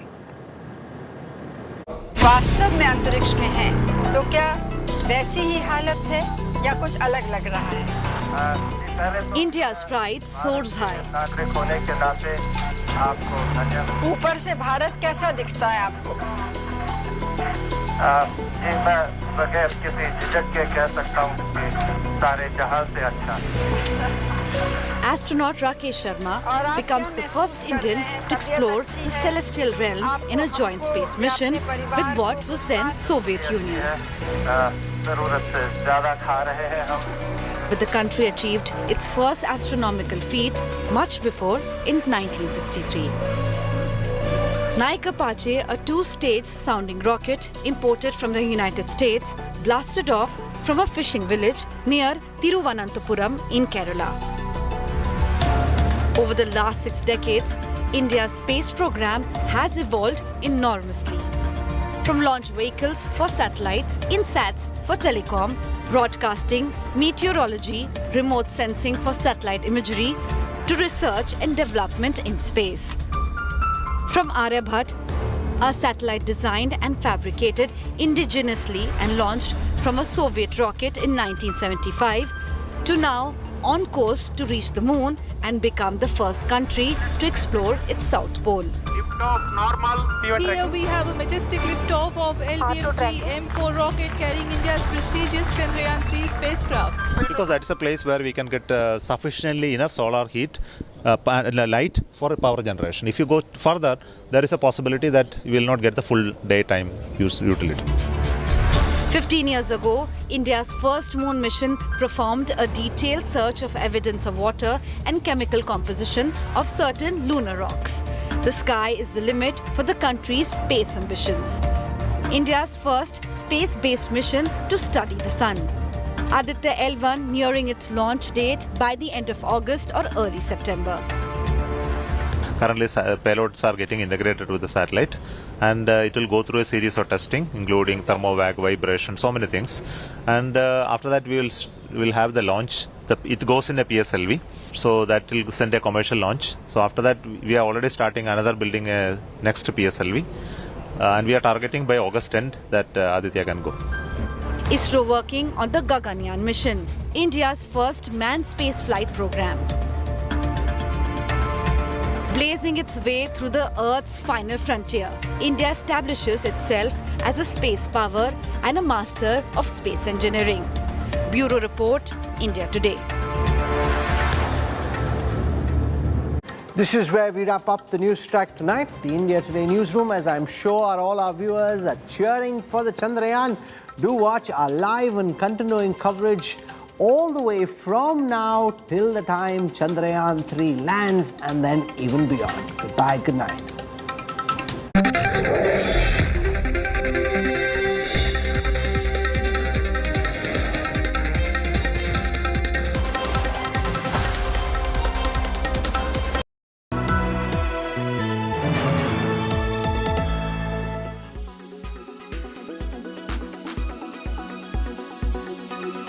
Sunny पाजी के साथ it was amazing working with him. He becomes a different person जब ही start camera action. मैं बोलता हूँ आपको दहाड़ एक तरफ बाकी सब एक तरफ ले. ऐसा यूज किया कि यूज भी नहीं किया, यूज भी कर दिया. वेडनेसडे को जाके देखूंगा. Hello everyone, this is Anita Brito in Conversation with the one and only Shyam Kaushal. Hello sir, कैसे हो आप? हेलो नमस्कार जी. Firstly, very good morning आपको. Thank you हमारे साथ जुड़ने के लिए आज. Thank you, it is my pleasure. आज स्पेशली हम मिले हैं बहुत सारी चीज़ों के बारे में बात करने के लिए आपसे. So first let me begin by asking you, it's been 43 years for you. हमने वो छोटा सा आपका क्लिप भी देखा ऑनलाइन जो आपने डाला था, and it really touched me. So I want to start by asking, how has been your journey this 43 years? What were the highlights of this journey? मतलब मैं देखूं तो सिर्फ एक ही बोल सकता हूँ, भगवान का जितना शुक्रिया अदा करूँ कम है. क्योंकि 43 ईयर्स पहले जब भी मैं गांव से आके पहले 1 साल जॉब किया, जॉब में कुछ नहीं कर पाया, तो फिर मैं स्टंटमैन बना, तो मेरे को मालूम नहीं था जर्नी कहाँ पे लेके जाएगी. मैं तो सर्वाइवल के लिए स्टंटमैन बन गया था, पैसे मिलेंगे, रोटी मिलेगी, तो रहने की कोई जगह नहीं थी. पर आगे ऐसे जैसा भगवान ने डेस्टिनी चाहा, तो अच्छे लोग मिलते गए, रास्ता दिखता गया, थोड़ा सीखने को मिला.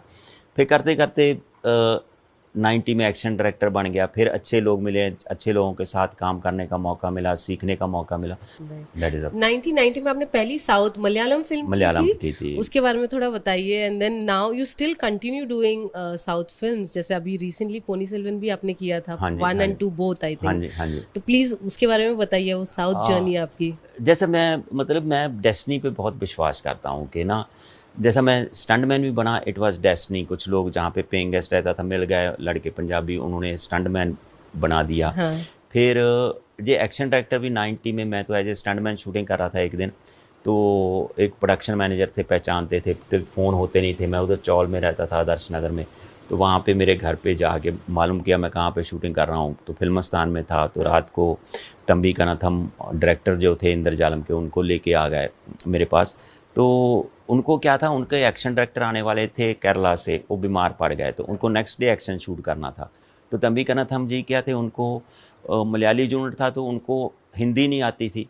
उनको चाहिए था जो आदमी इंग्लिश जिसको आती हो. तो मेरी उस टाइम पहली बार पढ़ाई काम आई कि मैं इंग्लिश लिटरेचर में MA किया था. तो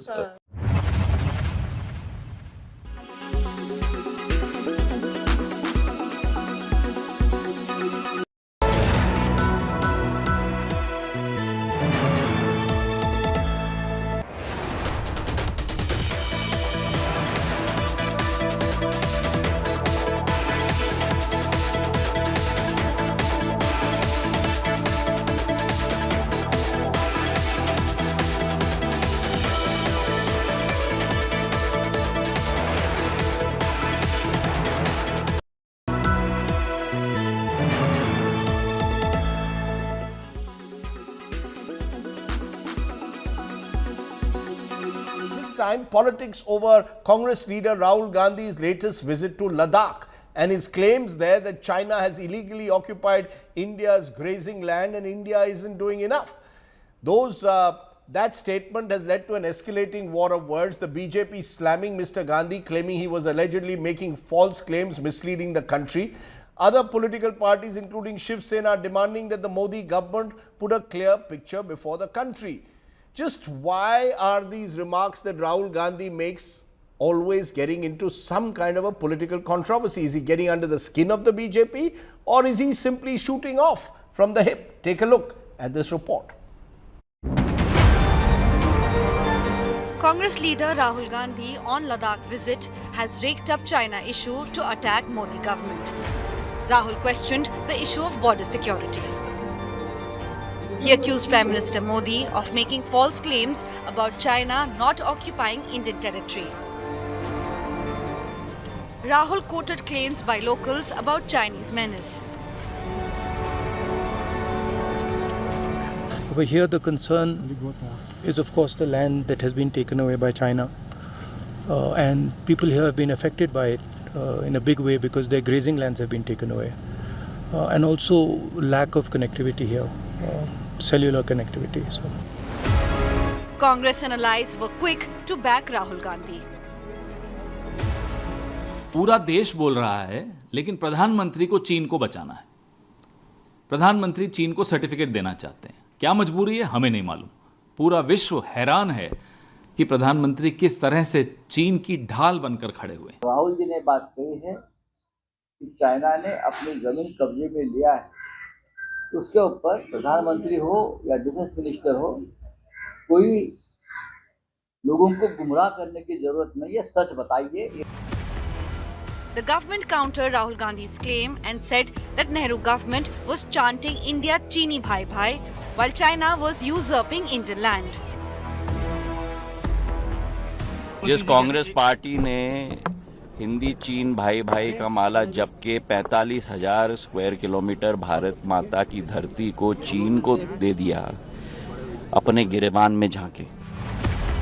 External Affairs Minister Jai Shankar termed Rahul a habitual liar. Sir, Rahul Gandhi ने सवाल उठाया चाइना को लेकर के, किस तरीके से? देखिए, वो तो राहुल गांधी की पुरानी आदत है, इसमें क्या नहीं।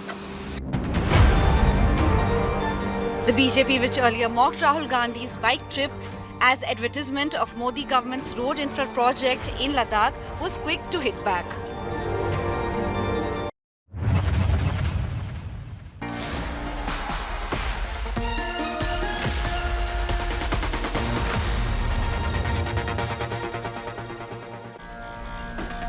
Good evening, hello and welcome. You're with the news today. This is your primetime destination news. Newsmakers, talking points. The big talking point, 24 hours to go to the historic moon landing. We're going to track that all the way. Dr. Surendra Pal, distinguished scientist from Isro, will be joining me in a moment to tell us the mood there. Also, is KCR still Telangana's front runner? The battle for Telangana is the next big fight. We'll tell you more on that. Plus, among our special guests, Vishwanathan Anand, the one and only Vishy, will join us on India's latest chess prodigy. All that and more coming up. But first, the 9 headlines at 9. Less than 24 hours to go for Chandrayaan-3 moon touchdown. Isro ready with plan B in case conditions unfavorable. Prime Minister to watch landing live virtually from South Africa. Delhi rapist, bureaucrat and wife's attempt to evade arrest foiled. CCTV video shows the bureaucrat at a church days after FIR was filed against him. Delhi women panel chief seeks a meeting with Home Minister Amit Shah. Prime Minister Modi lands for the BRICS summit in Johannesburg. Big suspense over bilateral with Chinese President Xi Jinping. No plans yet, says the Indian side. High drama in Telangana, a day after Chief Minister and BRS Chief K. Chandrasekhar Rao announces first list of candidates. A BRS MLA breaks down after being denied a ticket. BJP mocks KCR for contesting from 2 seats. Superstar Rajnikant defends his gesture of bowing down to touch UP Chief Minister Yogi Adityanath's feet, says it's a habit. Congress says Rajni Yogi meet, calls it a courtesy call to next PM. Bihar VVIP culture on display. Ambulance blocked for Chief Minister Nitish Kumar's convoy despite patient's family crying while Bihar top cop is seen holding an umbrella for RJD Supremo Lalu Yadav. Centre rushes to placate angry onion traders in Maharashtra. Agencies to buy 5 lakh tons at record high prices. Onions across India to be sold at 25 rupees a kilo to bring down eye-watering prices. India's teen chess prodigy Pragyan and Magnus Carlsen settle for a draw in Game 1 of the World Chess Championship final.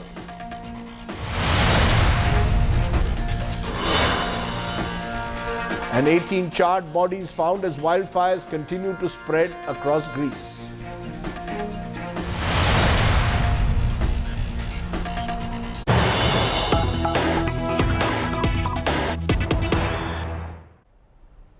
But first, the big story, Chandrayaan's landing in nearly 20 hours. Less than 24 hours to go for the moon landing. Chandrayaan on the verge of landing on the moon. The moon just 25 kilometers now below Vikram lander. The Prime Minister to watch the landing live virtually from South Africa, where he is at the BRICS summit. But all eyes therefore on Isro, on Chandrayaan, which is now just 25 kilometers away from moon. All expectations that soft landing will take place tomorrow just after 6 p.m. Live coverage from Isro will begin a little after 5. In fact, an entire country is on the edge as that final countdown begins to Chandrayaan's Chandrayaan-3 is landing the Vikram lander 25 kilometers away from the moon. 6:04 p.m. tomorrow, it will attempt to land on the lunar surface. Isro saying the mission fully on track, all systems working perfectly. Just in case the conditions are less than ideal, a plan B is also ready. It's our top story.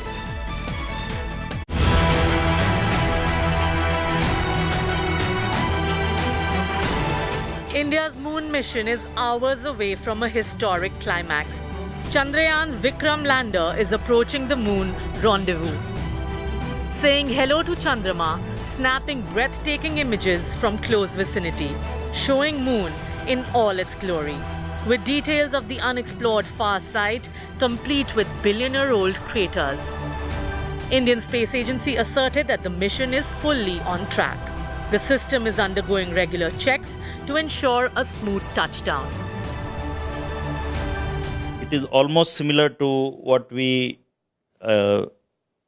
designed or developed for Chandrayaan-2, except for instead of orbiter now, because orbiter is anyway working fine and it is still useful and it is giving a lot of important data which will be utilized for Chandrayaan-3 landing also. So we decided that orbiter will be replaced by a propulsion module, which duty is to take it to the orbit of moon surface. Isro is not taking any chances, especially after crash of the Russian moon mission. Keeping another landing site ready for Sunday touchdown if parameters aren't ideal on Wednesday. Former Isro chief K. Sivan broke down the final maneuvers moments before the planned touchdown. First of all, Luna mission failure and this one, they are not related. Luna actually that is have its own system, its own the sensor, thrusters, and it may have its own characteristics. But we have our own system, our own thruster, our own sensors, which it has been functioning very nicely and without any problem. And till now we are achieved what we want in a perfect way. And I am sure that this will repeat on 23rd also. So we will get a good landing. And we are not getting disturbed by the Luna 25 failure. They are not related. They are not a similar system. They are different system. Okay. So we are confident that we will be able to achieve without any problem. A billion cheers, prayers and wishes are meanwhile pouring in as India roots for Chandrayaan-3. एक बहुत बड़ा इतिहास भारत के सभी विशेषज्ञों ने, हमारे वैज्ञानिकों ने रचा है और प्रधानमंत्री जी के नेतृत्व में भारत नई ऊंचाइयां तो छू ही रहा था। भारत का तिरंगा केवल देश के अंदर नहीं लेकिन विश्व पटल पर अब हमारी यही कोशिश है कि वो तिरंगा चांद पे भी गाड़ के रखा जाए। Special pujas are being held in temples and namaz is being offered in mosques, all for Chandrayaan's success. The lander is expected to touch down on Moon's south polar region at 6:04 p.m. on Wednesday. We wish India a grand success in conquering the moon. With Akshita Nandagopal in Bengaluru and Milan Sharma in Ahmedabad, Bureau Report, India Today.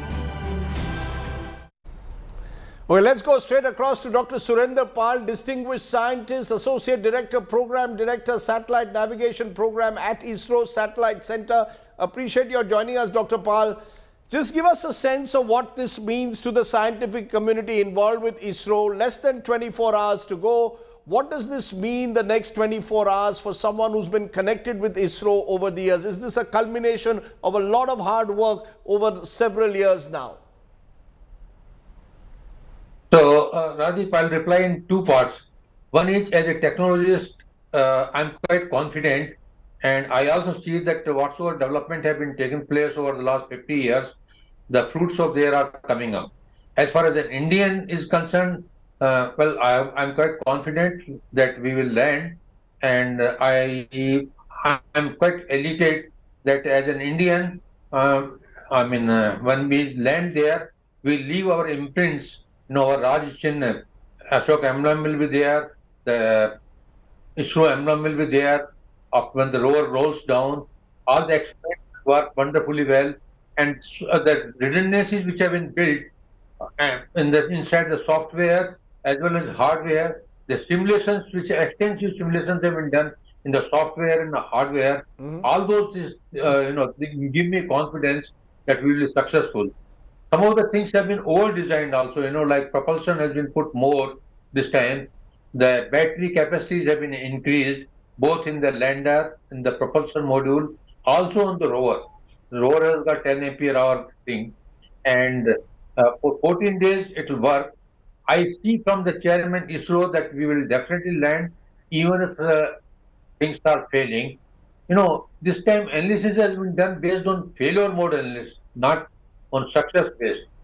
Another thing is that we have got 4 thrusters which are quite powerful, 850 Newton meters, which because thrust can be controlled, what we call slewing. And even if 2 works, nothing else works, it will land. That's what the chairman ISRO says, and I'm quite confident about it.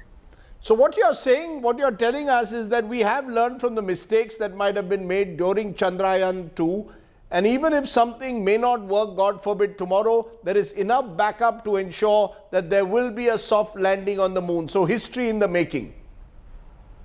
Yes, I must say that not only simply backup, we have got almost triple backup. Now let me tell you that this is the only mission. Usually no space technologists work for more than 3 sigma. This has been, most of the systems have been tested to 6 sigma. 6 sigma means 1 mistake in 1 million. So that sort of accuracies are there. Things have been over-designed, both powers, propulsion, telemetry, where we have increased the rates from 200 to 500 kilobits, and there are double redundancy in the communication link. Also, sensors which are there, like laser Doppler velocity meter, the hazard avoidance, detection and avoidance, camera, then cabin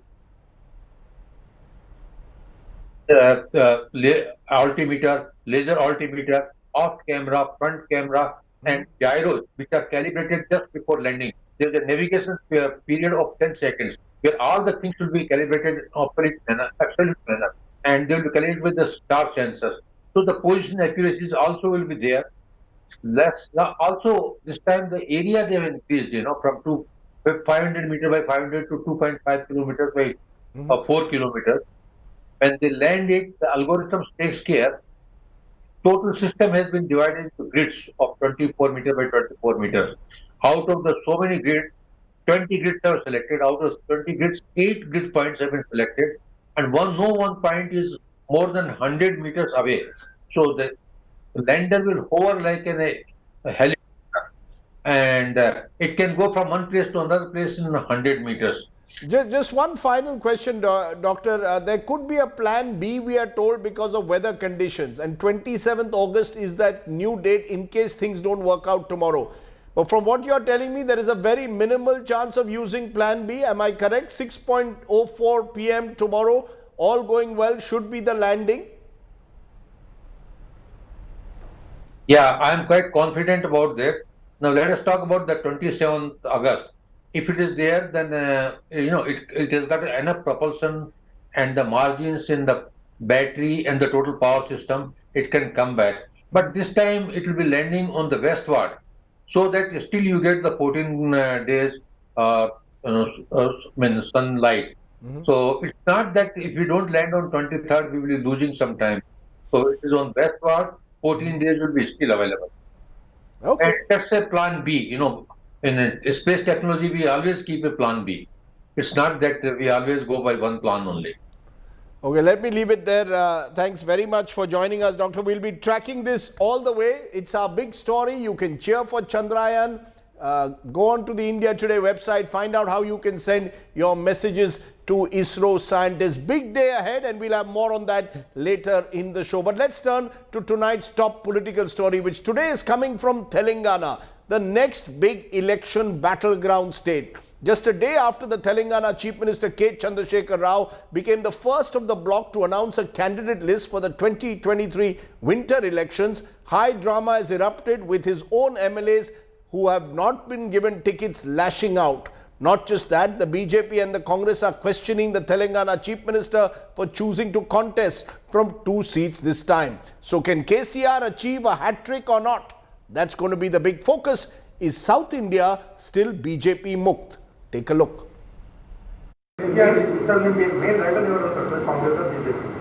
మాకు main రైవల్ని ఎవరిని కూడా మేము అనుకోవడం లేదు. వాస్తవంగా చెప్పానంటే 95 to 105 మధ్య మేమే గెలుస్తాం అనుకున్న రైవల్ ఏం తెచ్చిందండి.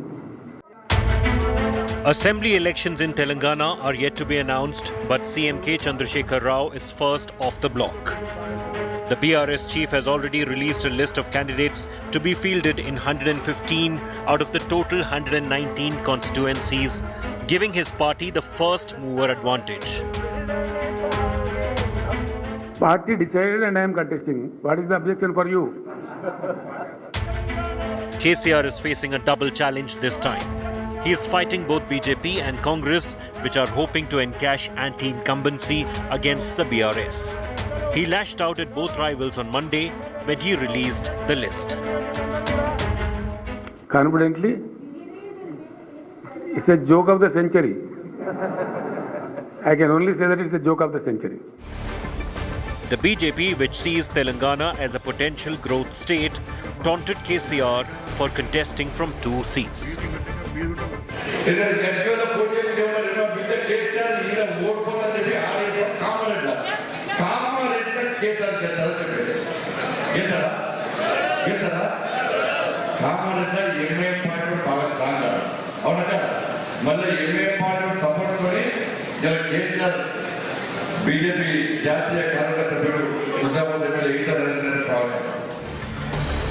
The Congress claims KCR is scared of losing the elections.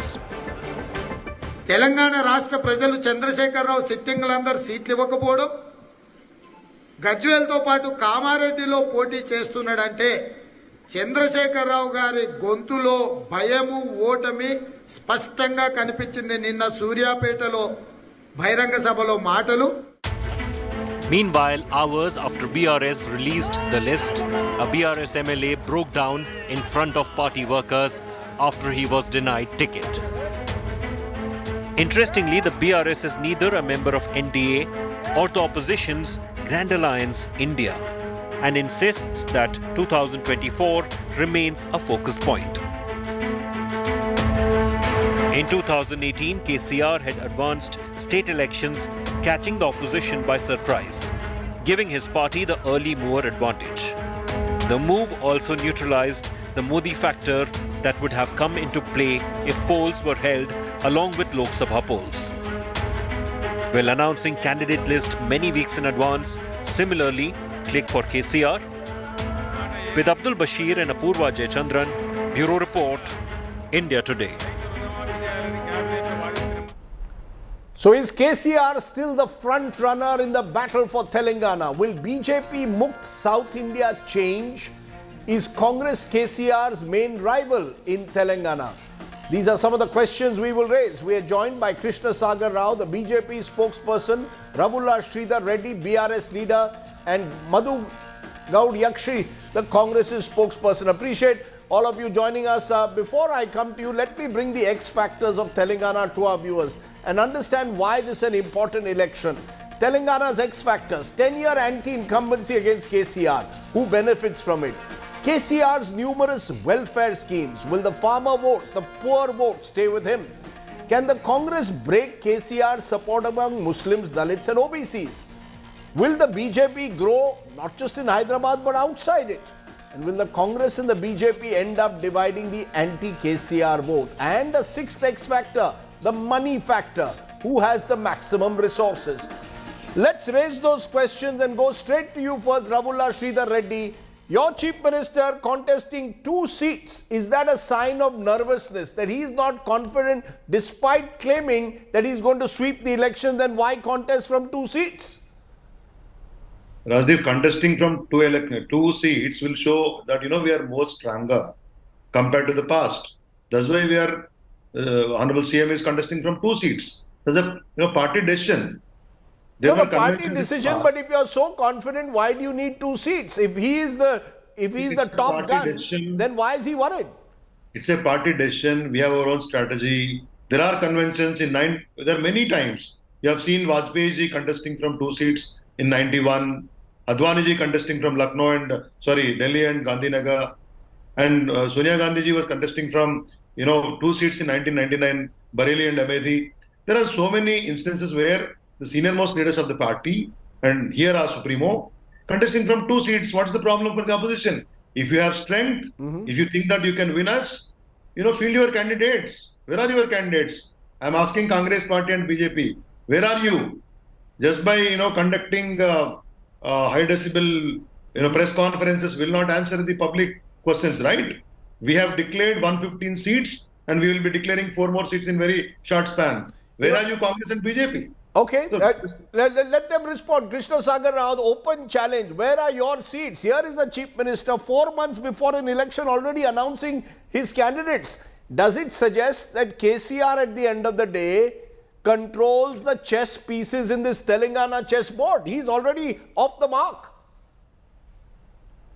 See, Rajdeep, there are no prizes for coming early in declaring candidates. Sometimes it can even work against you, and it can even yield as a self-goal. And we really hope that it happens because, going ahead and announcing 115 candidates is not equal to winning that many, while KCR was saying that. Number 2 is that it shows more of a desperation than preparation. Because if you're prepared, you don't need to do it 4 months when you had 4 years of governance in this term, another 5 years, actually 4 years in the first term too. So if you did not foresee anything happening to you and your seats, why would you rush into it? Number 3 is that he fears backlash from his own MLAs. I told you, as he lost options, and that is the desperation part. If you don't have options, how can you call yourself successful as someone who can win back? See, he himself, KCR himself, has quoted and many times leaked that there are about 35 MLAs he would not want to contest this election. He would not want to nominate them for this election. Now, why did he go back on that? He said in one of the press conferences that 35% of commission has been taken from certain schemes of the government by a few MLAs. Now, why those MLAs haven't been removed from the list which he has actually announced? So he's under pressure. He's in a political compulsion so that he wants to keep the folks together, the entire folk of the BRS, so that he doesn't get into a rebellious kind of a moment. Right, let's keep our interventions a little shorter. You're saying basically that KCR is nervous and therefore has been forced to renominate most of his sitting candidates, fearing that they would rebel. You want to respond very quickly, Rahul Sridhar Reddy, to that? Not only is the Chief Minister contesting 2 seats, he has renominated almost 95% of his candidates. Does that suggest that he's not worried about anti-incumbency at the local level, or he's worried that if I don't nominate someone, they will switch sides, as already some of them have indicated today? Those who've not got tickets are planning to join Congress or BJP? Rajdeep, that is not weakness. Announcing the candidates close to 3 months, more than 3 months early before the elections is strength. The confidence that we have on our people, the confidence that, we have delivered in the past 9 years. And people know that. And here, instead of speaking much, actions speak louder than words. We have declared our candidates. We know what we have done in the past 9 years. I am asking BJP, where are you? Answer me that. No, but why do you want them to declare their candidates so early? The election we don't have at the time we wish to. See, Rajdeep, they don't have. BJP is actually out of race in Telangana. We don't even want to consider them that they are a competition to us. So you're saying Congress is your main rival? Are you saying, Rahul Sridhar Reddy, Congress is your main rival? To a certain extent, because Congress, one minute, Mr. Rao. Because of this Karnataka election result and all, these days they are doing some activities. But even Congress also is not a match to KCR and our party today. They both will be fighting for a distant second position. I'm very clearly telling you. Okay. Sir, these are your candidates. Now you are asking me, why have you declared the candidates? That's my strength. We have people. You made We your have point. You made your point. Let me take that to Madhu Yakshigaud. According to the BRS, and I've heard that from KCR as well, this is a battle for second place. He believes that even the anti-KCR vote will get divided between Congress and BJP. He is comfortable. What is the Congress going to do to build on the Karnataka strategy? We are told that there will be now Dalit and Muslim outreach programs. What specifically does the Congress intend to do in Telangana to try and narrow the gap with KCR? Rajdeep, you have seen, you're my good friend, you're a learned journalist.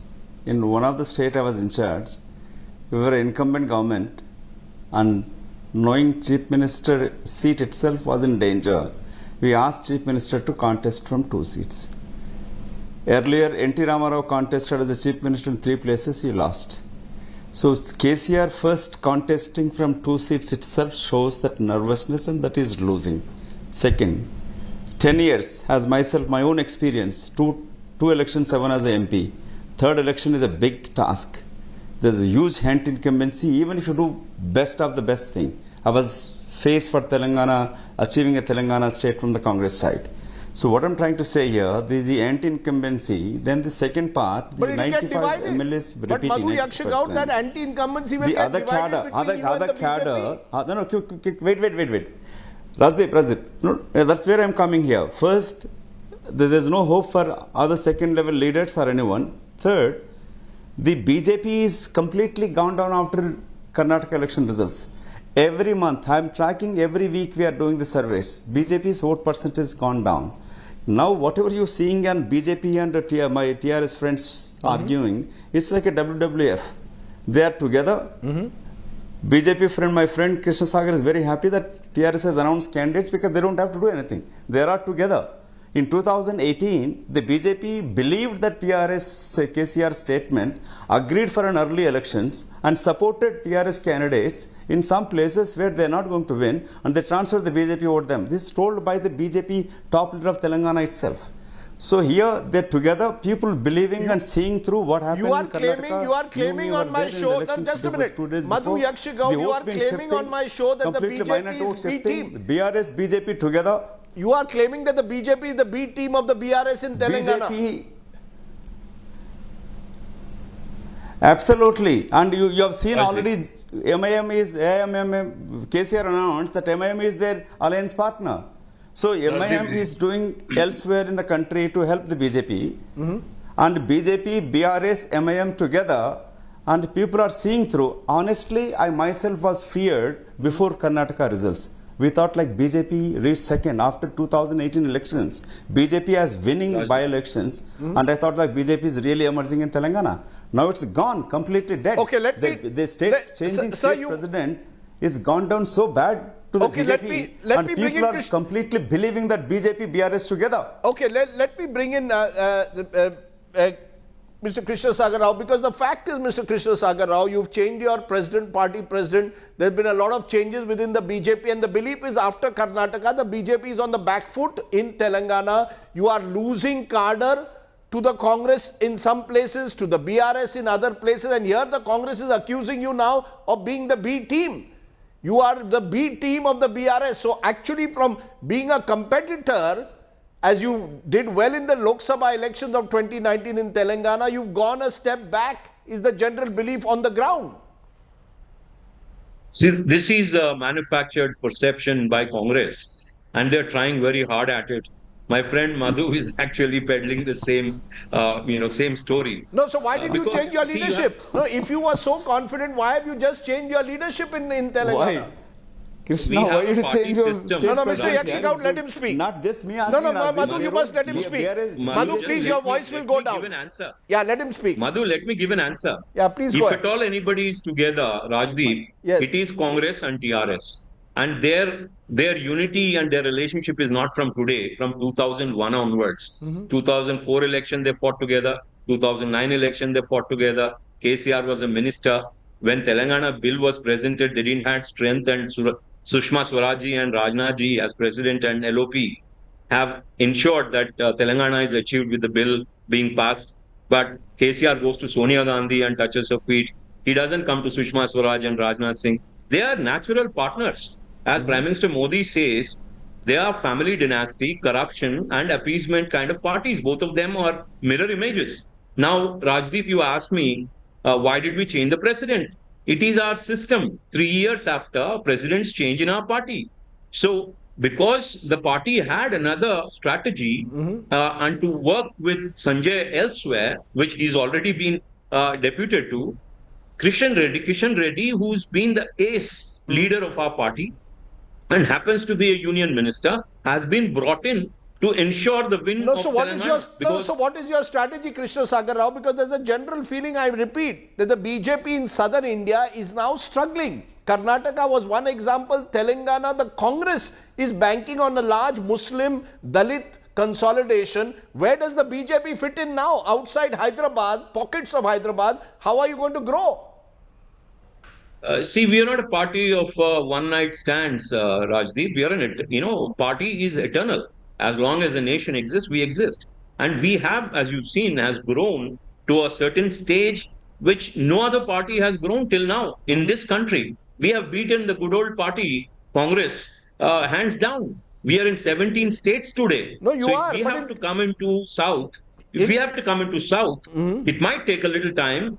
But for Telangana, we have already entered. Karnataka, we have been there before. So South hasn't banned us. South has given us a big opportunity. And Telangana will be the second gateway for the entry into South.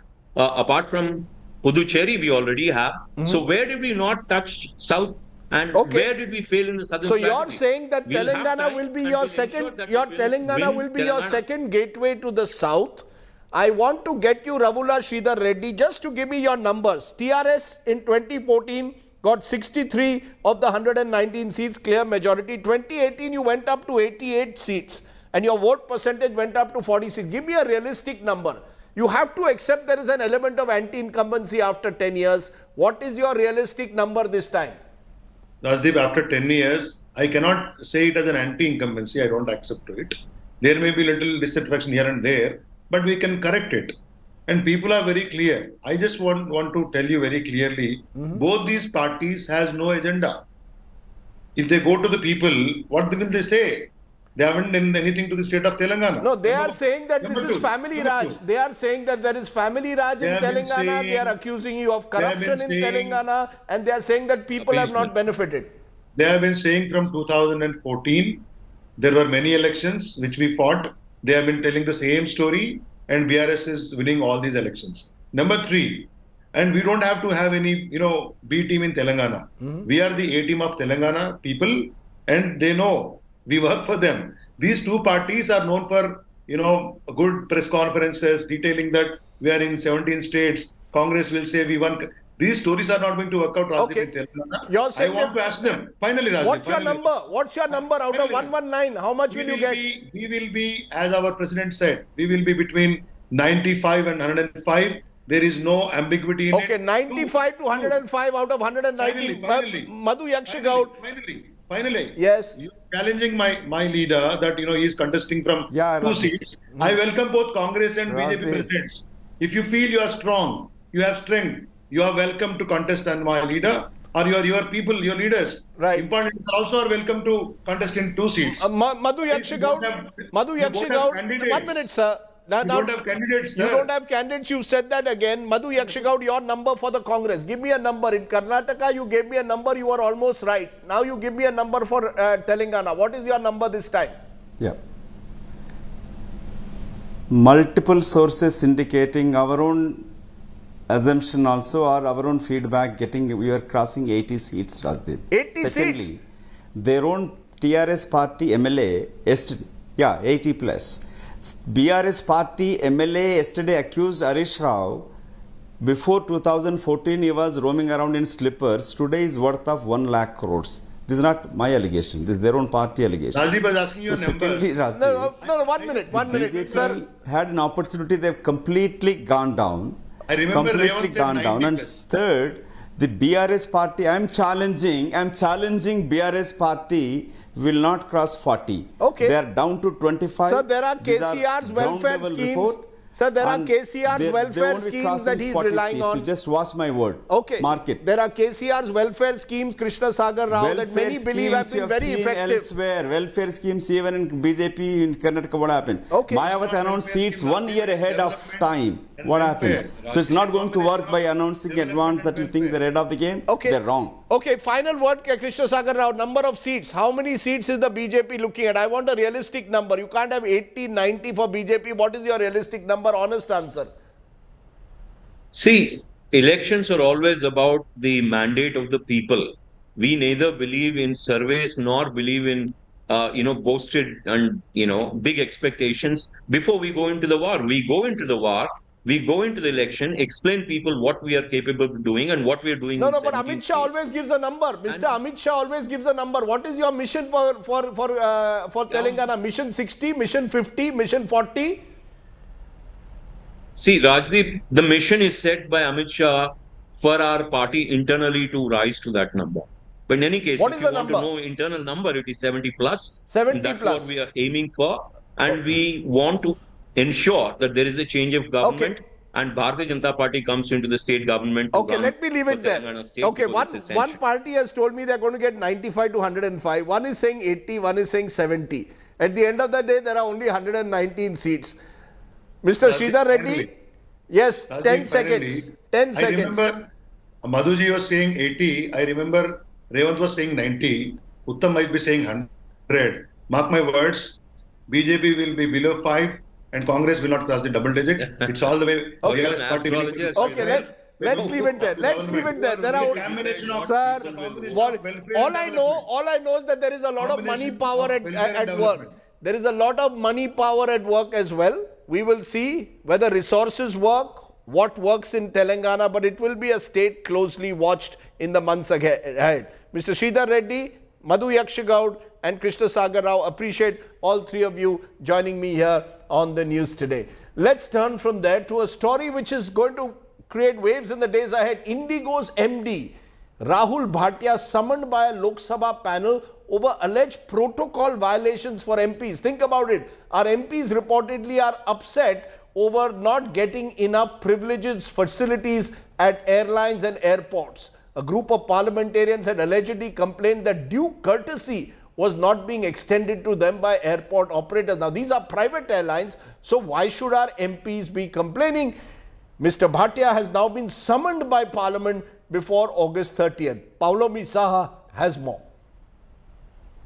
Rahul Bhatia now will represent Indigo when he appears before the Privileges Committee. Now, in September 2021, in fact, the Ministry of Civil Aviation had reiterated certain guidelines in terms of protocols that should be extended to members of Parliament, including access to the reserve lounge at airports, free tea, coffee, water, seat preference being given to them, preferably front row seats on airlines, on flights, car parking which should be given to them on the basis of the sticker that they have on their vehicles as members of Parliament.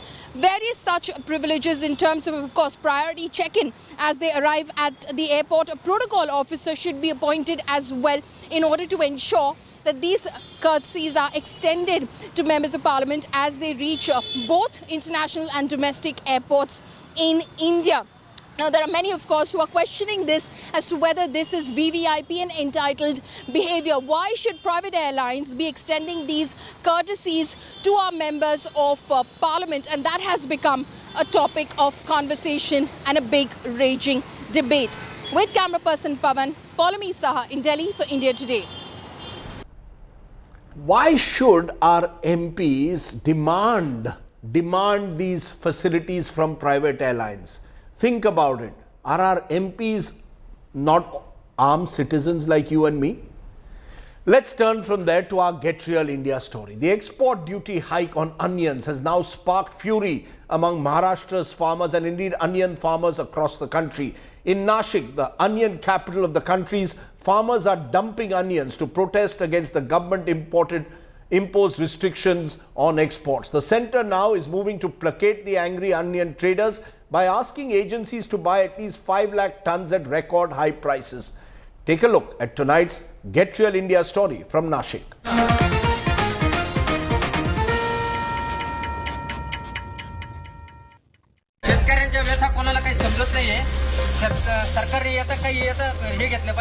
Anger spilling over to the streets of Nashik.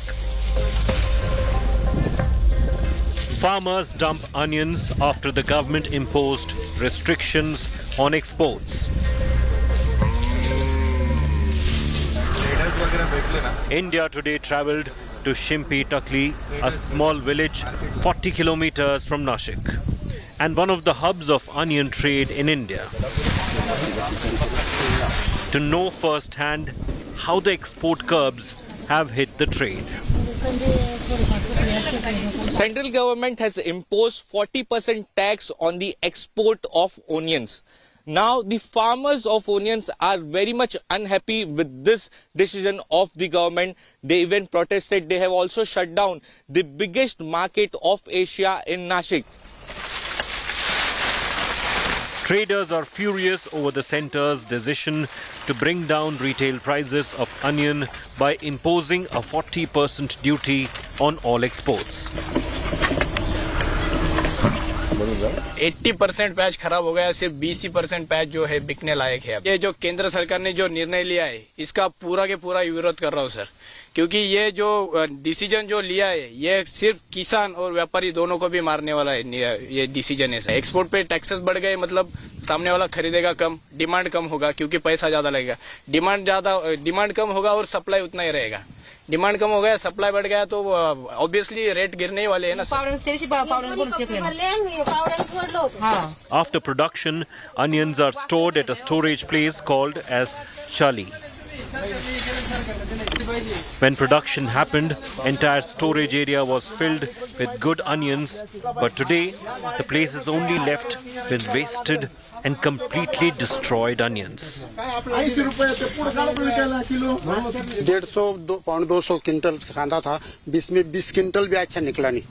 ये जो आपको लगता है ना, अभी सदन भागी थे, वो जो आत्महत्या हो रहा है ना, इसके कारण ही ये तो हम तो ऐसा सोच रहे हैं कि ये सरकार किसान विरोधी है कि क्या? India Today team found farmers making a huge pit to dump the onions. Not just farmers, but traders and commission agents of Nashik, which boasts of the largest wholesale onion market in Asia, are boycotting trade. ये decision थोड़ा harsh है और थोड़ा जल्दी है। Export as an exporter sir, prices जो इतनी बढ़ गई हैं 40% ड्यूटी के साथ, करीब 50 से 60% ऑर्डर्स कम हो जाएंगे।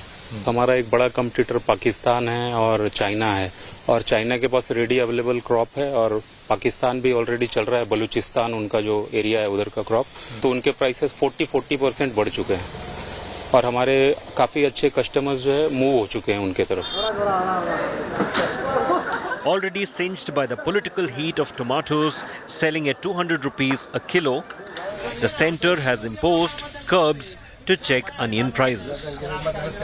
But farmers and traders are not taking kindly to it. With Saurabh Bhaktania in Nashik, Bureau Report, India Today.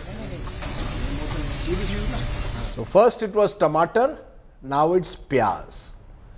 Let's take a break at that point. When we return, we are joined by a very special guest, the one and only multiple world champion Vishwanathan Anand will join me in a moment as Indian chess is experiencing another great moment. Pragyan and Magnus Carlsen settled for a draw in Game 1 of the World Chess Championship final. What lies ahead and what does the 18-year-old's rise mean for Indian and world chess? Back in a moment with that good news story.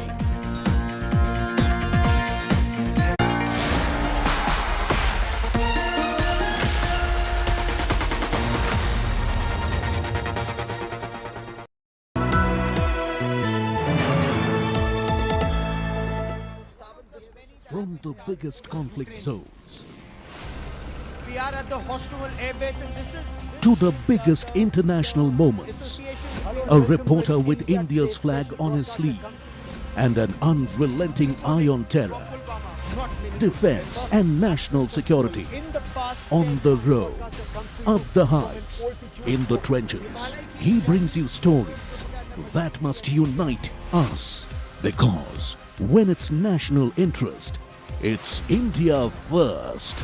Monday to Friday 10 p.m. only on India Today TV.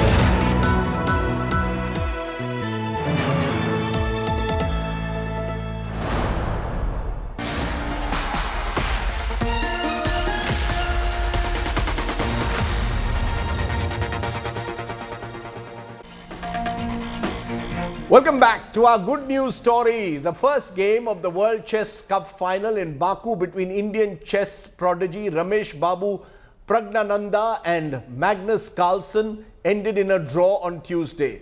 Both players deciding to shake hands after 35 moves. The second game of the final will be played on Wednesday. This time Pragnananda playing with black pieces. A draw even on Wednesday will mean that the World Chess winner will be decided on Thursday in the rapid and blitz tiebreakers. Remember, this is an 18-year-old who is one of the breakthrough moments of Indian sport. Someone who has, at the age of 18, gone where no other sports person has ever gone. So quite remarkable what Pragnananda has achieved in the last week at the World Championships. Only Carlsen and Bobby Fischer before him have been younger when they've qualified now for the World Candidates Championships. So that's really the story to look out for. Someone who's really blazed a new trail. Lots of praise coming his way for what he's achieved. Even today against Magnus Carlsen, more than holding his own against one of the greatest chess players of all time. So Pragnananda eyeing that historic win at the moment in Baku, hoping all eyes on him. Tomorrow could be a big day for Indian sport, as well as not just for the moon landing, but for what Pragnananda could achieve. Vishwanathan Anand joins me, chess grandmaster, 5 times world champion. Vishy, what does this mean? Excitement for you that an 18-year-old has achieved as much as he has? Yes, it's wonderful news. I mean, in one tournament, in the FIDE World Cup in Baku, Gukesh crossed my world ranking. He's now 7th in the world. And Pragnananda has become the first Indian after me to end up in a World Cup final and to qualify for the candidates next year. And at all of 18, as you said, so which is unbelievable. I mean, when I was 18, I had just become a grandmaster, and at 18, he's in the candidates. So very, very exciting. To top it off, he's beaten the number 2 and number 3 in the world, and is now facing off against Magnus Carlsen himself. So for chess, this is all the drama you could hope for. You know, the word prodigy, like legend, is overused. You're a legend. Are we seeing the making of a prodigy here?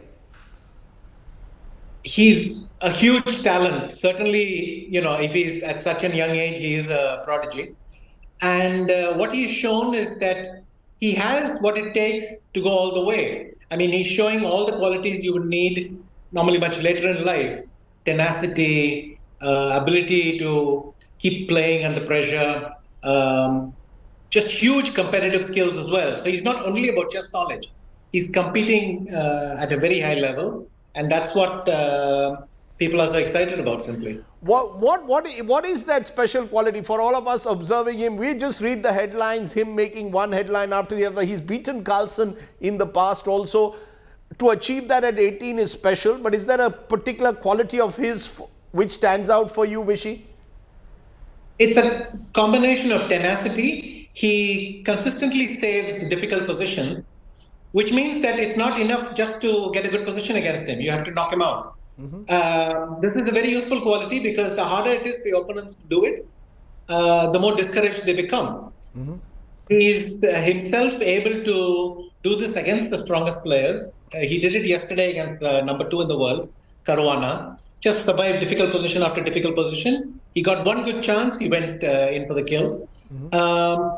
And he's able to play against people like Carlsen, who put pressure on you during all phases of the game, and you know, able to absorb that and give it back and keep making good moves and keep his composure, not make erratic decisions. So it's a combination of good nerves, good fitness, sensible decision making, a whole bunch of practical skills when you're playing a chess game. Just give us a sense of how difficult it is to play Carlsen, because Carlsen is, you know, is seen as the modern great now, and he's going to play tomorrow with White. Does that make it even more difficult for Pragyan, or the fact that he's defeated Carlsen in the past should give him reason for cheer? Both. So let's get to it. What is Carlsen first? Carlsen is very difficult to play because he makes very few errors. He makes errors, but they usually not terrible ones. His consistency is very high. So he may not always make the best move, but it won't be the worst move either. And that kind of means that his opponents get a more limited range of opportunities against him. What Carlsen will be trying to do tomorrow is to put a lot of pressure on the white pieces. Pragyananda didn't have a huge impact today with the white pieces, which is like the serve in tennis, so you're supposed to put a bit of pressure. He didn't manage to do that, but that's understandable because he's still exhausted from yesterday's struggle. So I think overall today was a good result, but Pragyananda has to know that tomorrow is going to be a tough day at the office, and hopefully he can get himself in the right frame of mind to take that to its successful conclusion. Let's just look at, in conclusion, at the wider picture. You broke the glass ceiling, became world champion. Now we have a chess revolution, different parts of the country, but none bigger than Chennai, the chess capital in a way of the country. What is it that has changed? Is it just the fact that there are role models like you, there are facilities available through chess clubs? Something seems to have changed that is making so many Indian players do so remarkably well at the highest level in this sport. At some degree, in some way you hit on it. Each generation builds on the previous one. So I was the first grandmaster in a state which already had 4 international masters. In the same way, now Tamil Nadu has progressed so much, along with the rest of India, by the way. We have more than 80 grandmasters in the country. And what this has meant is that a lot of the previous grandmasters have run excellent coaching academies. They're available as trainers. They help you in other ways. And so this generation was able to grow faster. On top of that, there's a lot of trends which are going very nicely for chess, internet connectivity, the general popularity of the game, therefore more sponsors, more resources, all these things coming in. So multiple factors, I think maybe the beauty is that they all came together at the right time. And this particular generation, they're very, very good, they're very talented, and they're all under 20. We have 4 of the world's best players, and they're all under 20, which is really special because it means that not only will they keep pushing each other now, they're going to keep pushing each other for the next 10 years down the line.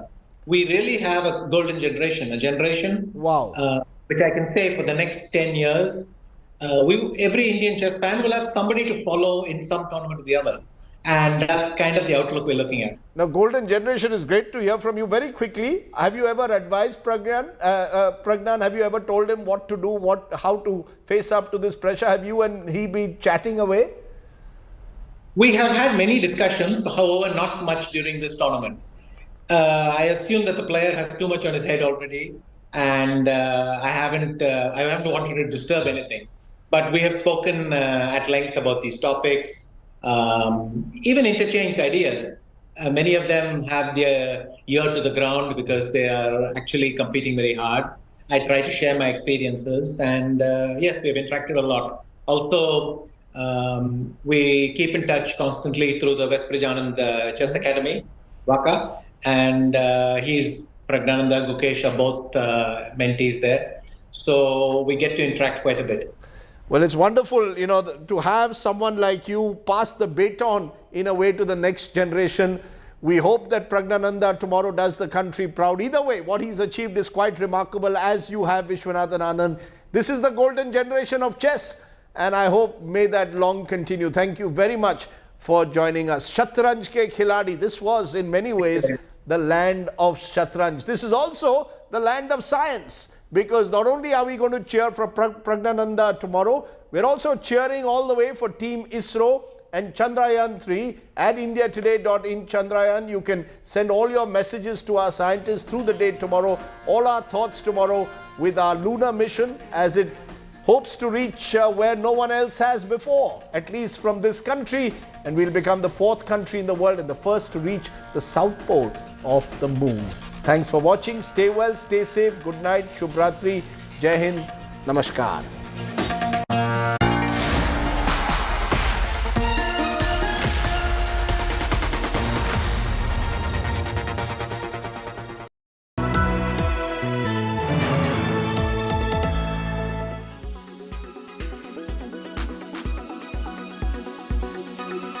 what really should be your alternatives to white refined sugar, which clearly is something that you must avoid. Let's talk about what you can use instead of this white sugar.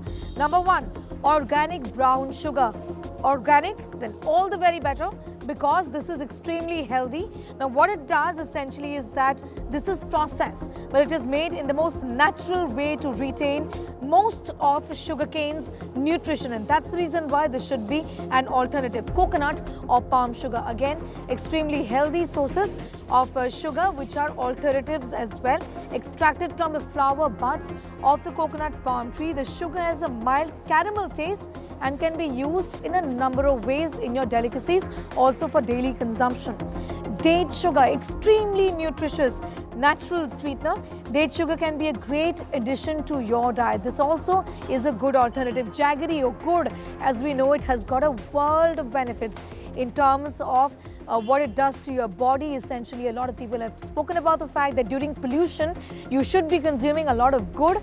It's a great alternative to sugar. Also, the fact that it is rich in iron is really an added benefit and added advantage. Raw or unprocessed honey. This too is a great alternative. You can use it in various forms, like you use white refined sugar. It tastes extremely good as well.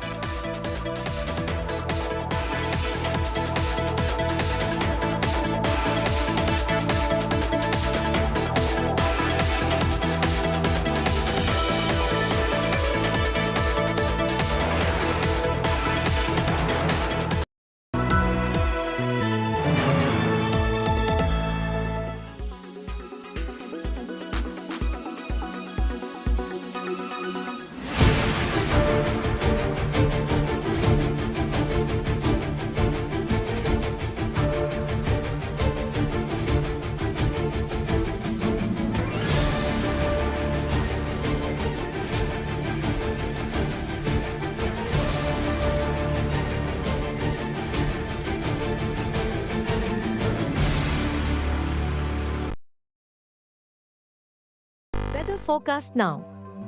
Delhi, maximum 40 and minimum 27 degrees. Mumbai, maximum 29 and minimum 26 degrees. Kolkata, maximum 32 and minimum 26 degrees. Bangalore, maximum 27 and minimum 25 degrees.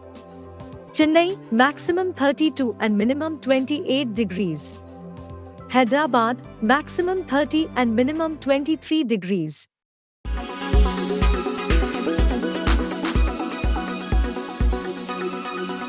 Make your media plan smarter with India Today Live TV on your connected devices.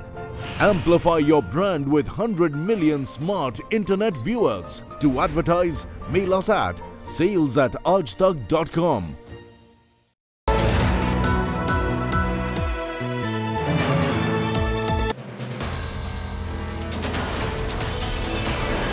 In politics, everyone has an opinion, but I have the data. Whose stock is rising? Whose graph is falling? Track India's political stock exchange. Unmatched, unmissable data analytics. The only show on News TV when numbers do the talking. India's most credible poll tracker. The Political Stock Exchange with Rahul Kamal, only on India Today. Good evening, viewers. Let's take a look at the weather report across the major cities this evening. Thiruvananthapuram is at 31 degrees Celsius with an AQI of 62. Mumbai is at 29 degrees Celsius with an AQI of 47. Panji is at 29 degrees Celsius with an AQI of 41. Ahmedabad is at 31 degrees Celsius with an AQI of 48. Bhopal is at 29 degrees Celsius with an AQI of 32. Jaipur is at 35 degrees Celsius with an AQI of 93. Delhi is at 35 degrees Celsius with an AQI of 122. Srinagar is at 32 degrees Celsius with AQI being 107. Lucknow is at 29 degrees Celsius with an AQI of 88. Patna is at 32 degrees Celsius with an AQI of 106. Kolkata is at 32 degrees with an AQI of 53. Hyderabad is at 31 degrees Celsius with an AQI of 52. Bangalore is at 32 degrees Celsius with an AQI of 38. Chennai is at 32 degrees Celsius with an AQI of 102. This is all we have for you in this segment. Hope wherever you are, you find favorable weather around you. Keep watching India Today for all the weather updates with me AI Sana all through the day. Co-powered by the new Kia Seltos, the badass reborn. Co-powered by PolicyBazaar.com. Har family hogi insured.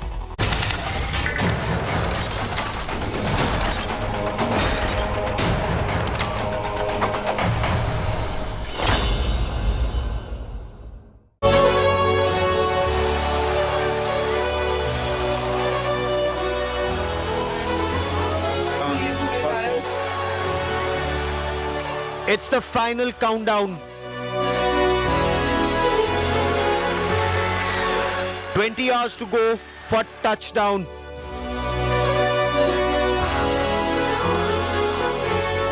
India on the verge of creating history. First country to land on the south pole of the moon.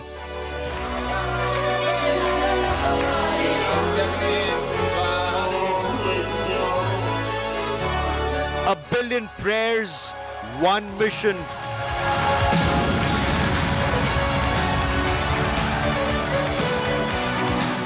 India on the moon. That's our top focus on India First.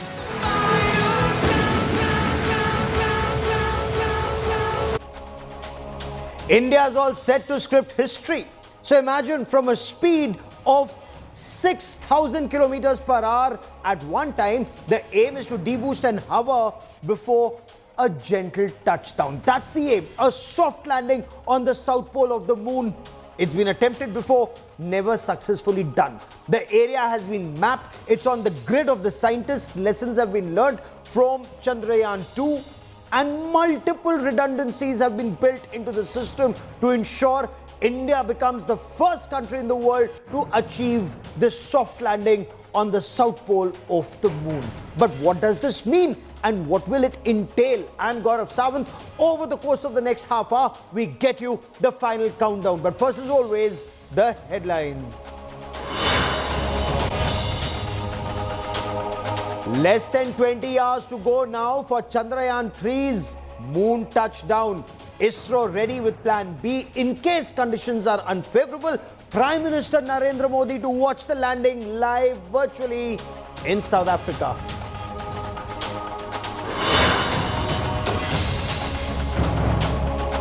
Delhi's alleged rapist Babu and wife's attempt to evade arrest foiled. CCTV images show the bureaucrat at a church days after the FIR was filed against him. Delhi Women's Panel Chief seeks a meeting with the Union Home Minister Amit Shah.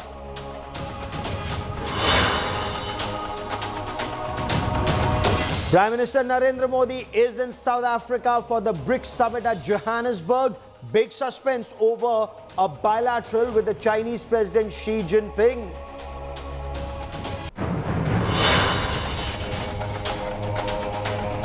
Shocking Bihar VVIP culture on display. An ambulance blocked for Bihar Chief Minister Nitish Kumar's convoy despite the patient's family crying. A Bihar police officer also seen holding an umbrella for RJD Supremo Lalu Prasad Yadav.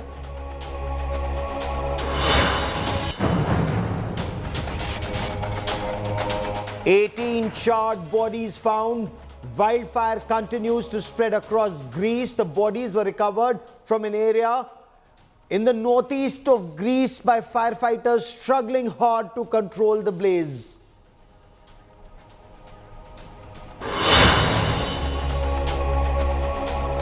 With bated breath, a billion-strong nation is waiting for the final touchdown of Chandrayaan-3. The countdown has begun for Vikram lander to softly touch down and land on the south pole of the moon. And once moon dust settles, the Pragyan rover will roll out. And with that, India's national emblem, the Ashok symbol, the Ashok chin, and of course, the symbol of the Indian Space Research Organization will forever be imprinted on moon. ISRO is confident. So far, all systems are working. There are multiple redundancies that have been built in. Every situation has been war-gamed, and of course, also the prayers of a billion-strong nation. India Today's Akshita Nandagopal brings you our top story.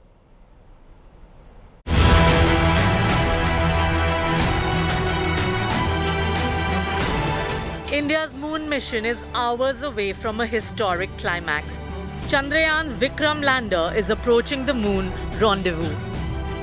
Saying hello to Chandrama, snapping breathtaking images from close vicinity, showing moon in all its glory, with details of the unexplored far side, complete with billion-year-old craters. Indian Space Agency asserted that the mission is fully on track. The system is undergoing regular checks to ensure a smooth touchdown. It is almost similar to what we designed or developed for Chandrayaan-2, except for instead of orbiter now, because orbiter is anyway working fine and it is still useful and it is giving a lot of important data which will be utilized for Chandrayaan-3 landing also. So we decided that orbiter will be replaced by a propulsion module, which duty is to take it to the orbit of moon surface. ISRO is not taking any chances, especially after crash of the Russian moon mission. Keeping another landing site ready for Sunday touchdown if parameters aren't ideal on Wednesday. Former ISRO chief K. Sivan broke down the final maneuvers moments before the planned touchdown. First of all, lunar mission failure and this one, they are not related. Luna, actually, that is have its own system, its own the sensor, thrusters, and it may have its own characteristics. But we have our own system, our own thruster, our own sensors, which it has been functioning very nicely and without any problem. And till now, we are achieved what we want in a perfect way. And I'm sure that this will repeat on 23rd also. So we'll get a good landing. And we are not getting disturbed by the Luna 25 failure. They are not related. They are not a similar system. They are different system. Okay. So we are confident that we'll be able to achieve without any problem.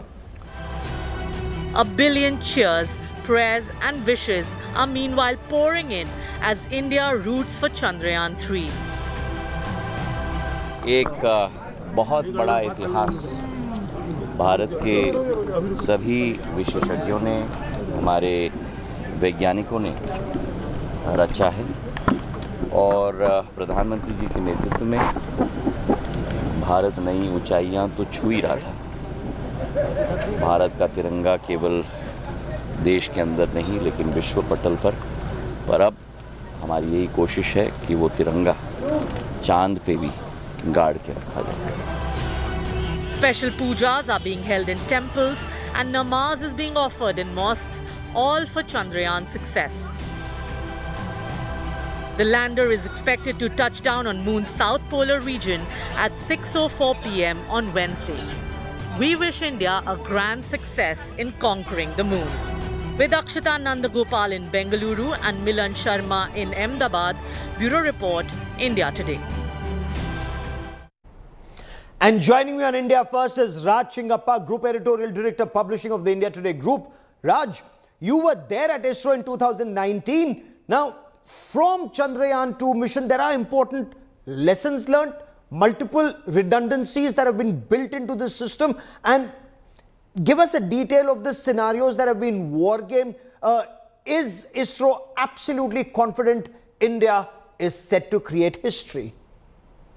Absolutely, Gaurav. I was speaking to Dr. Somnath, the chairman of ISRO, and he was explaining what were the lessons they learned from the failure of Chandrayaan-2, and what they have done is built on that. I mean, there were 3 or 4 major issues that happened in Chandrayaan-2, which was the propulsion system.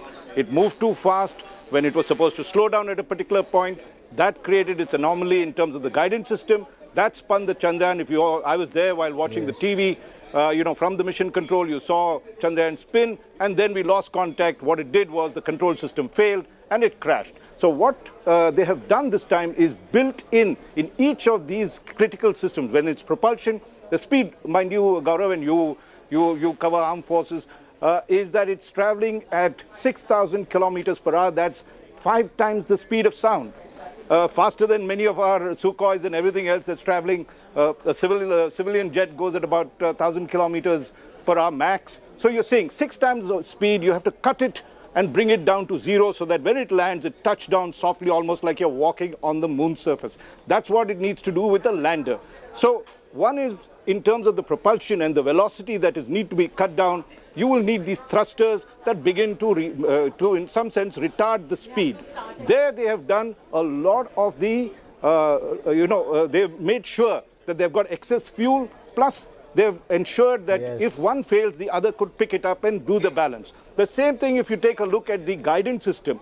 Earlier there was a software error, which meant that the parameters that they had calculated in the algorithm, the moment this went too fast, this turned out, they have now broadened that considerably. And the third aspect of it is, in the guidance, the final control and landing, what they have done is that last time they could only land in a patch of, say, like a football field. That was the size that was there. So it was very pinpointed accuracy that they had to do. This time it's much larger. It's like 4 times larger the size, which means that it gives them the leeway. And very cleverly, Gaurav, let me tell you, and that's what gives me the confidence, is that because they had Chandrayaan-2 the orbiter working over there, they've mapped that entire terrain. So they know precisely where they want to land, one.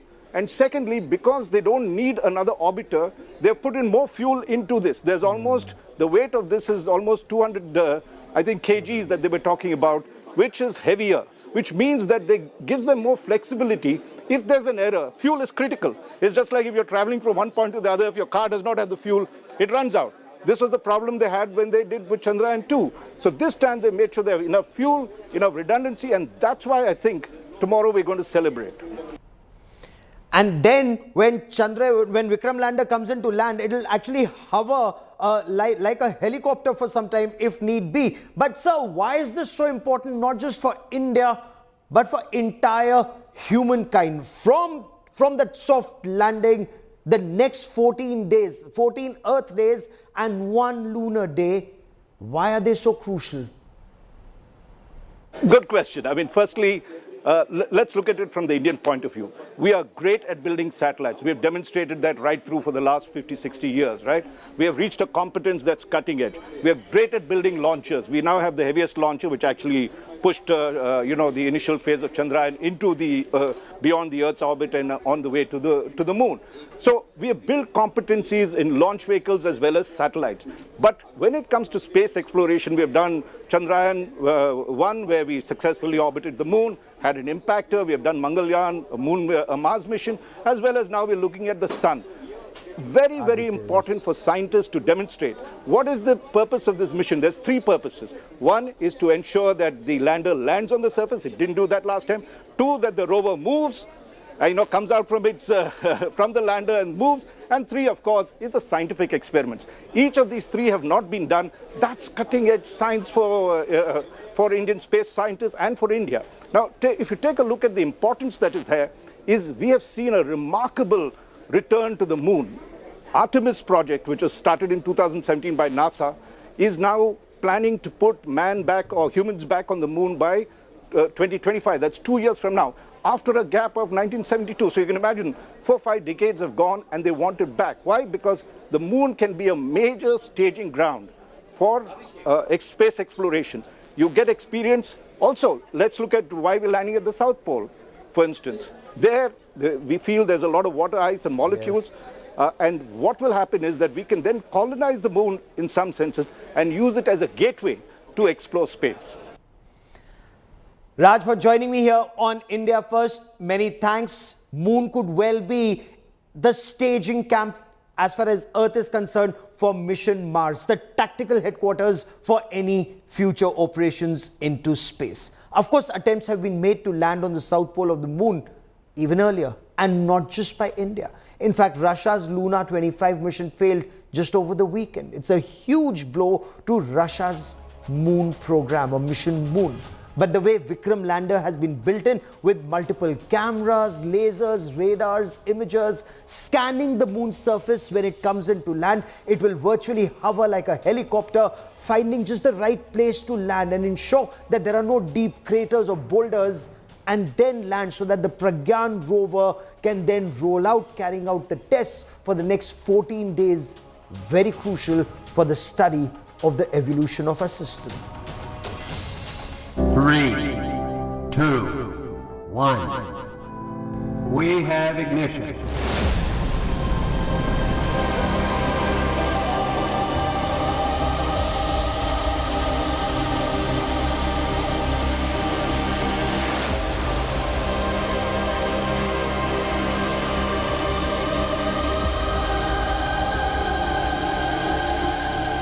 The moon is just 25 kilometers below India's Chandrayaan-3. As a new chapter begins in India's moon tryst, 1 billion people are praying for its successful landing. The Vikram lander is aiming to land on the lunar South Pole, which is a difficult feat. So what makes the soft landing near the lunar South Pole incredibly difficult? The South Pole of the moon's rugged terrain lies in the shade of perpetual darkness and plummeting temperatures. This is where researchers had previously discovered the presence of frozen water.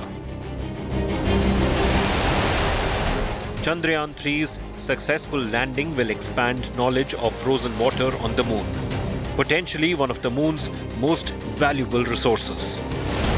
Scientists are interested in pockets of ancient water ice because they could provide a record of lunar volcanoes, materials that comets and asteroids delivered to Earth, and the origins of oceans.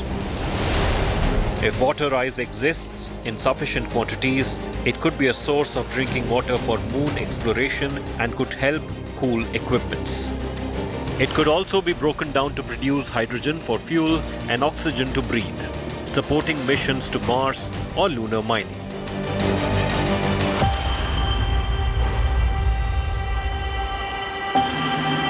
Attempted landings on the moon have failed before. Russia's Luna 25 craft had been scheduled to land on the South Pole this week, but spun out of control on approach and crashed on Sunday.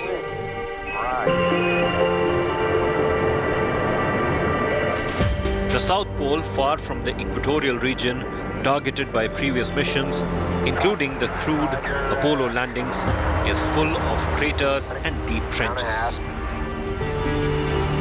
Chandrayaan-3 is proposed to land in the plateau between two craters, Manzinus and Boguslawski, and a third, Simpelius. Additionally, an alternate landing site has also been proposed. At the mountainous South Pole, the terrain is difficult and dangerous with major craters, minimal sunlight and temperatures below -300°F. If all goes according to plan, Chandrayaan-3 is poised to achieve a historic milestone as the world's first lunar mission to execute a soft landing near the moon's South Pole. Bureau Report, India Today. And as we move forward, let's take a look at India's space journey. From an imported rocket in 1963 to the made in India Chandrayaan-3, incidentally a cost less than that Hollywood film Interstellar. India's space mission has actually come a long way. Of course, anticipation builds around Chandrayaan's moonshot. Today, even the sky is not the limit for India. वास्तव में अंतरिक्ष में हैं, तो क्या वैसी ही हालत है या कुछ अलग लग रहा है? India's pride soars high. नागरिक होने के नाते आपको धन्यवाद। ऊपर से भारत कैसा दिखता है आपको? जी मैं बगैर किसी झिझक के कह सकता हूँ कि सारे जहां से अच्छा। Astronaut Rakesh Sharma becomes the first Indian to explore the celestial realm in a joint space mission with what was then Soviet Union. But the country achieved its first astronomical feat much before in 1963. Nike Apache, a two-stage sounding rocket imported from the United States, blasted off from a fishing village near Thiruvananthapuram in Kerala. Over the last 6 decades, India's space program has evolved enormously. From launch vehicles for satellites, INSATs for telecom, broadcasting, meteorology, remote sensing for satellite imagery, to research and development in space. From Aryabhat, a satellite designed and fabricated indigenously and launched from a Soviet rocket in 1975, to now on course to reach the moon and become the first country to explore its south pole. Here we have a majestic liftoff of LPM-3 M4 rocket carrying India's prestigious Chandrayaan-3 spacecraft. Because that's a place where we can get sufficiently enough solar heat, light for power generation. If you go further, there is a possibility that you will not get the full daytime utility. 15 years ago, India's first moon mission performed a detailed search of evidence of water and chemical composition of certain lunar rocks. The sky is the limit for the country's space ambitions. India's first space-based mission to study the sun. Aditya L1 nearing its launch date by the end of August or early September. Currently, payloads are getting integrated with the satellite, and it will go through a series of testing, including thermovag, vibration, so many things. And after that, we will have the launch. It goes in a PSLV, so that will send a commercial launch. So after that, we are already starting another building a next PSLV, and we are targeting by August end that Aditya can go. Isro working on the Gaganyaan mission, India's first manned space flight program. Blazing its way through the Earth's final frontier, India establishes itself as a space power and a master of space engineering. Bureau Report, India Today. And not just India, not just 1 billion strong people, it's actually the world that's watching India. My colleague Akshita Nandagopal spoke exclusively to a former NASA astronaut and the commander of the International Space Station, Chris Hadfield, on India's Chandrayaan-3 mission and what the world is looking at. Let's listen in to some excerpts. And it's my absolute pleasure to be joined here on India Today by Chris Hadfield, former commander of the International Space Station and author of the Apollo murders. Just to give you a brief sense of all that Chris has achieved, he's flown in 3 missions, built 2 space stations, performed 2 spacewalks, and was the first Canadian to have walked in space. So you'd understand why I'm particularly excited about his new book, The Defector, that is in fact releasing on October 10th. That's coming out. Chris, good morning. Congratulations on your new book, and thank you very much for joining us here on India Today. I've been seeing, from your social media interactions that you've been tracking the Chandrayaan-3 moon mission very, very closely. Just so for our viewers to understand from an expert perspective, from your perspective, how hard really is a soft landing on the moon? Well, thank you and good evening. I heard someone say 1 billion cheers for Vikram, and add my voice as one of those billion cheers. It's immensely exciting, but as you say, it's extremely hard. It's 400,000 kilometers away, and we're landing way down to the south, 70 degrees south. It's as if you were landing on the edge of Antarctica, and you're trying to do it where the final last few meters or few feet of touchdown, you're just counting on the automatic systems. And so there can always be, a boulder in the way or an uneven spot on the ground, even though they've chosen a plateau. And I know that the Russians had no success earlier this week. Remember, they've launched 27 missions to the moon, and they only landed 7 times, and the last one was a failure. So it's still exquisitely difficult. But with the tremendous experience gained in Chandrayaan-3, which helped discover water on the moon, in Chandrayaan-2, which has been mapping the moon ever since, and now with sort of the granddaughter of all of those, of Chandrayaan-3, I'm really optimistic and excited about the landing that's going to be happening just slightly under 24 hours from now. You know, I loved how you referred to Chandrayaan-3 as the granddaughter of these missions. It's so aptly put. I'm going to borrow that phrase also in the next 24 hours. You referred to Lunar 25, and the reason I talk about it right now, Chris, is look, Russia has attempted this, as you said, 27 times. They've got it right 7 times. Now, in the last 50 years or so, we've seen several such soft landings occur. It's 2023, and yet we haven't really been able to master it. Why is that? What makes it so unpredictable or so hard so many years on? Well, part of it is the nature of the moon itself.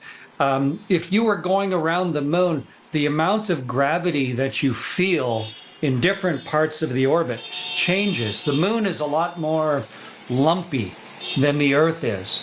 It's got big, dense sections. And so that makes orbital prediction more difficult. It's hard to know exactly where you are. There's no GPS. So where exactly around the moon are you? How do you even figure that out? And even though we've taken lots of images from the orbiting vehicles of the plateau that Chandrayaan-3 and Vikram are going to land on, you still don't know the fine details. You know, imagine if you were trying to land a helicopter somewhere in India and you looked and looked and looked, but then just when you got close to the surface, you had to sort of close your eyes and then just descend the last 50 meters with your eyes closed. It's sort of that level of difficulty. And that's why the engineers at Isro have been working so hard since Chandrayaan-2 to improve all of the systems, to make the landing gear wider and more robust, to try and give extra layers of backup. And it is possible to land on the moon. 3 other nations have done it. And I think India is really poised right now to be the 4th nation in history to land on the moon. The scientific impact of that and the inspirational impact of that for young Indians right across the country. But it all comes down to that last descent and touchdown coming up within a day now.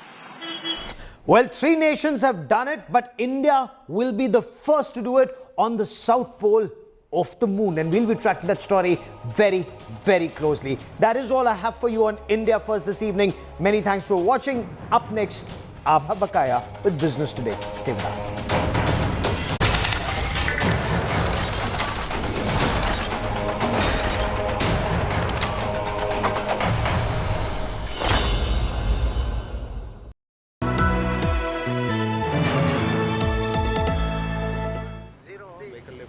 As Chandrayaan-3 circles the moon, India's billion breaths are held. Our spacecraft is in final descent, and every Indian heart beats for it as India's historic moon landing nears for our scientists and their mooncraft. Your love, your prayers, your wishes matter. Come on, India, cheer for Chandrayaan.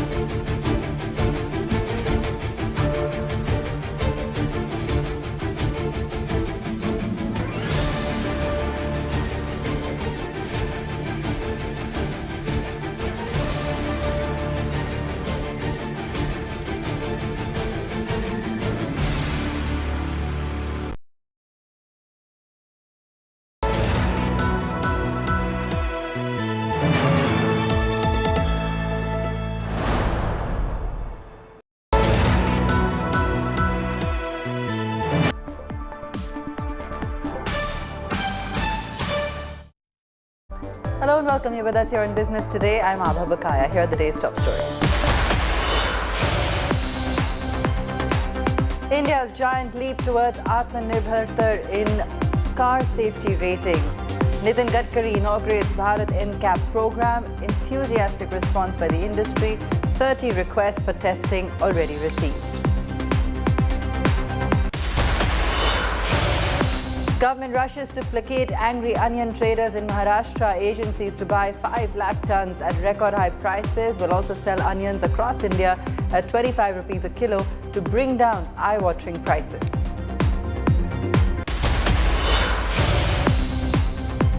Finance Ministry report says inflation to remain high in the coming months, blames it on global uncertainties and domestic disruptions.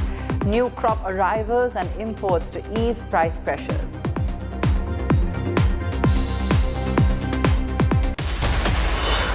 The new direct tax code will have no income tax exemptions, announces the chairman of the Prime Minister Economic Advisory Council, says exemptions only increase costs, calls for higher taxes to develop infrastructure.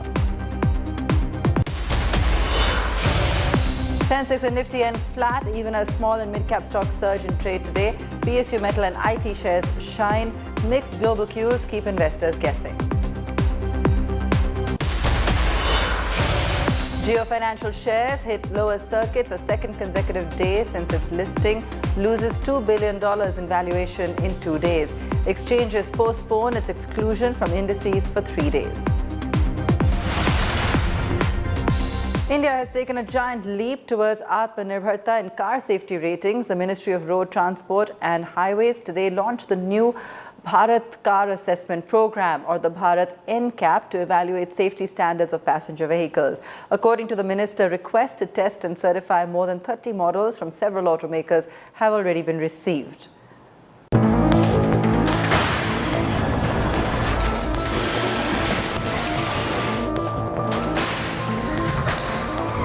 Cars being deliberately smashed against walls. Wired mannequins in them sending real-time data on damages and injuries. Getting a 5-star rating in these tests can break or make a car model. Companies like Tata, Mahindra, Maruti had sent to their models overseas for these tests, incurring huge expenses. From the 1st October, these tests will be conducted right here in India. Under the Bharat NCAP program, passenger vehicles that can accommodate up to 8 passengers and weigh up to 3.5 ton will be tested. These vehicles will be tested through various methods that are in sync with global NCAP and Euro NCAP crash testing protocols and will be assigned a safety rating ranging between 0 and 5 stars. The comprehensive criteria for the star ratings include facets such as pedestrian-friendly design, structural robustness, provision of active and passive safety technologies, as well as safety provisions for both adult and child occupants. It is really, I cannot explain it into the world. And this is the time that we have the highest priority for this, how we can save the life of the people. And road safety is the most important thing for that. But it is not only the automobile industry is responsible. Somewhere road engineering is a big problem. Our total process of making a detailed project report is it's totally wrong methodology, and we select the agency, they create a lot of problems, there are a lot of complications, and because of that also we are facing the problem. The government has already received requests to test and certify more than 30 models from several automakers under the assessment program. The program is voluntary and tests the base variant of a given model. Already more than 30 applications have been received because this whole exercise was done in consultation with the industry, and therefore industry was very positive about it. And already on today's day of launch, 30 applications for testing have been received. According to the Road Transport Ministry, the program's objective is to furnish car consumers with a tool for making comparative evaluations of the crash safety attributes of motor vehicles available in the market.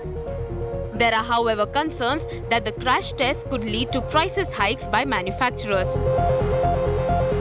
As and when the new additional features are added, it comes at a cost. So definitely that will increase the cost. But as I said, for us, we already have the safety pack in place. So frankly, for us it won't. But players who do not have these features and they have to add it afresh, definitely they will increase the prices. This, of course, this will encourage manufacturers to do more towards safety beyond what is required by regulation and go for higher stars. So that's a positive step.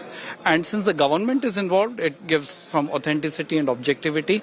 That's a positive. Importantly, the Bharat NCAP test will provide a big boost to exports from India.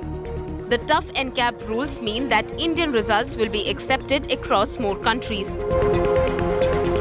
The government also expects foreign car manufacturers to start testing their cars in India. With Chetan Bhutani, Bureau Report, Business Today Television. Apple is looking at expanding its manufacturing operations in India. Senior government sources have told Business Today TV that top representatives from Apple India recently held a detailed meeting with officials from the Finance Ministry to discuss their plans for expanding iPhone manufacturing. According to sources, discussions centered around the future of smartphone manufacturing within India and how India's policies could be aligned to support this initiative. Karishma Sudani has more on this for us. Karishma? Well, we do have our sources in the Ministry of Finance confirming us that Apple India team had a detailed discussion with officials of the Finance Ministry in India. In fact, we've been told that discussions were held on how India emerges as to be one of the key investment countries when it comes to the smartphone industry. In fact, the tech giant also shared with India that they do see value creation in the coming years in the country, and they do want India to be one of the emerging countries besides Vietnam and Cambodia as the spot of investment and manufacturing of iPhones. This also kind of drifts away China from the whole plan of leading and holding a monopoly in the smartphone manufacturing market. We're also told that government is in a positive cooperation with the whole concept of smartphone manufacturing in India, and if required may consider certain tax incentives to companies. Thanks, Karishma. In one of the surest signs of the direction that the government is heading in, Bibek Debroy has called for removal of tax exemptions. Debroy, the chairperson of the Economic Advisory Council to the Prime Minister, today called for tax reforms and suggested that the provision of exemptions and direct taxes should be eliminated. Speaking at an event in Kolkata, he said exemptions lead to higher costs of compliance for the taxpayer.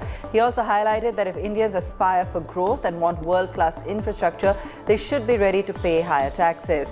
The government has been moving towards slowly weeding out tax exemptions, with the new income tax regime offering exemption-less higher tax slabs.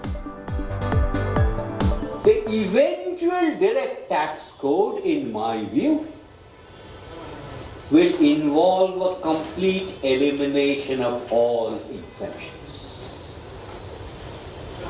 Any exemption only makes life more complicated. Any exemption only increases compliance costs. Any exemption only leads to litigation. Any exemption only enriches chartered accountants and lawyers. So whether we like it or not, either we must be prepared to pay more as taxes, or our expectations cannot be that we will get airports like in the West, or railway stations like in China, or whatever. Markets were flat today, unchanged from their previous close. Bulls did attempt to take charge, but fag and selling in heavyweights erased the day's gains. All eyes on global cues to direct the markets in the near term. The Sensex and Nifty both pretty much unchanged for the session. Top gainers today, Adani Enterprise, HDFC Life, ITC, NTPC and Hero MotoCorp. We'll bring those up for you in just a second.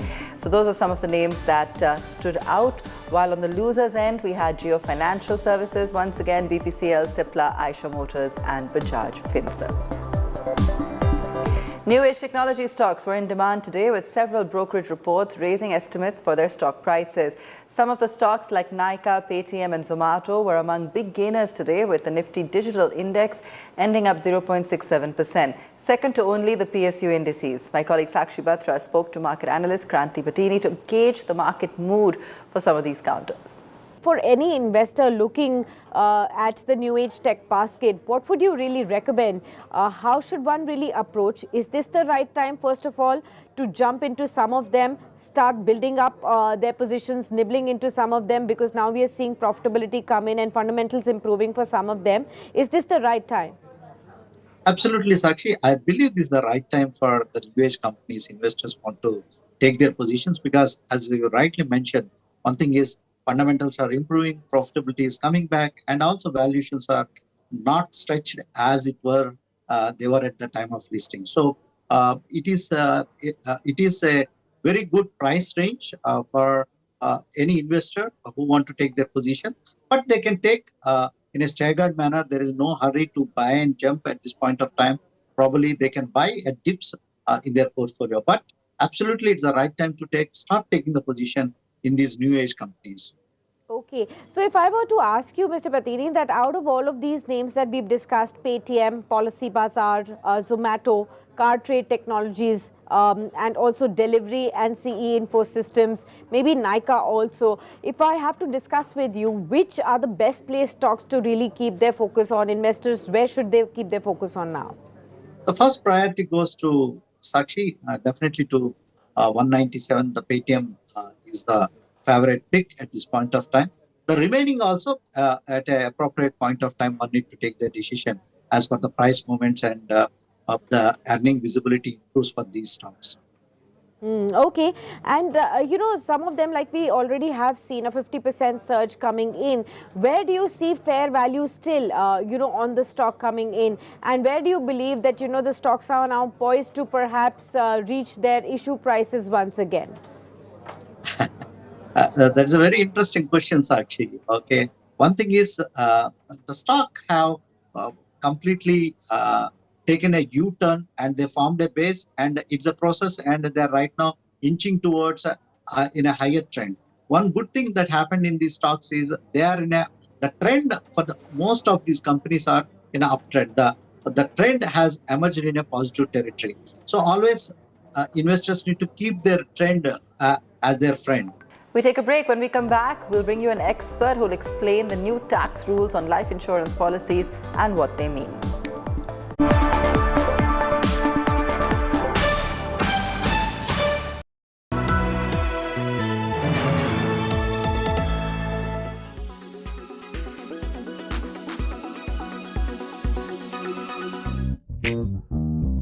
Where did our moon come from?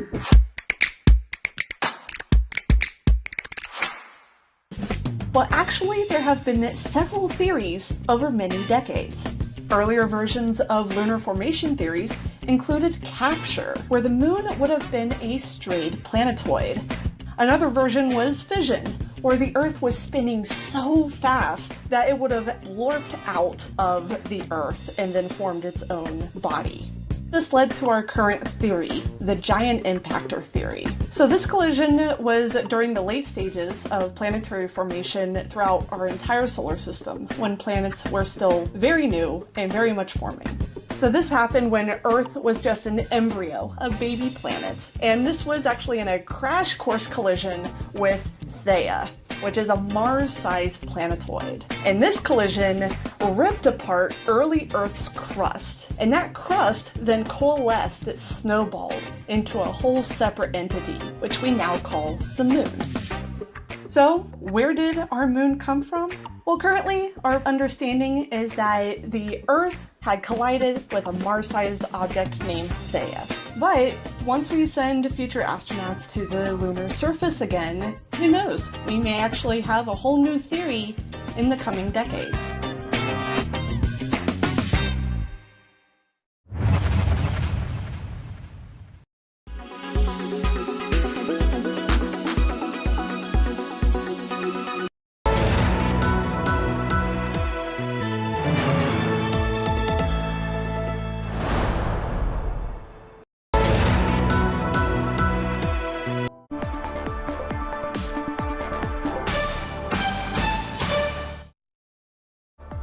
Welcome back. The central government has stepped up efforts to soothe the rising tempers of onion traders in Maharashtra. Central Purchasing Agency have been ordered to procure 5 lakh ton onions at very attractive prices. What's more, the government has hinted that it may waive the 40% export duty on shipments which have already reached ports.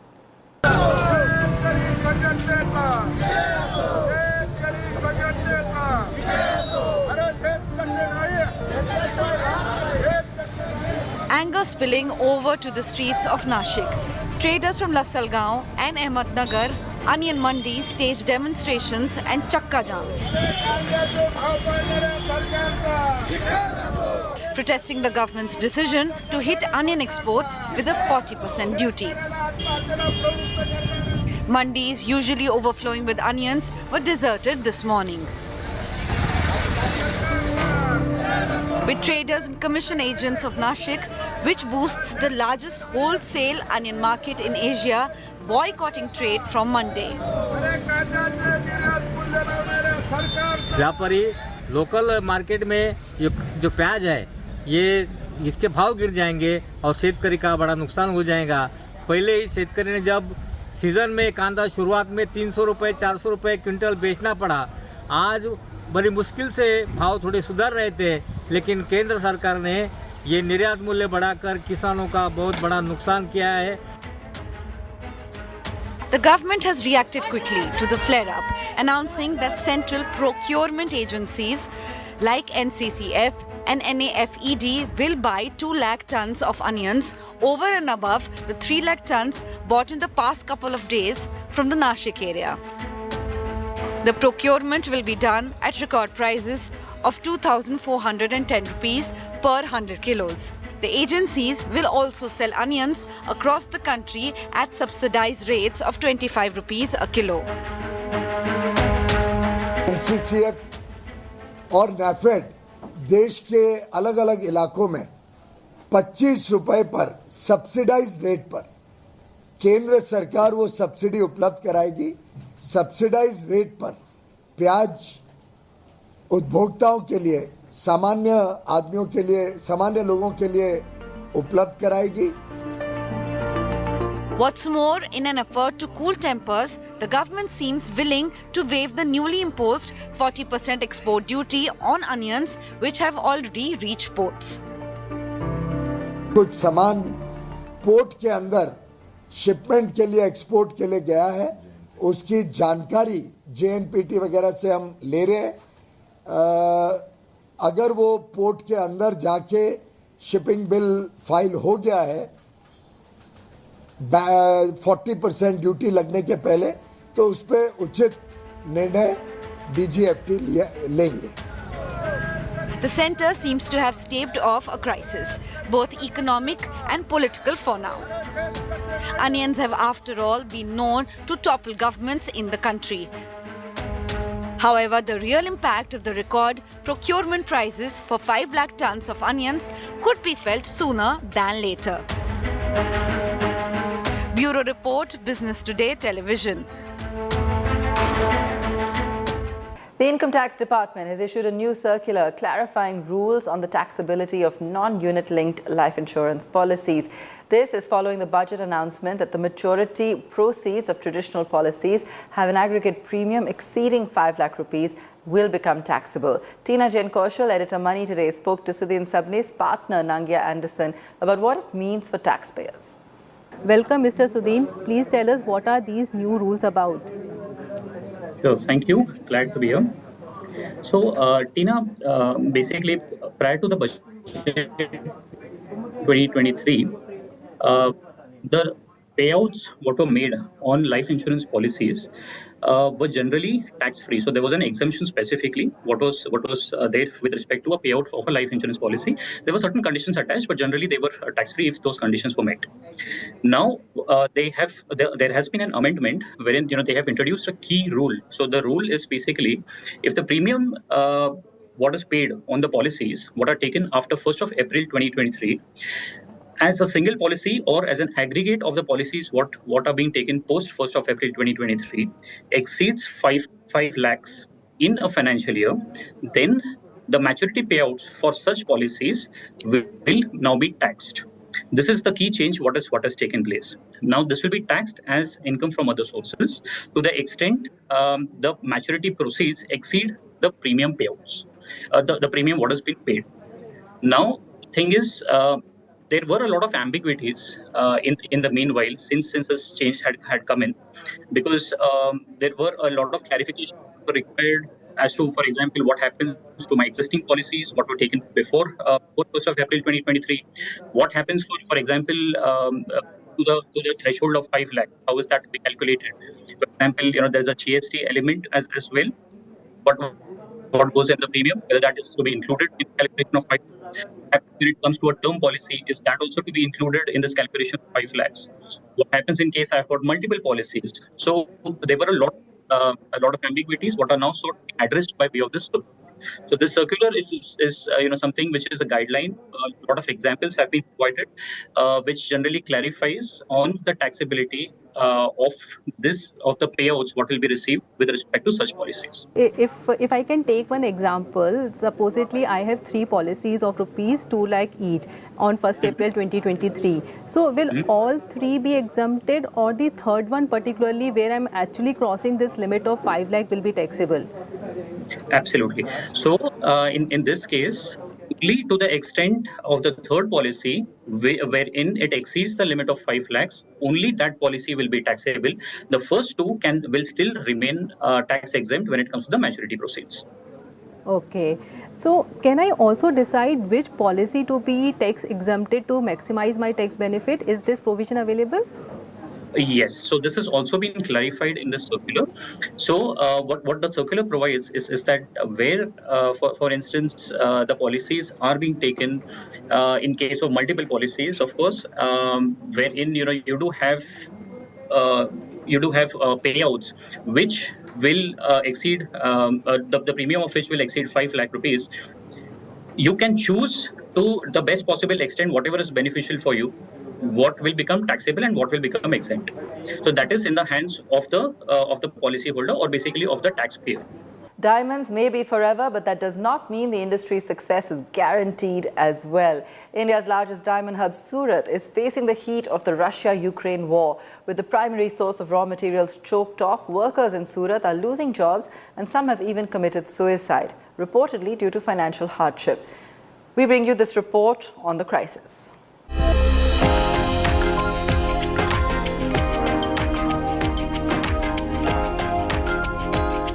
90% of all diamonds sold globally are processed in Surat. 6,000 units in Surat cut and polish rough diamonds sourced from around the world. More than 1 million craftsmen and other workers are employed by Surat diamond industry. 1.6 trillion rupees, that is what Surat generates as revenue every year. But the sparkle at India's diamond hub has a dark side as well. As many as 9 workers have committed suicide in the past few weeks. More than 20,000 workers have lost their jobs as Surat grapples with its worst crisis till date. Diamond units have cut back on working hours, hitting the earnings of workers by as much as 30%. Staff have been sent on unpaid leaves, sometimes as long as a month. The US-Russia war is one of the major reasons because of the sanctions of the rough from the Russian states, and अपना India तो rough produce करता नहीं accept पन्ना mines, सो हमको Africa या Russia से dependent है, so that is one.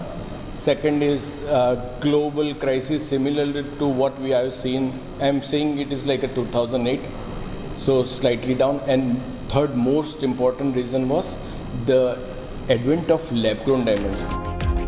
Surat's diamond industry sources around 35% of its diamond supplies from Russia. That avenue is now choked due to Western sanctions on Russia. Though lab-grown diamonds with a price advantage of 15 to 20% have substituted the real stones to a large extent, softening the supply chain concerns, exports of gems and jewellery are still down. Exports in 2022 to 23 fell to 1.76 trillion rupees from 1.82 trillion a year ago. But it is the April to July export figures for this year which have set off alarm bells. Exports have plunged 29% in the first 4 months of this fiscal. Lab grown diamond है, वो same ही property है, same material है, वो lab में बनाया जाता है, उसमें अभी ठीक चलता है, उसके हिसाब से जो भी वर्कर है उसको काम मिल जाता है, नहीं तो वो लैब ग्रोन डायमंड नहीं आता तो लगभग हालत बहुत ख़राब होती। जो वर्कर है डायमंड इंडस्ट्री में वो उनकी हालत बहुत ख़राब हो जाती। उनके लिए एक ये लैब ग्रोन सहारा मिल गया है रोजी रोटी के लिए। Meanwhile, the human toll of Surat crisis is mounting. There have been several suicides over the past few weeks and thousands of layoffs as diamond units adjust to the new geopolitical realities. Associations, however, deny that the suicides are due to layoffs. जब worker suicide करता है तो उसका नाम रत्न कलाकार से ही social media, print media, electronics media के अंदर रत्न कलाकार ने सुसाइड कर लिया, लेकिन वो हेडिंग ही सब लोग देखते हैं, लेकिन उसके पीछे का रीज़न जानने की बहुत ज़रूरत होती है। मेरा मानना है इफेक्ट है, पर लेकिन जो बात हो रही इतनी इफेक्ट डायमंड इंडस्ट्री पर अभी नहीं है। Surat is also hoping that its brand new 6.7 million square feet diamond bourse will be the good luck charm the industry badly needs. Built at a cost of 32 billion rupees, the bourse can accommodate 67,000 people in 4,200 offices. It is also the largest office space in the world. The Surat industry is hoping that the new office will wean some business away from Mumbai BKC's Bharat Diamond Bourse, which is currently the world's largest diamond complex. With Sanjay Singh Rathore in Surat, Bureau Report, Business Today Television. That's where we leave it on the show tonight. Thanks for watching.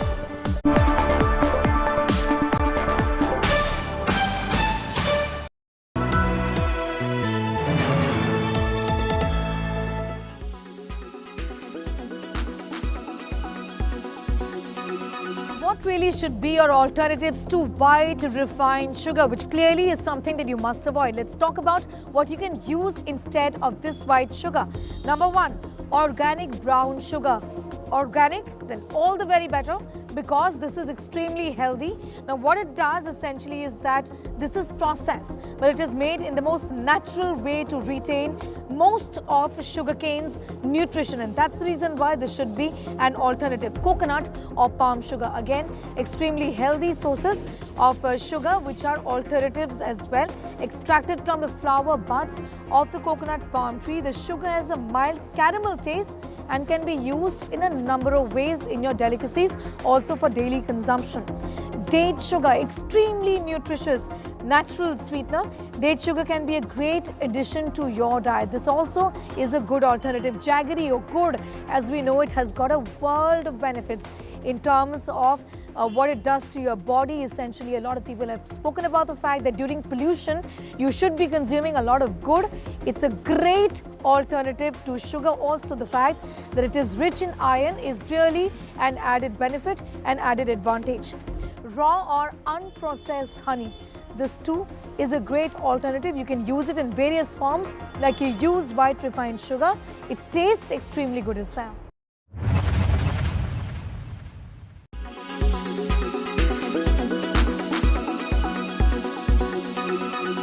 Make your media plan smarter with India Today Live TV on your connected devices. Amplify your brand with 100 million smart internet viewers. To advertise, mail us at sales@aajtak.com.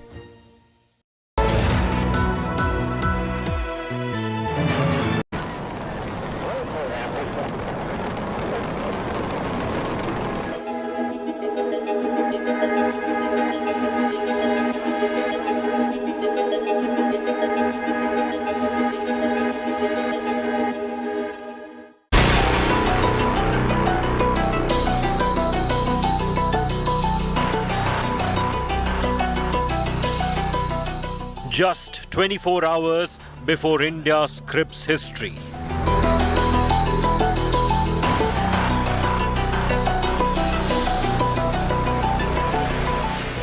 India's Vikram headed for victory.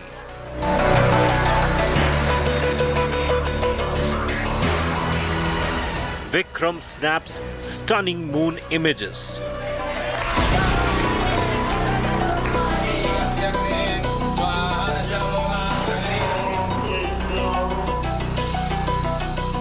India prays for Chandrayaan-3.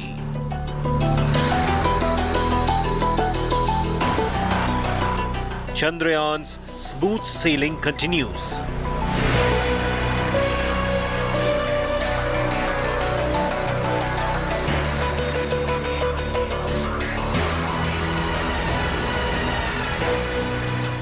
Science and spirit in celestial dance.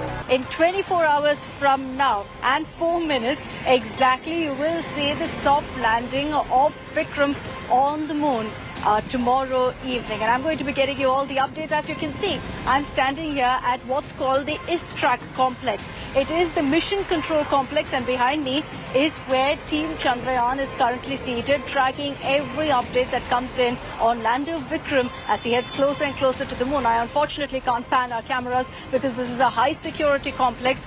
We've gotten the permission to stand here, but this is pretty much all I can show you for today. More, I promise, coming up tomorrow. I'm very, very excited to also tell you that in about 15 minutes from now, we'll be joined by an astronaut, by Chris Hadfield, the first Canadian to have walked in space. He's built several space stations. He's had several firsts. He will in fact commanded the International Space Station as well. And he's going to be joining me at 6:15 p.m. to talk about India's space moment, to talk about our moon mission and much, much more.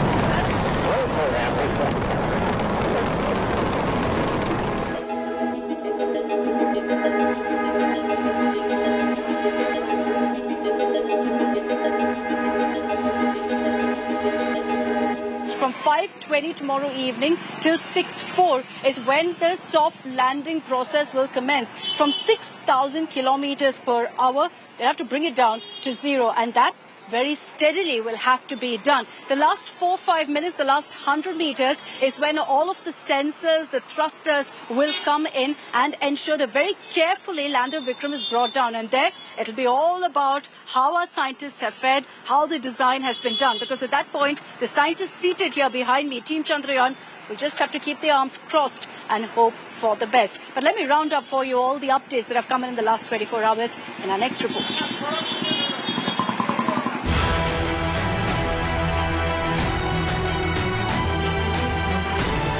India's moon mission is hours away from a historic climax. Chandrayaan's Vikram lander is approaching the moon rendezvous. Saying hello to Chandrama, snapping breathtaking images from close vicinity, showing moon in all its glory. With details of the unexplored far side, complete with billionaire-old craters. Indian Space Agency asserted that the mission is fully on track. The system is undergoing regular checks to ensure a smooth touchdown. It is almost similar to what we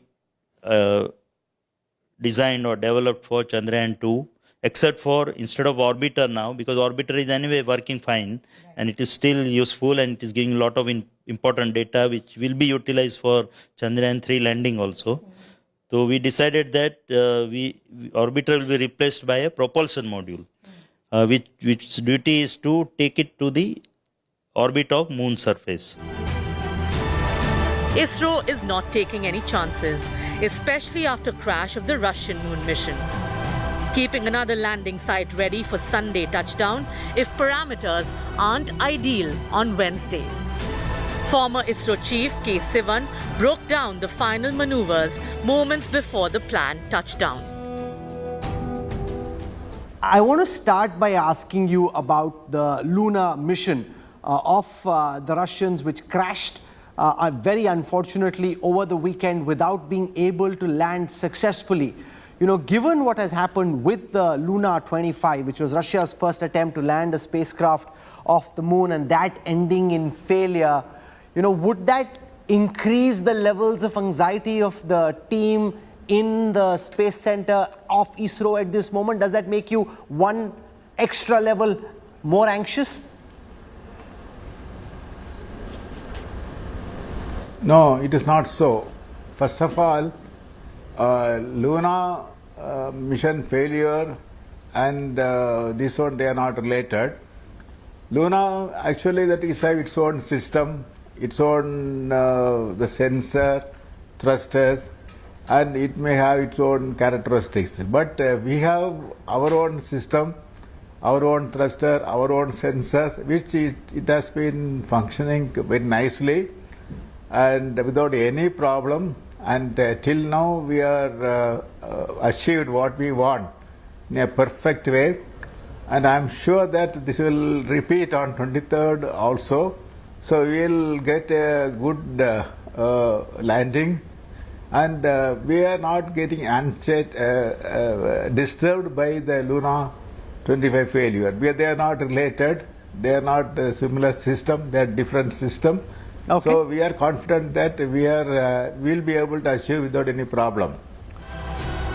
A billion cheers, prayers and wishes are meanwhile pouring in as India roots for Chandrayaan-3. एक बहुत बड़ा इतिहास भारत के सभी विशेषज्ञों ने, हमारे वैज्ञानिकों ने रचा है और प्रधानमंत्री जी के नेतृत्व में भारत नई ऊंचाइयां तो छू ही रहा था। भारत का तिरंगा केवल देश के अंदर नहीं लेकिन विश्व पटल पर अब हमारी यही कोशिश है कि वो तिरंगा चांद पे भी गाड़ के रखा जाए। Special pujas are being held in temples and namaz is being offered in mosques, all for Chandrayaan success. The lander is expected to touch down on Moon's south polar region at 6:04 p.m. on Wednesday. We wish India a grand success in conquering the Moon. With Akshita Nandagopal in Bengaluru and Milan Sharma in Ahmedabad, Bureau Report, India Today.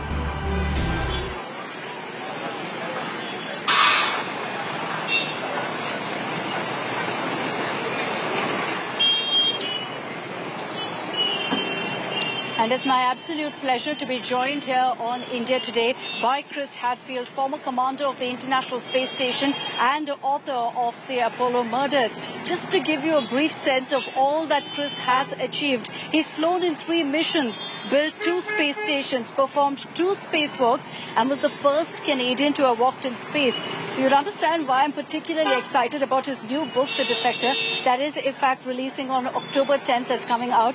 Chris, good morning. Congratulations on your new book, and thank you very much for joining us here on India Today. I've been seeing, from your social media interactions that you've been tracking the Chandrayaan-3 moon mission very, very closely. Just so for our viewers to understand from an expert perspective, from your perspective, how hard really is a soft landing on the moon? Well, thank you and good evening. I heard someone say 1 billion cheers for Vikram, and add my voice as one of those billion cheers. It's immensely exciting, but as you say, it's extremely hard. It's 400,000 kilometers away, and we're landing way down to the south, 70 degrees south. It's as if you were landing on the edge of Antarctica, and you're trying to do it where the final last few meters or few feet of touchdown, you're just counting on the automatic systems. And so there can always be, a boulder in the way or an uneven spot on the ground, even though they've chosen a plateau. And I know that the Russians had no success earlier this week. Remember, they've launched 27 missions to the moon, and they only landed 7 times, and the last one was a failure. So it's still exquisitely difficult. But with the tremendous experience gained in Chandrayaan-1, which helped discover water on the moon, in Chandrayaan-2, which has been mapping the moon ever since, and now with sort of the granddaughter of all of those, of Chandrayaan-3, I'm really optimistic and excited about the landing that's going to be happening just slightly under 24 hours from now. I loved how you referred to Chandrayaan-3 as the granddaughter of these missions. It's so aptly put. I'm going to borrow that phrase also in the next 24 hours. You referred to Lunar 25, and the reason I talk about it right now, Chris, is look, Russia has attempted this, as you said, 27 times. They've got it right 7 times. Now, in the last 50 years or so, we've seen several such soft landings occur. It's 2023, and yet we haven't really been able to master it. Why is that? What makes it so unpredictable or so hard so many years on? Well, part of it is the nature of the moon itself. If you were going around the moon, the amount of gravity that you feel in different parts of the orbit changes. The moon is a lot more lumpy than the Earth is.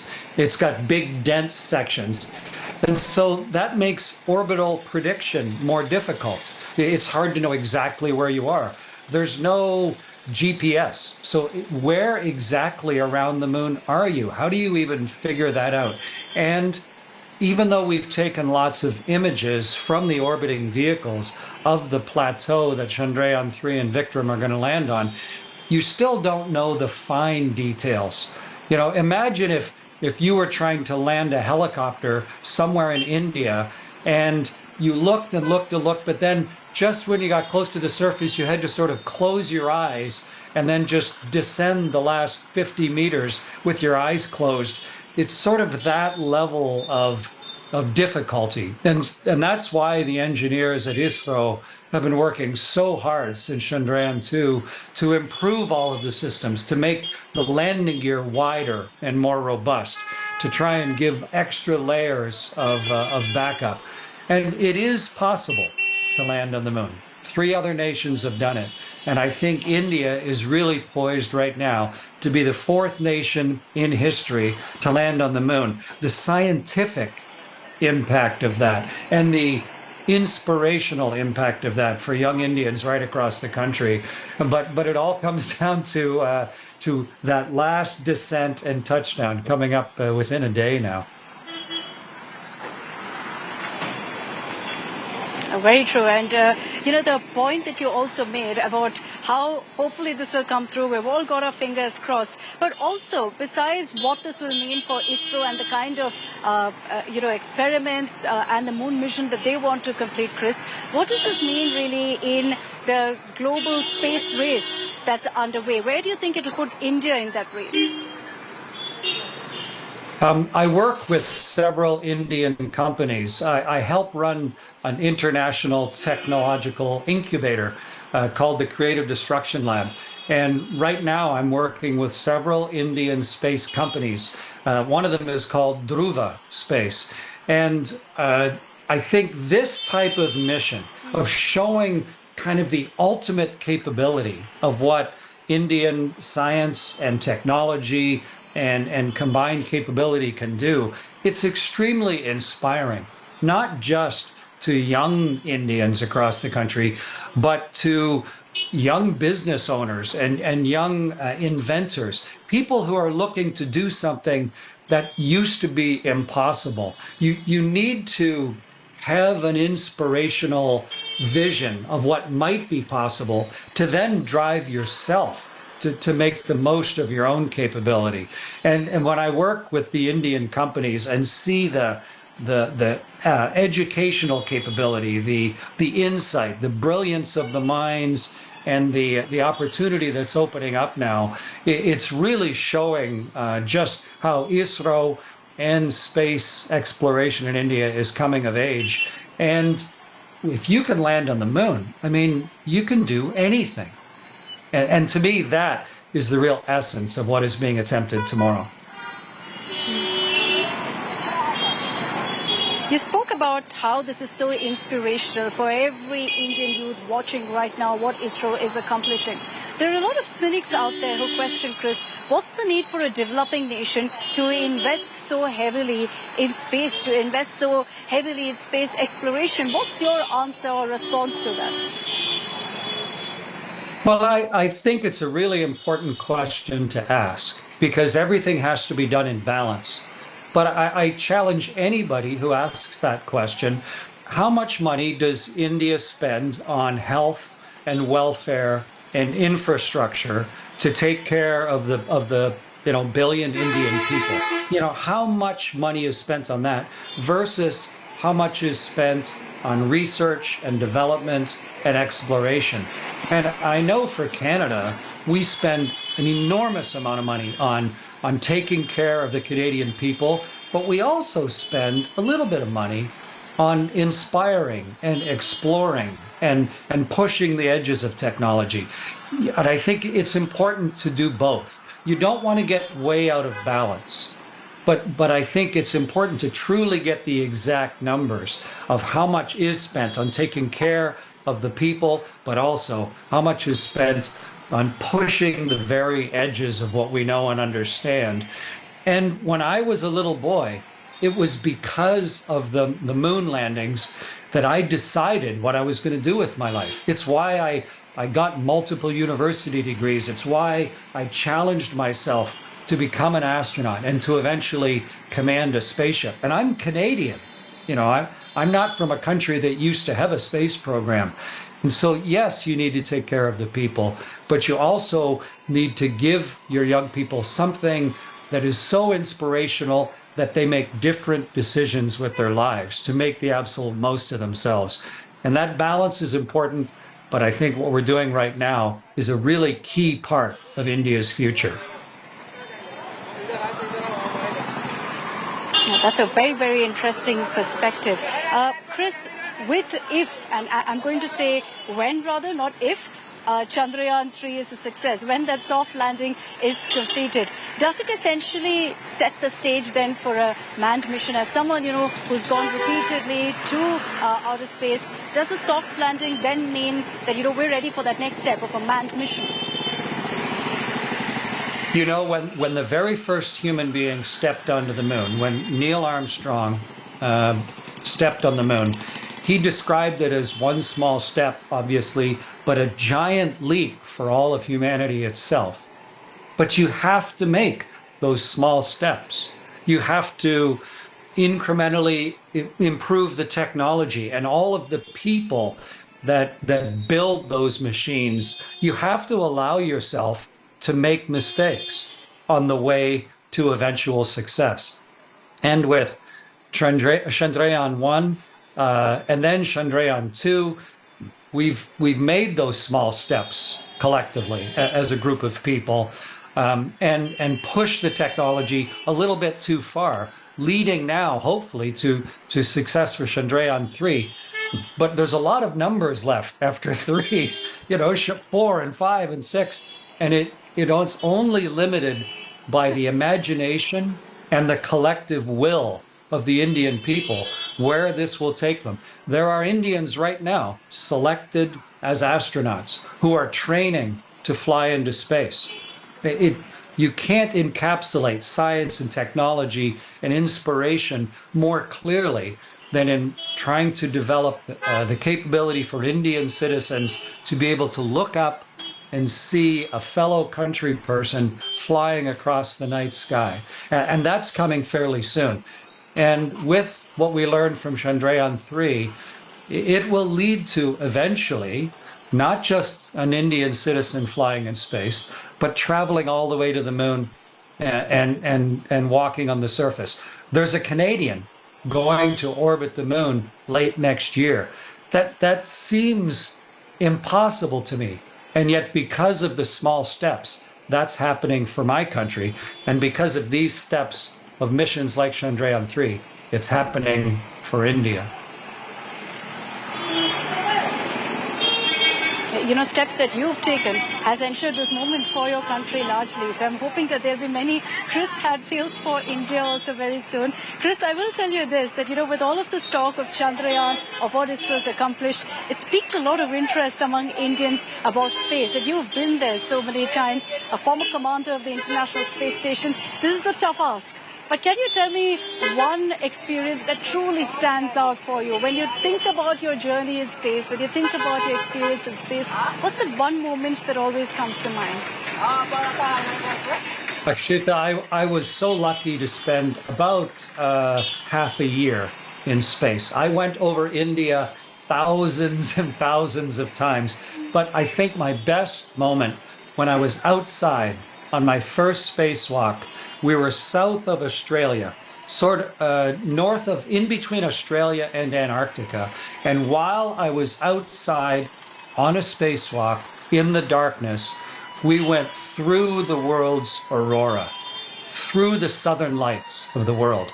And I could see the the reds and the greens, and they were pouring past our ship and flowing around me, the incredible, beautiful majesty of our planet. And it's very scientific. It's the Earth's magnetic field and the energy from the sun, but it glows in this beautiful ribbon of color. And this little kid got to go outside and experience that personally. This little dreamer from Canada, I got to surf on the world's aurora.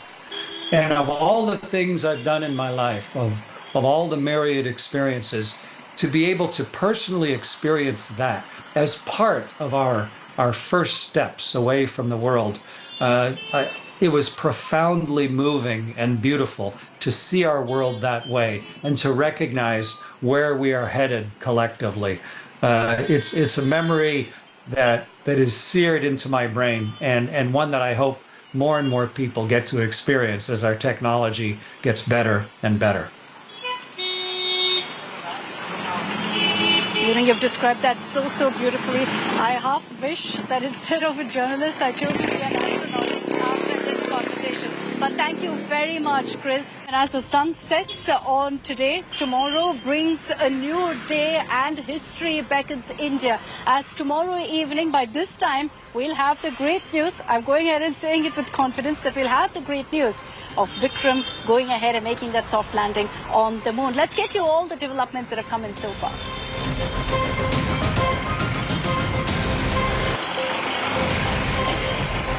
India is all set to script history in its space mission. All of us are on the edge. Everyone extremely excited for the landing of Chandrayaan-3. ISRO has released the latest pictures of the moon clicked by lander image camera 4. This is on August 20th. As per ISRO, the mission is on schedule. Systems are undergoing regular checks.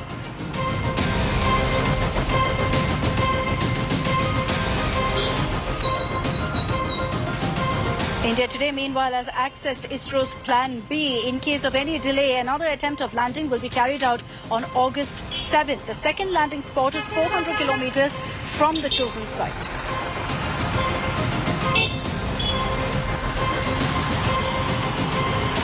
Our next image comes in of Allahabad University students making a sand art of Chandrayaan-3's successful landing on the moon with the caption, "Hum honge kamyab."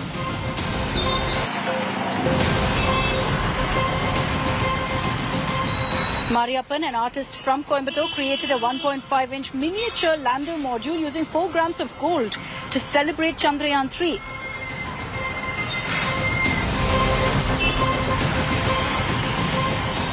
Preparations are underway at several schools to celebrate Chandrayaan-3's successful landing on the moon.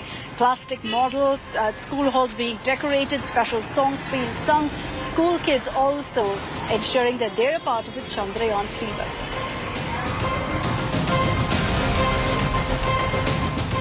And prayers are pouring in from all quarters for the successful landing of Vikram. Devotees offered special namaz at the Islamic Center of India in Lucknow to seek blessings for Vikram lander.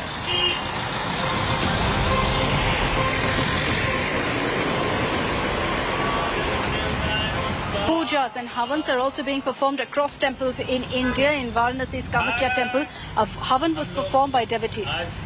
Now,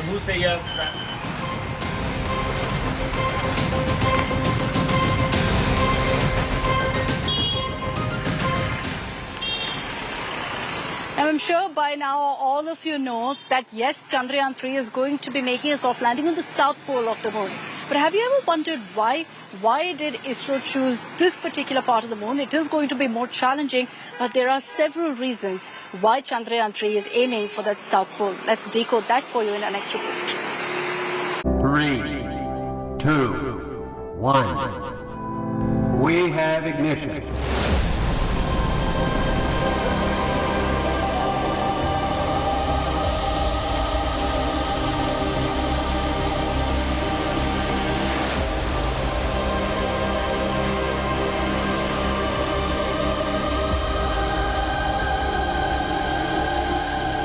The moon is just 25 kilometers below India's Chandrayaan-3.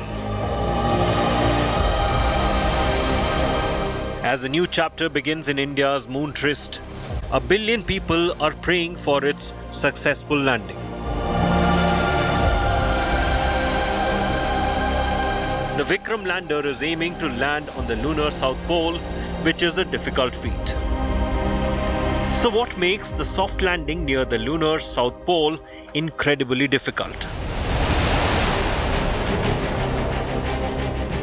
The South Pole of the Moon's rugged terrain lies in the shade of perpetual darkness and plummeting temperatures. This is where researchers had previously discovered the presence of frozen water.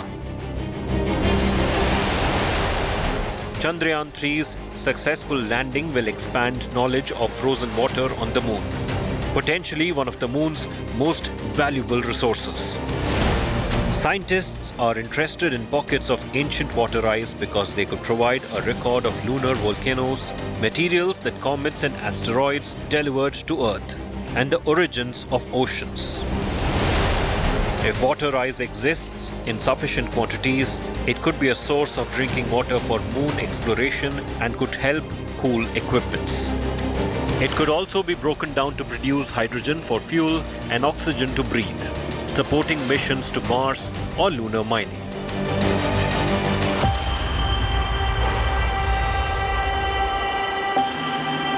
Attempted landings on the Moon have failed before. Russia's Luna 25 craft had been scheduled to land on the South Pole this week, but spun out of control on approach and crashed on Sunday.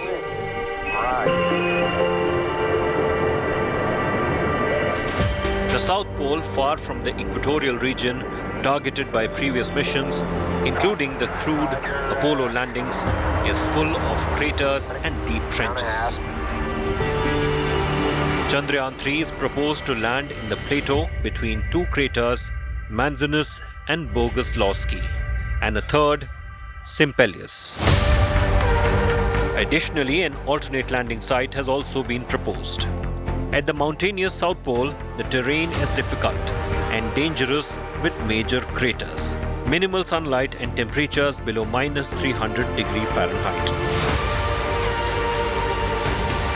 If all goes according to plan, Chandrayaan-3 is poised to achieve a historic milestone as the world's first lunar mission to execute a soft landing near the Moon's South Pole. Bureau Report, India Today. Thanks very much for tuning in, and don't forget to join us tomorrow from 7 a.m. I'll be joining you live from right here from Isro, which is where Team Chandrayaan is currently based, getting you all the updates, live tracking of lander Vikram and much, much more. Thanks for the moment for joining us. Good night.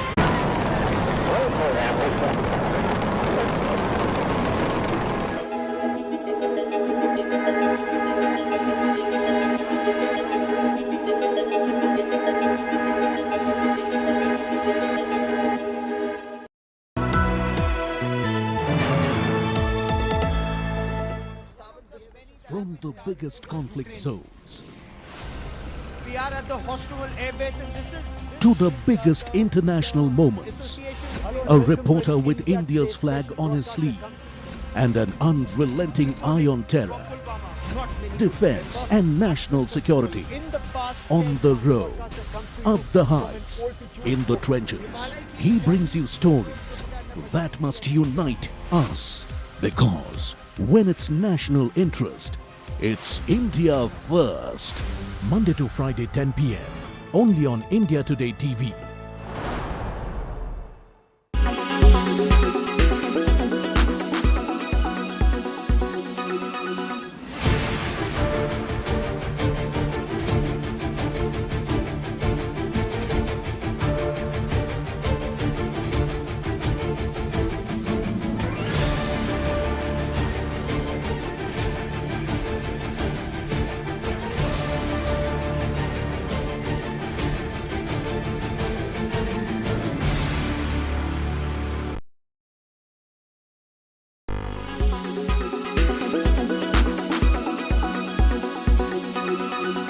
Make your media plan smarter with India Today Live TV on your connected devices.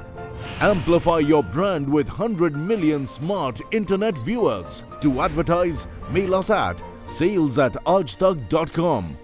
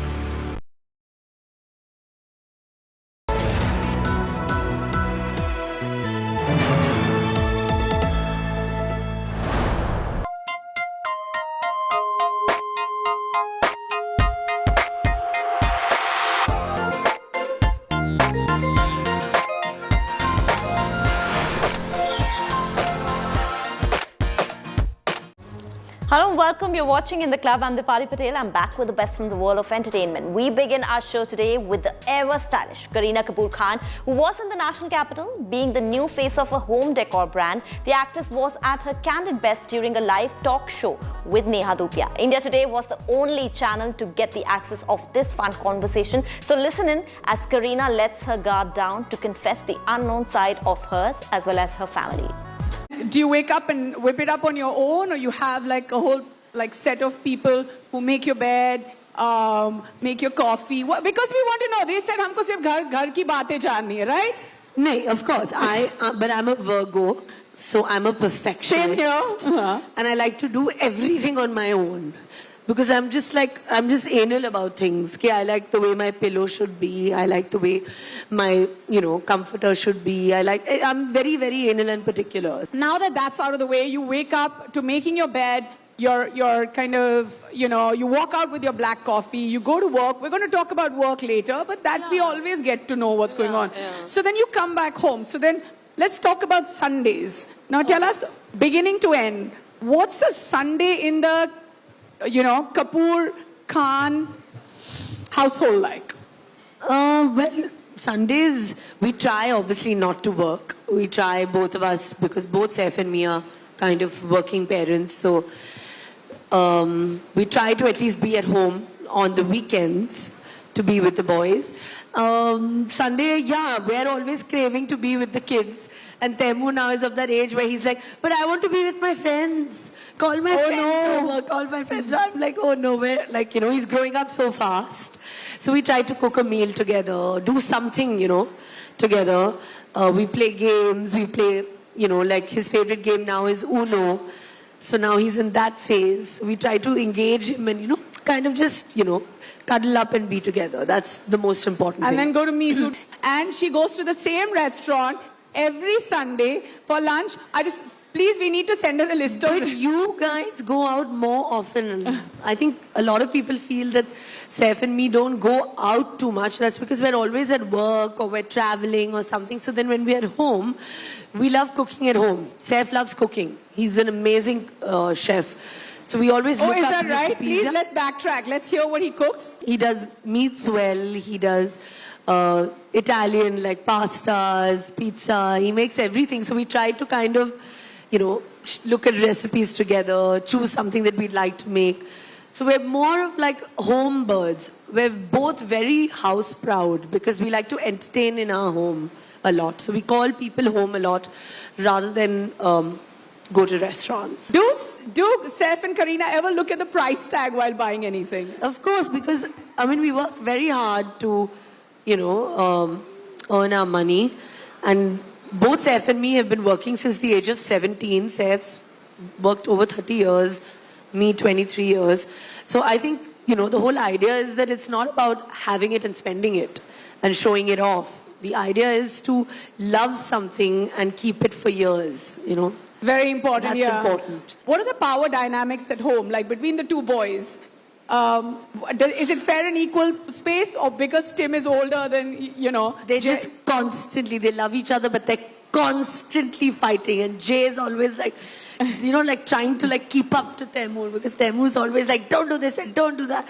And Jay is just, bichara, he's just trying to, you know, keep up, grabbing all his toys. So right now, like 6 hours in a day goes fighting. And then like the other 6 hours go like just keeping them apart somehow. But that's good. Was it similar when you were growing up between you and Lolo as well? Yeah. Karishma as well.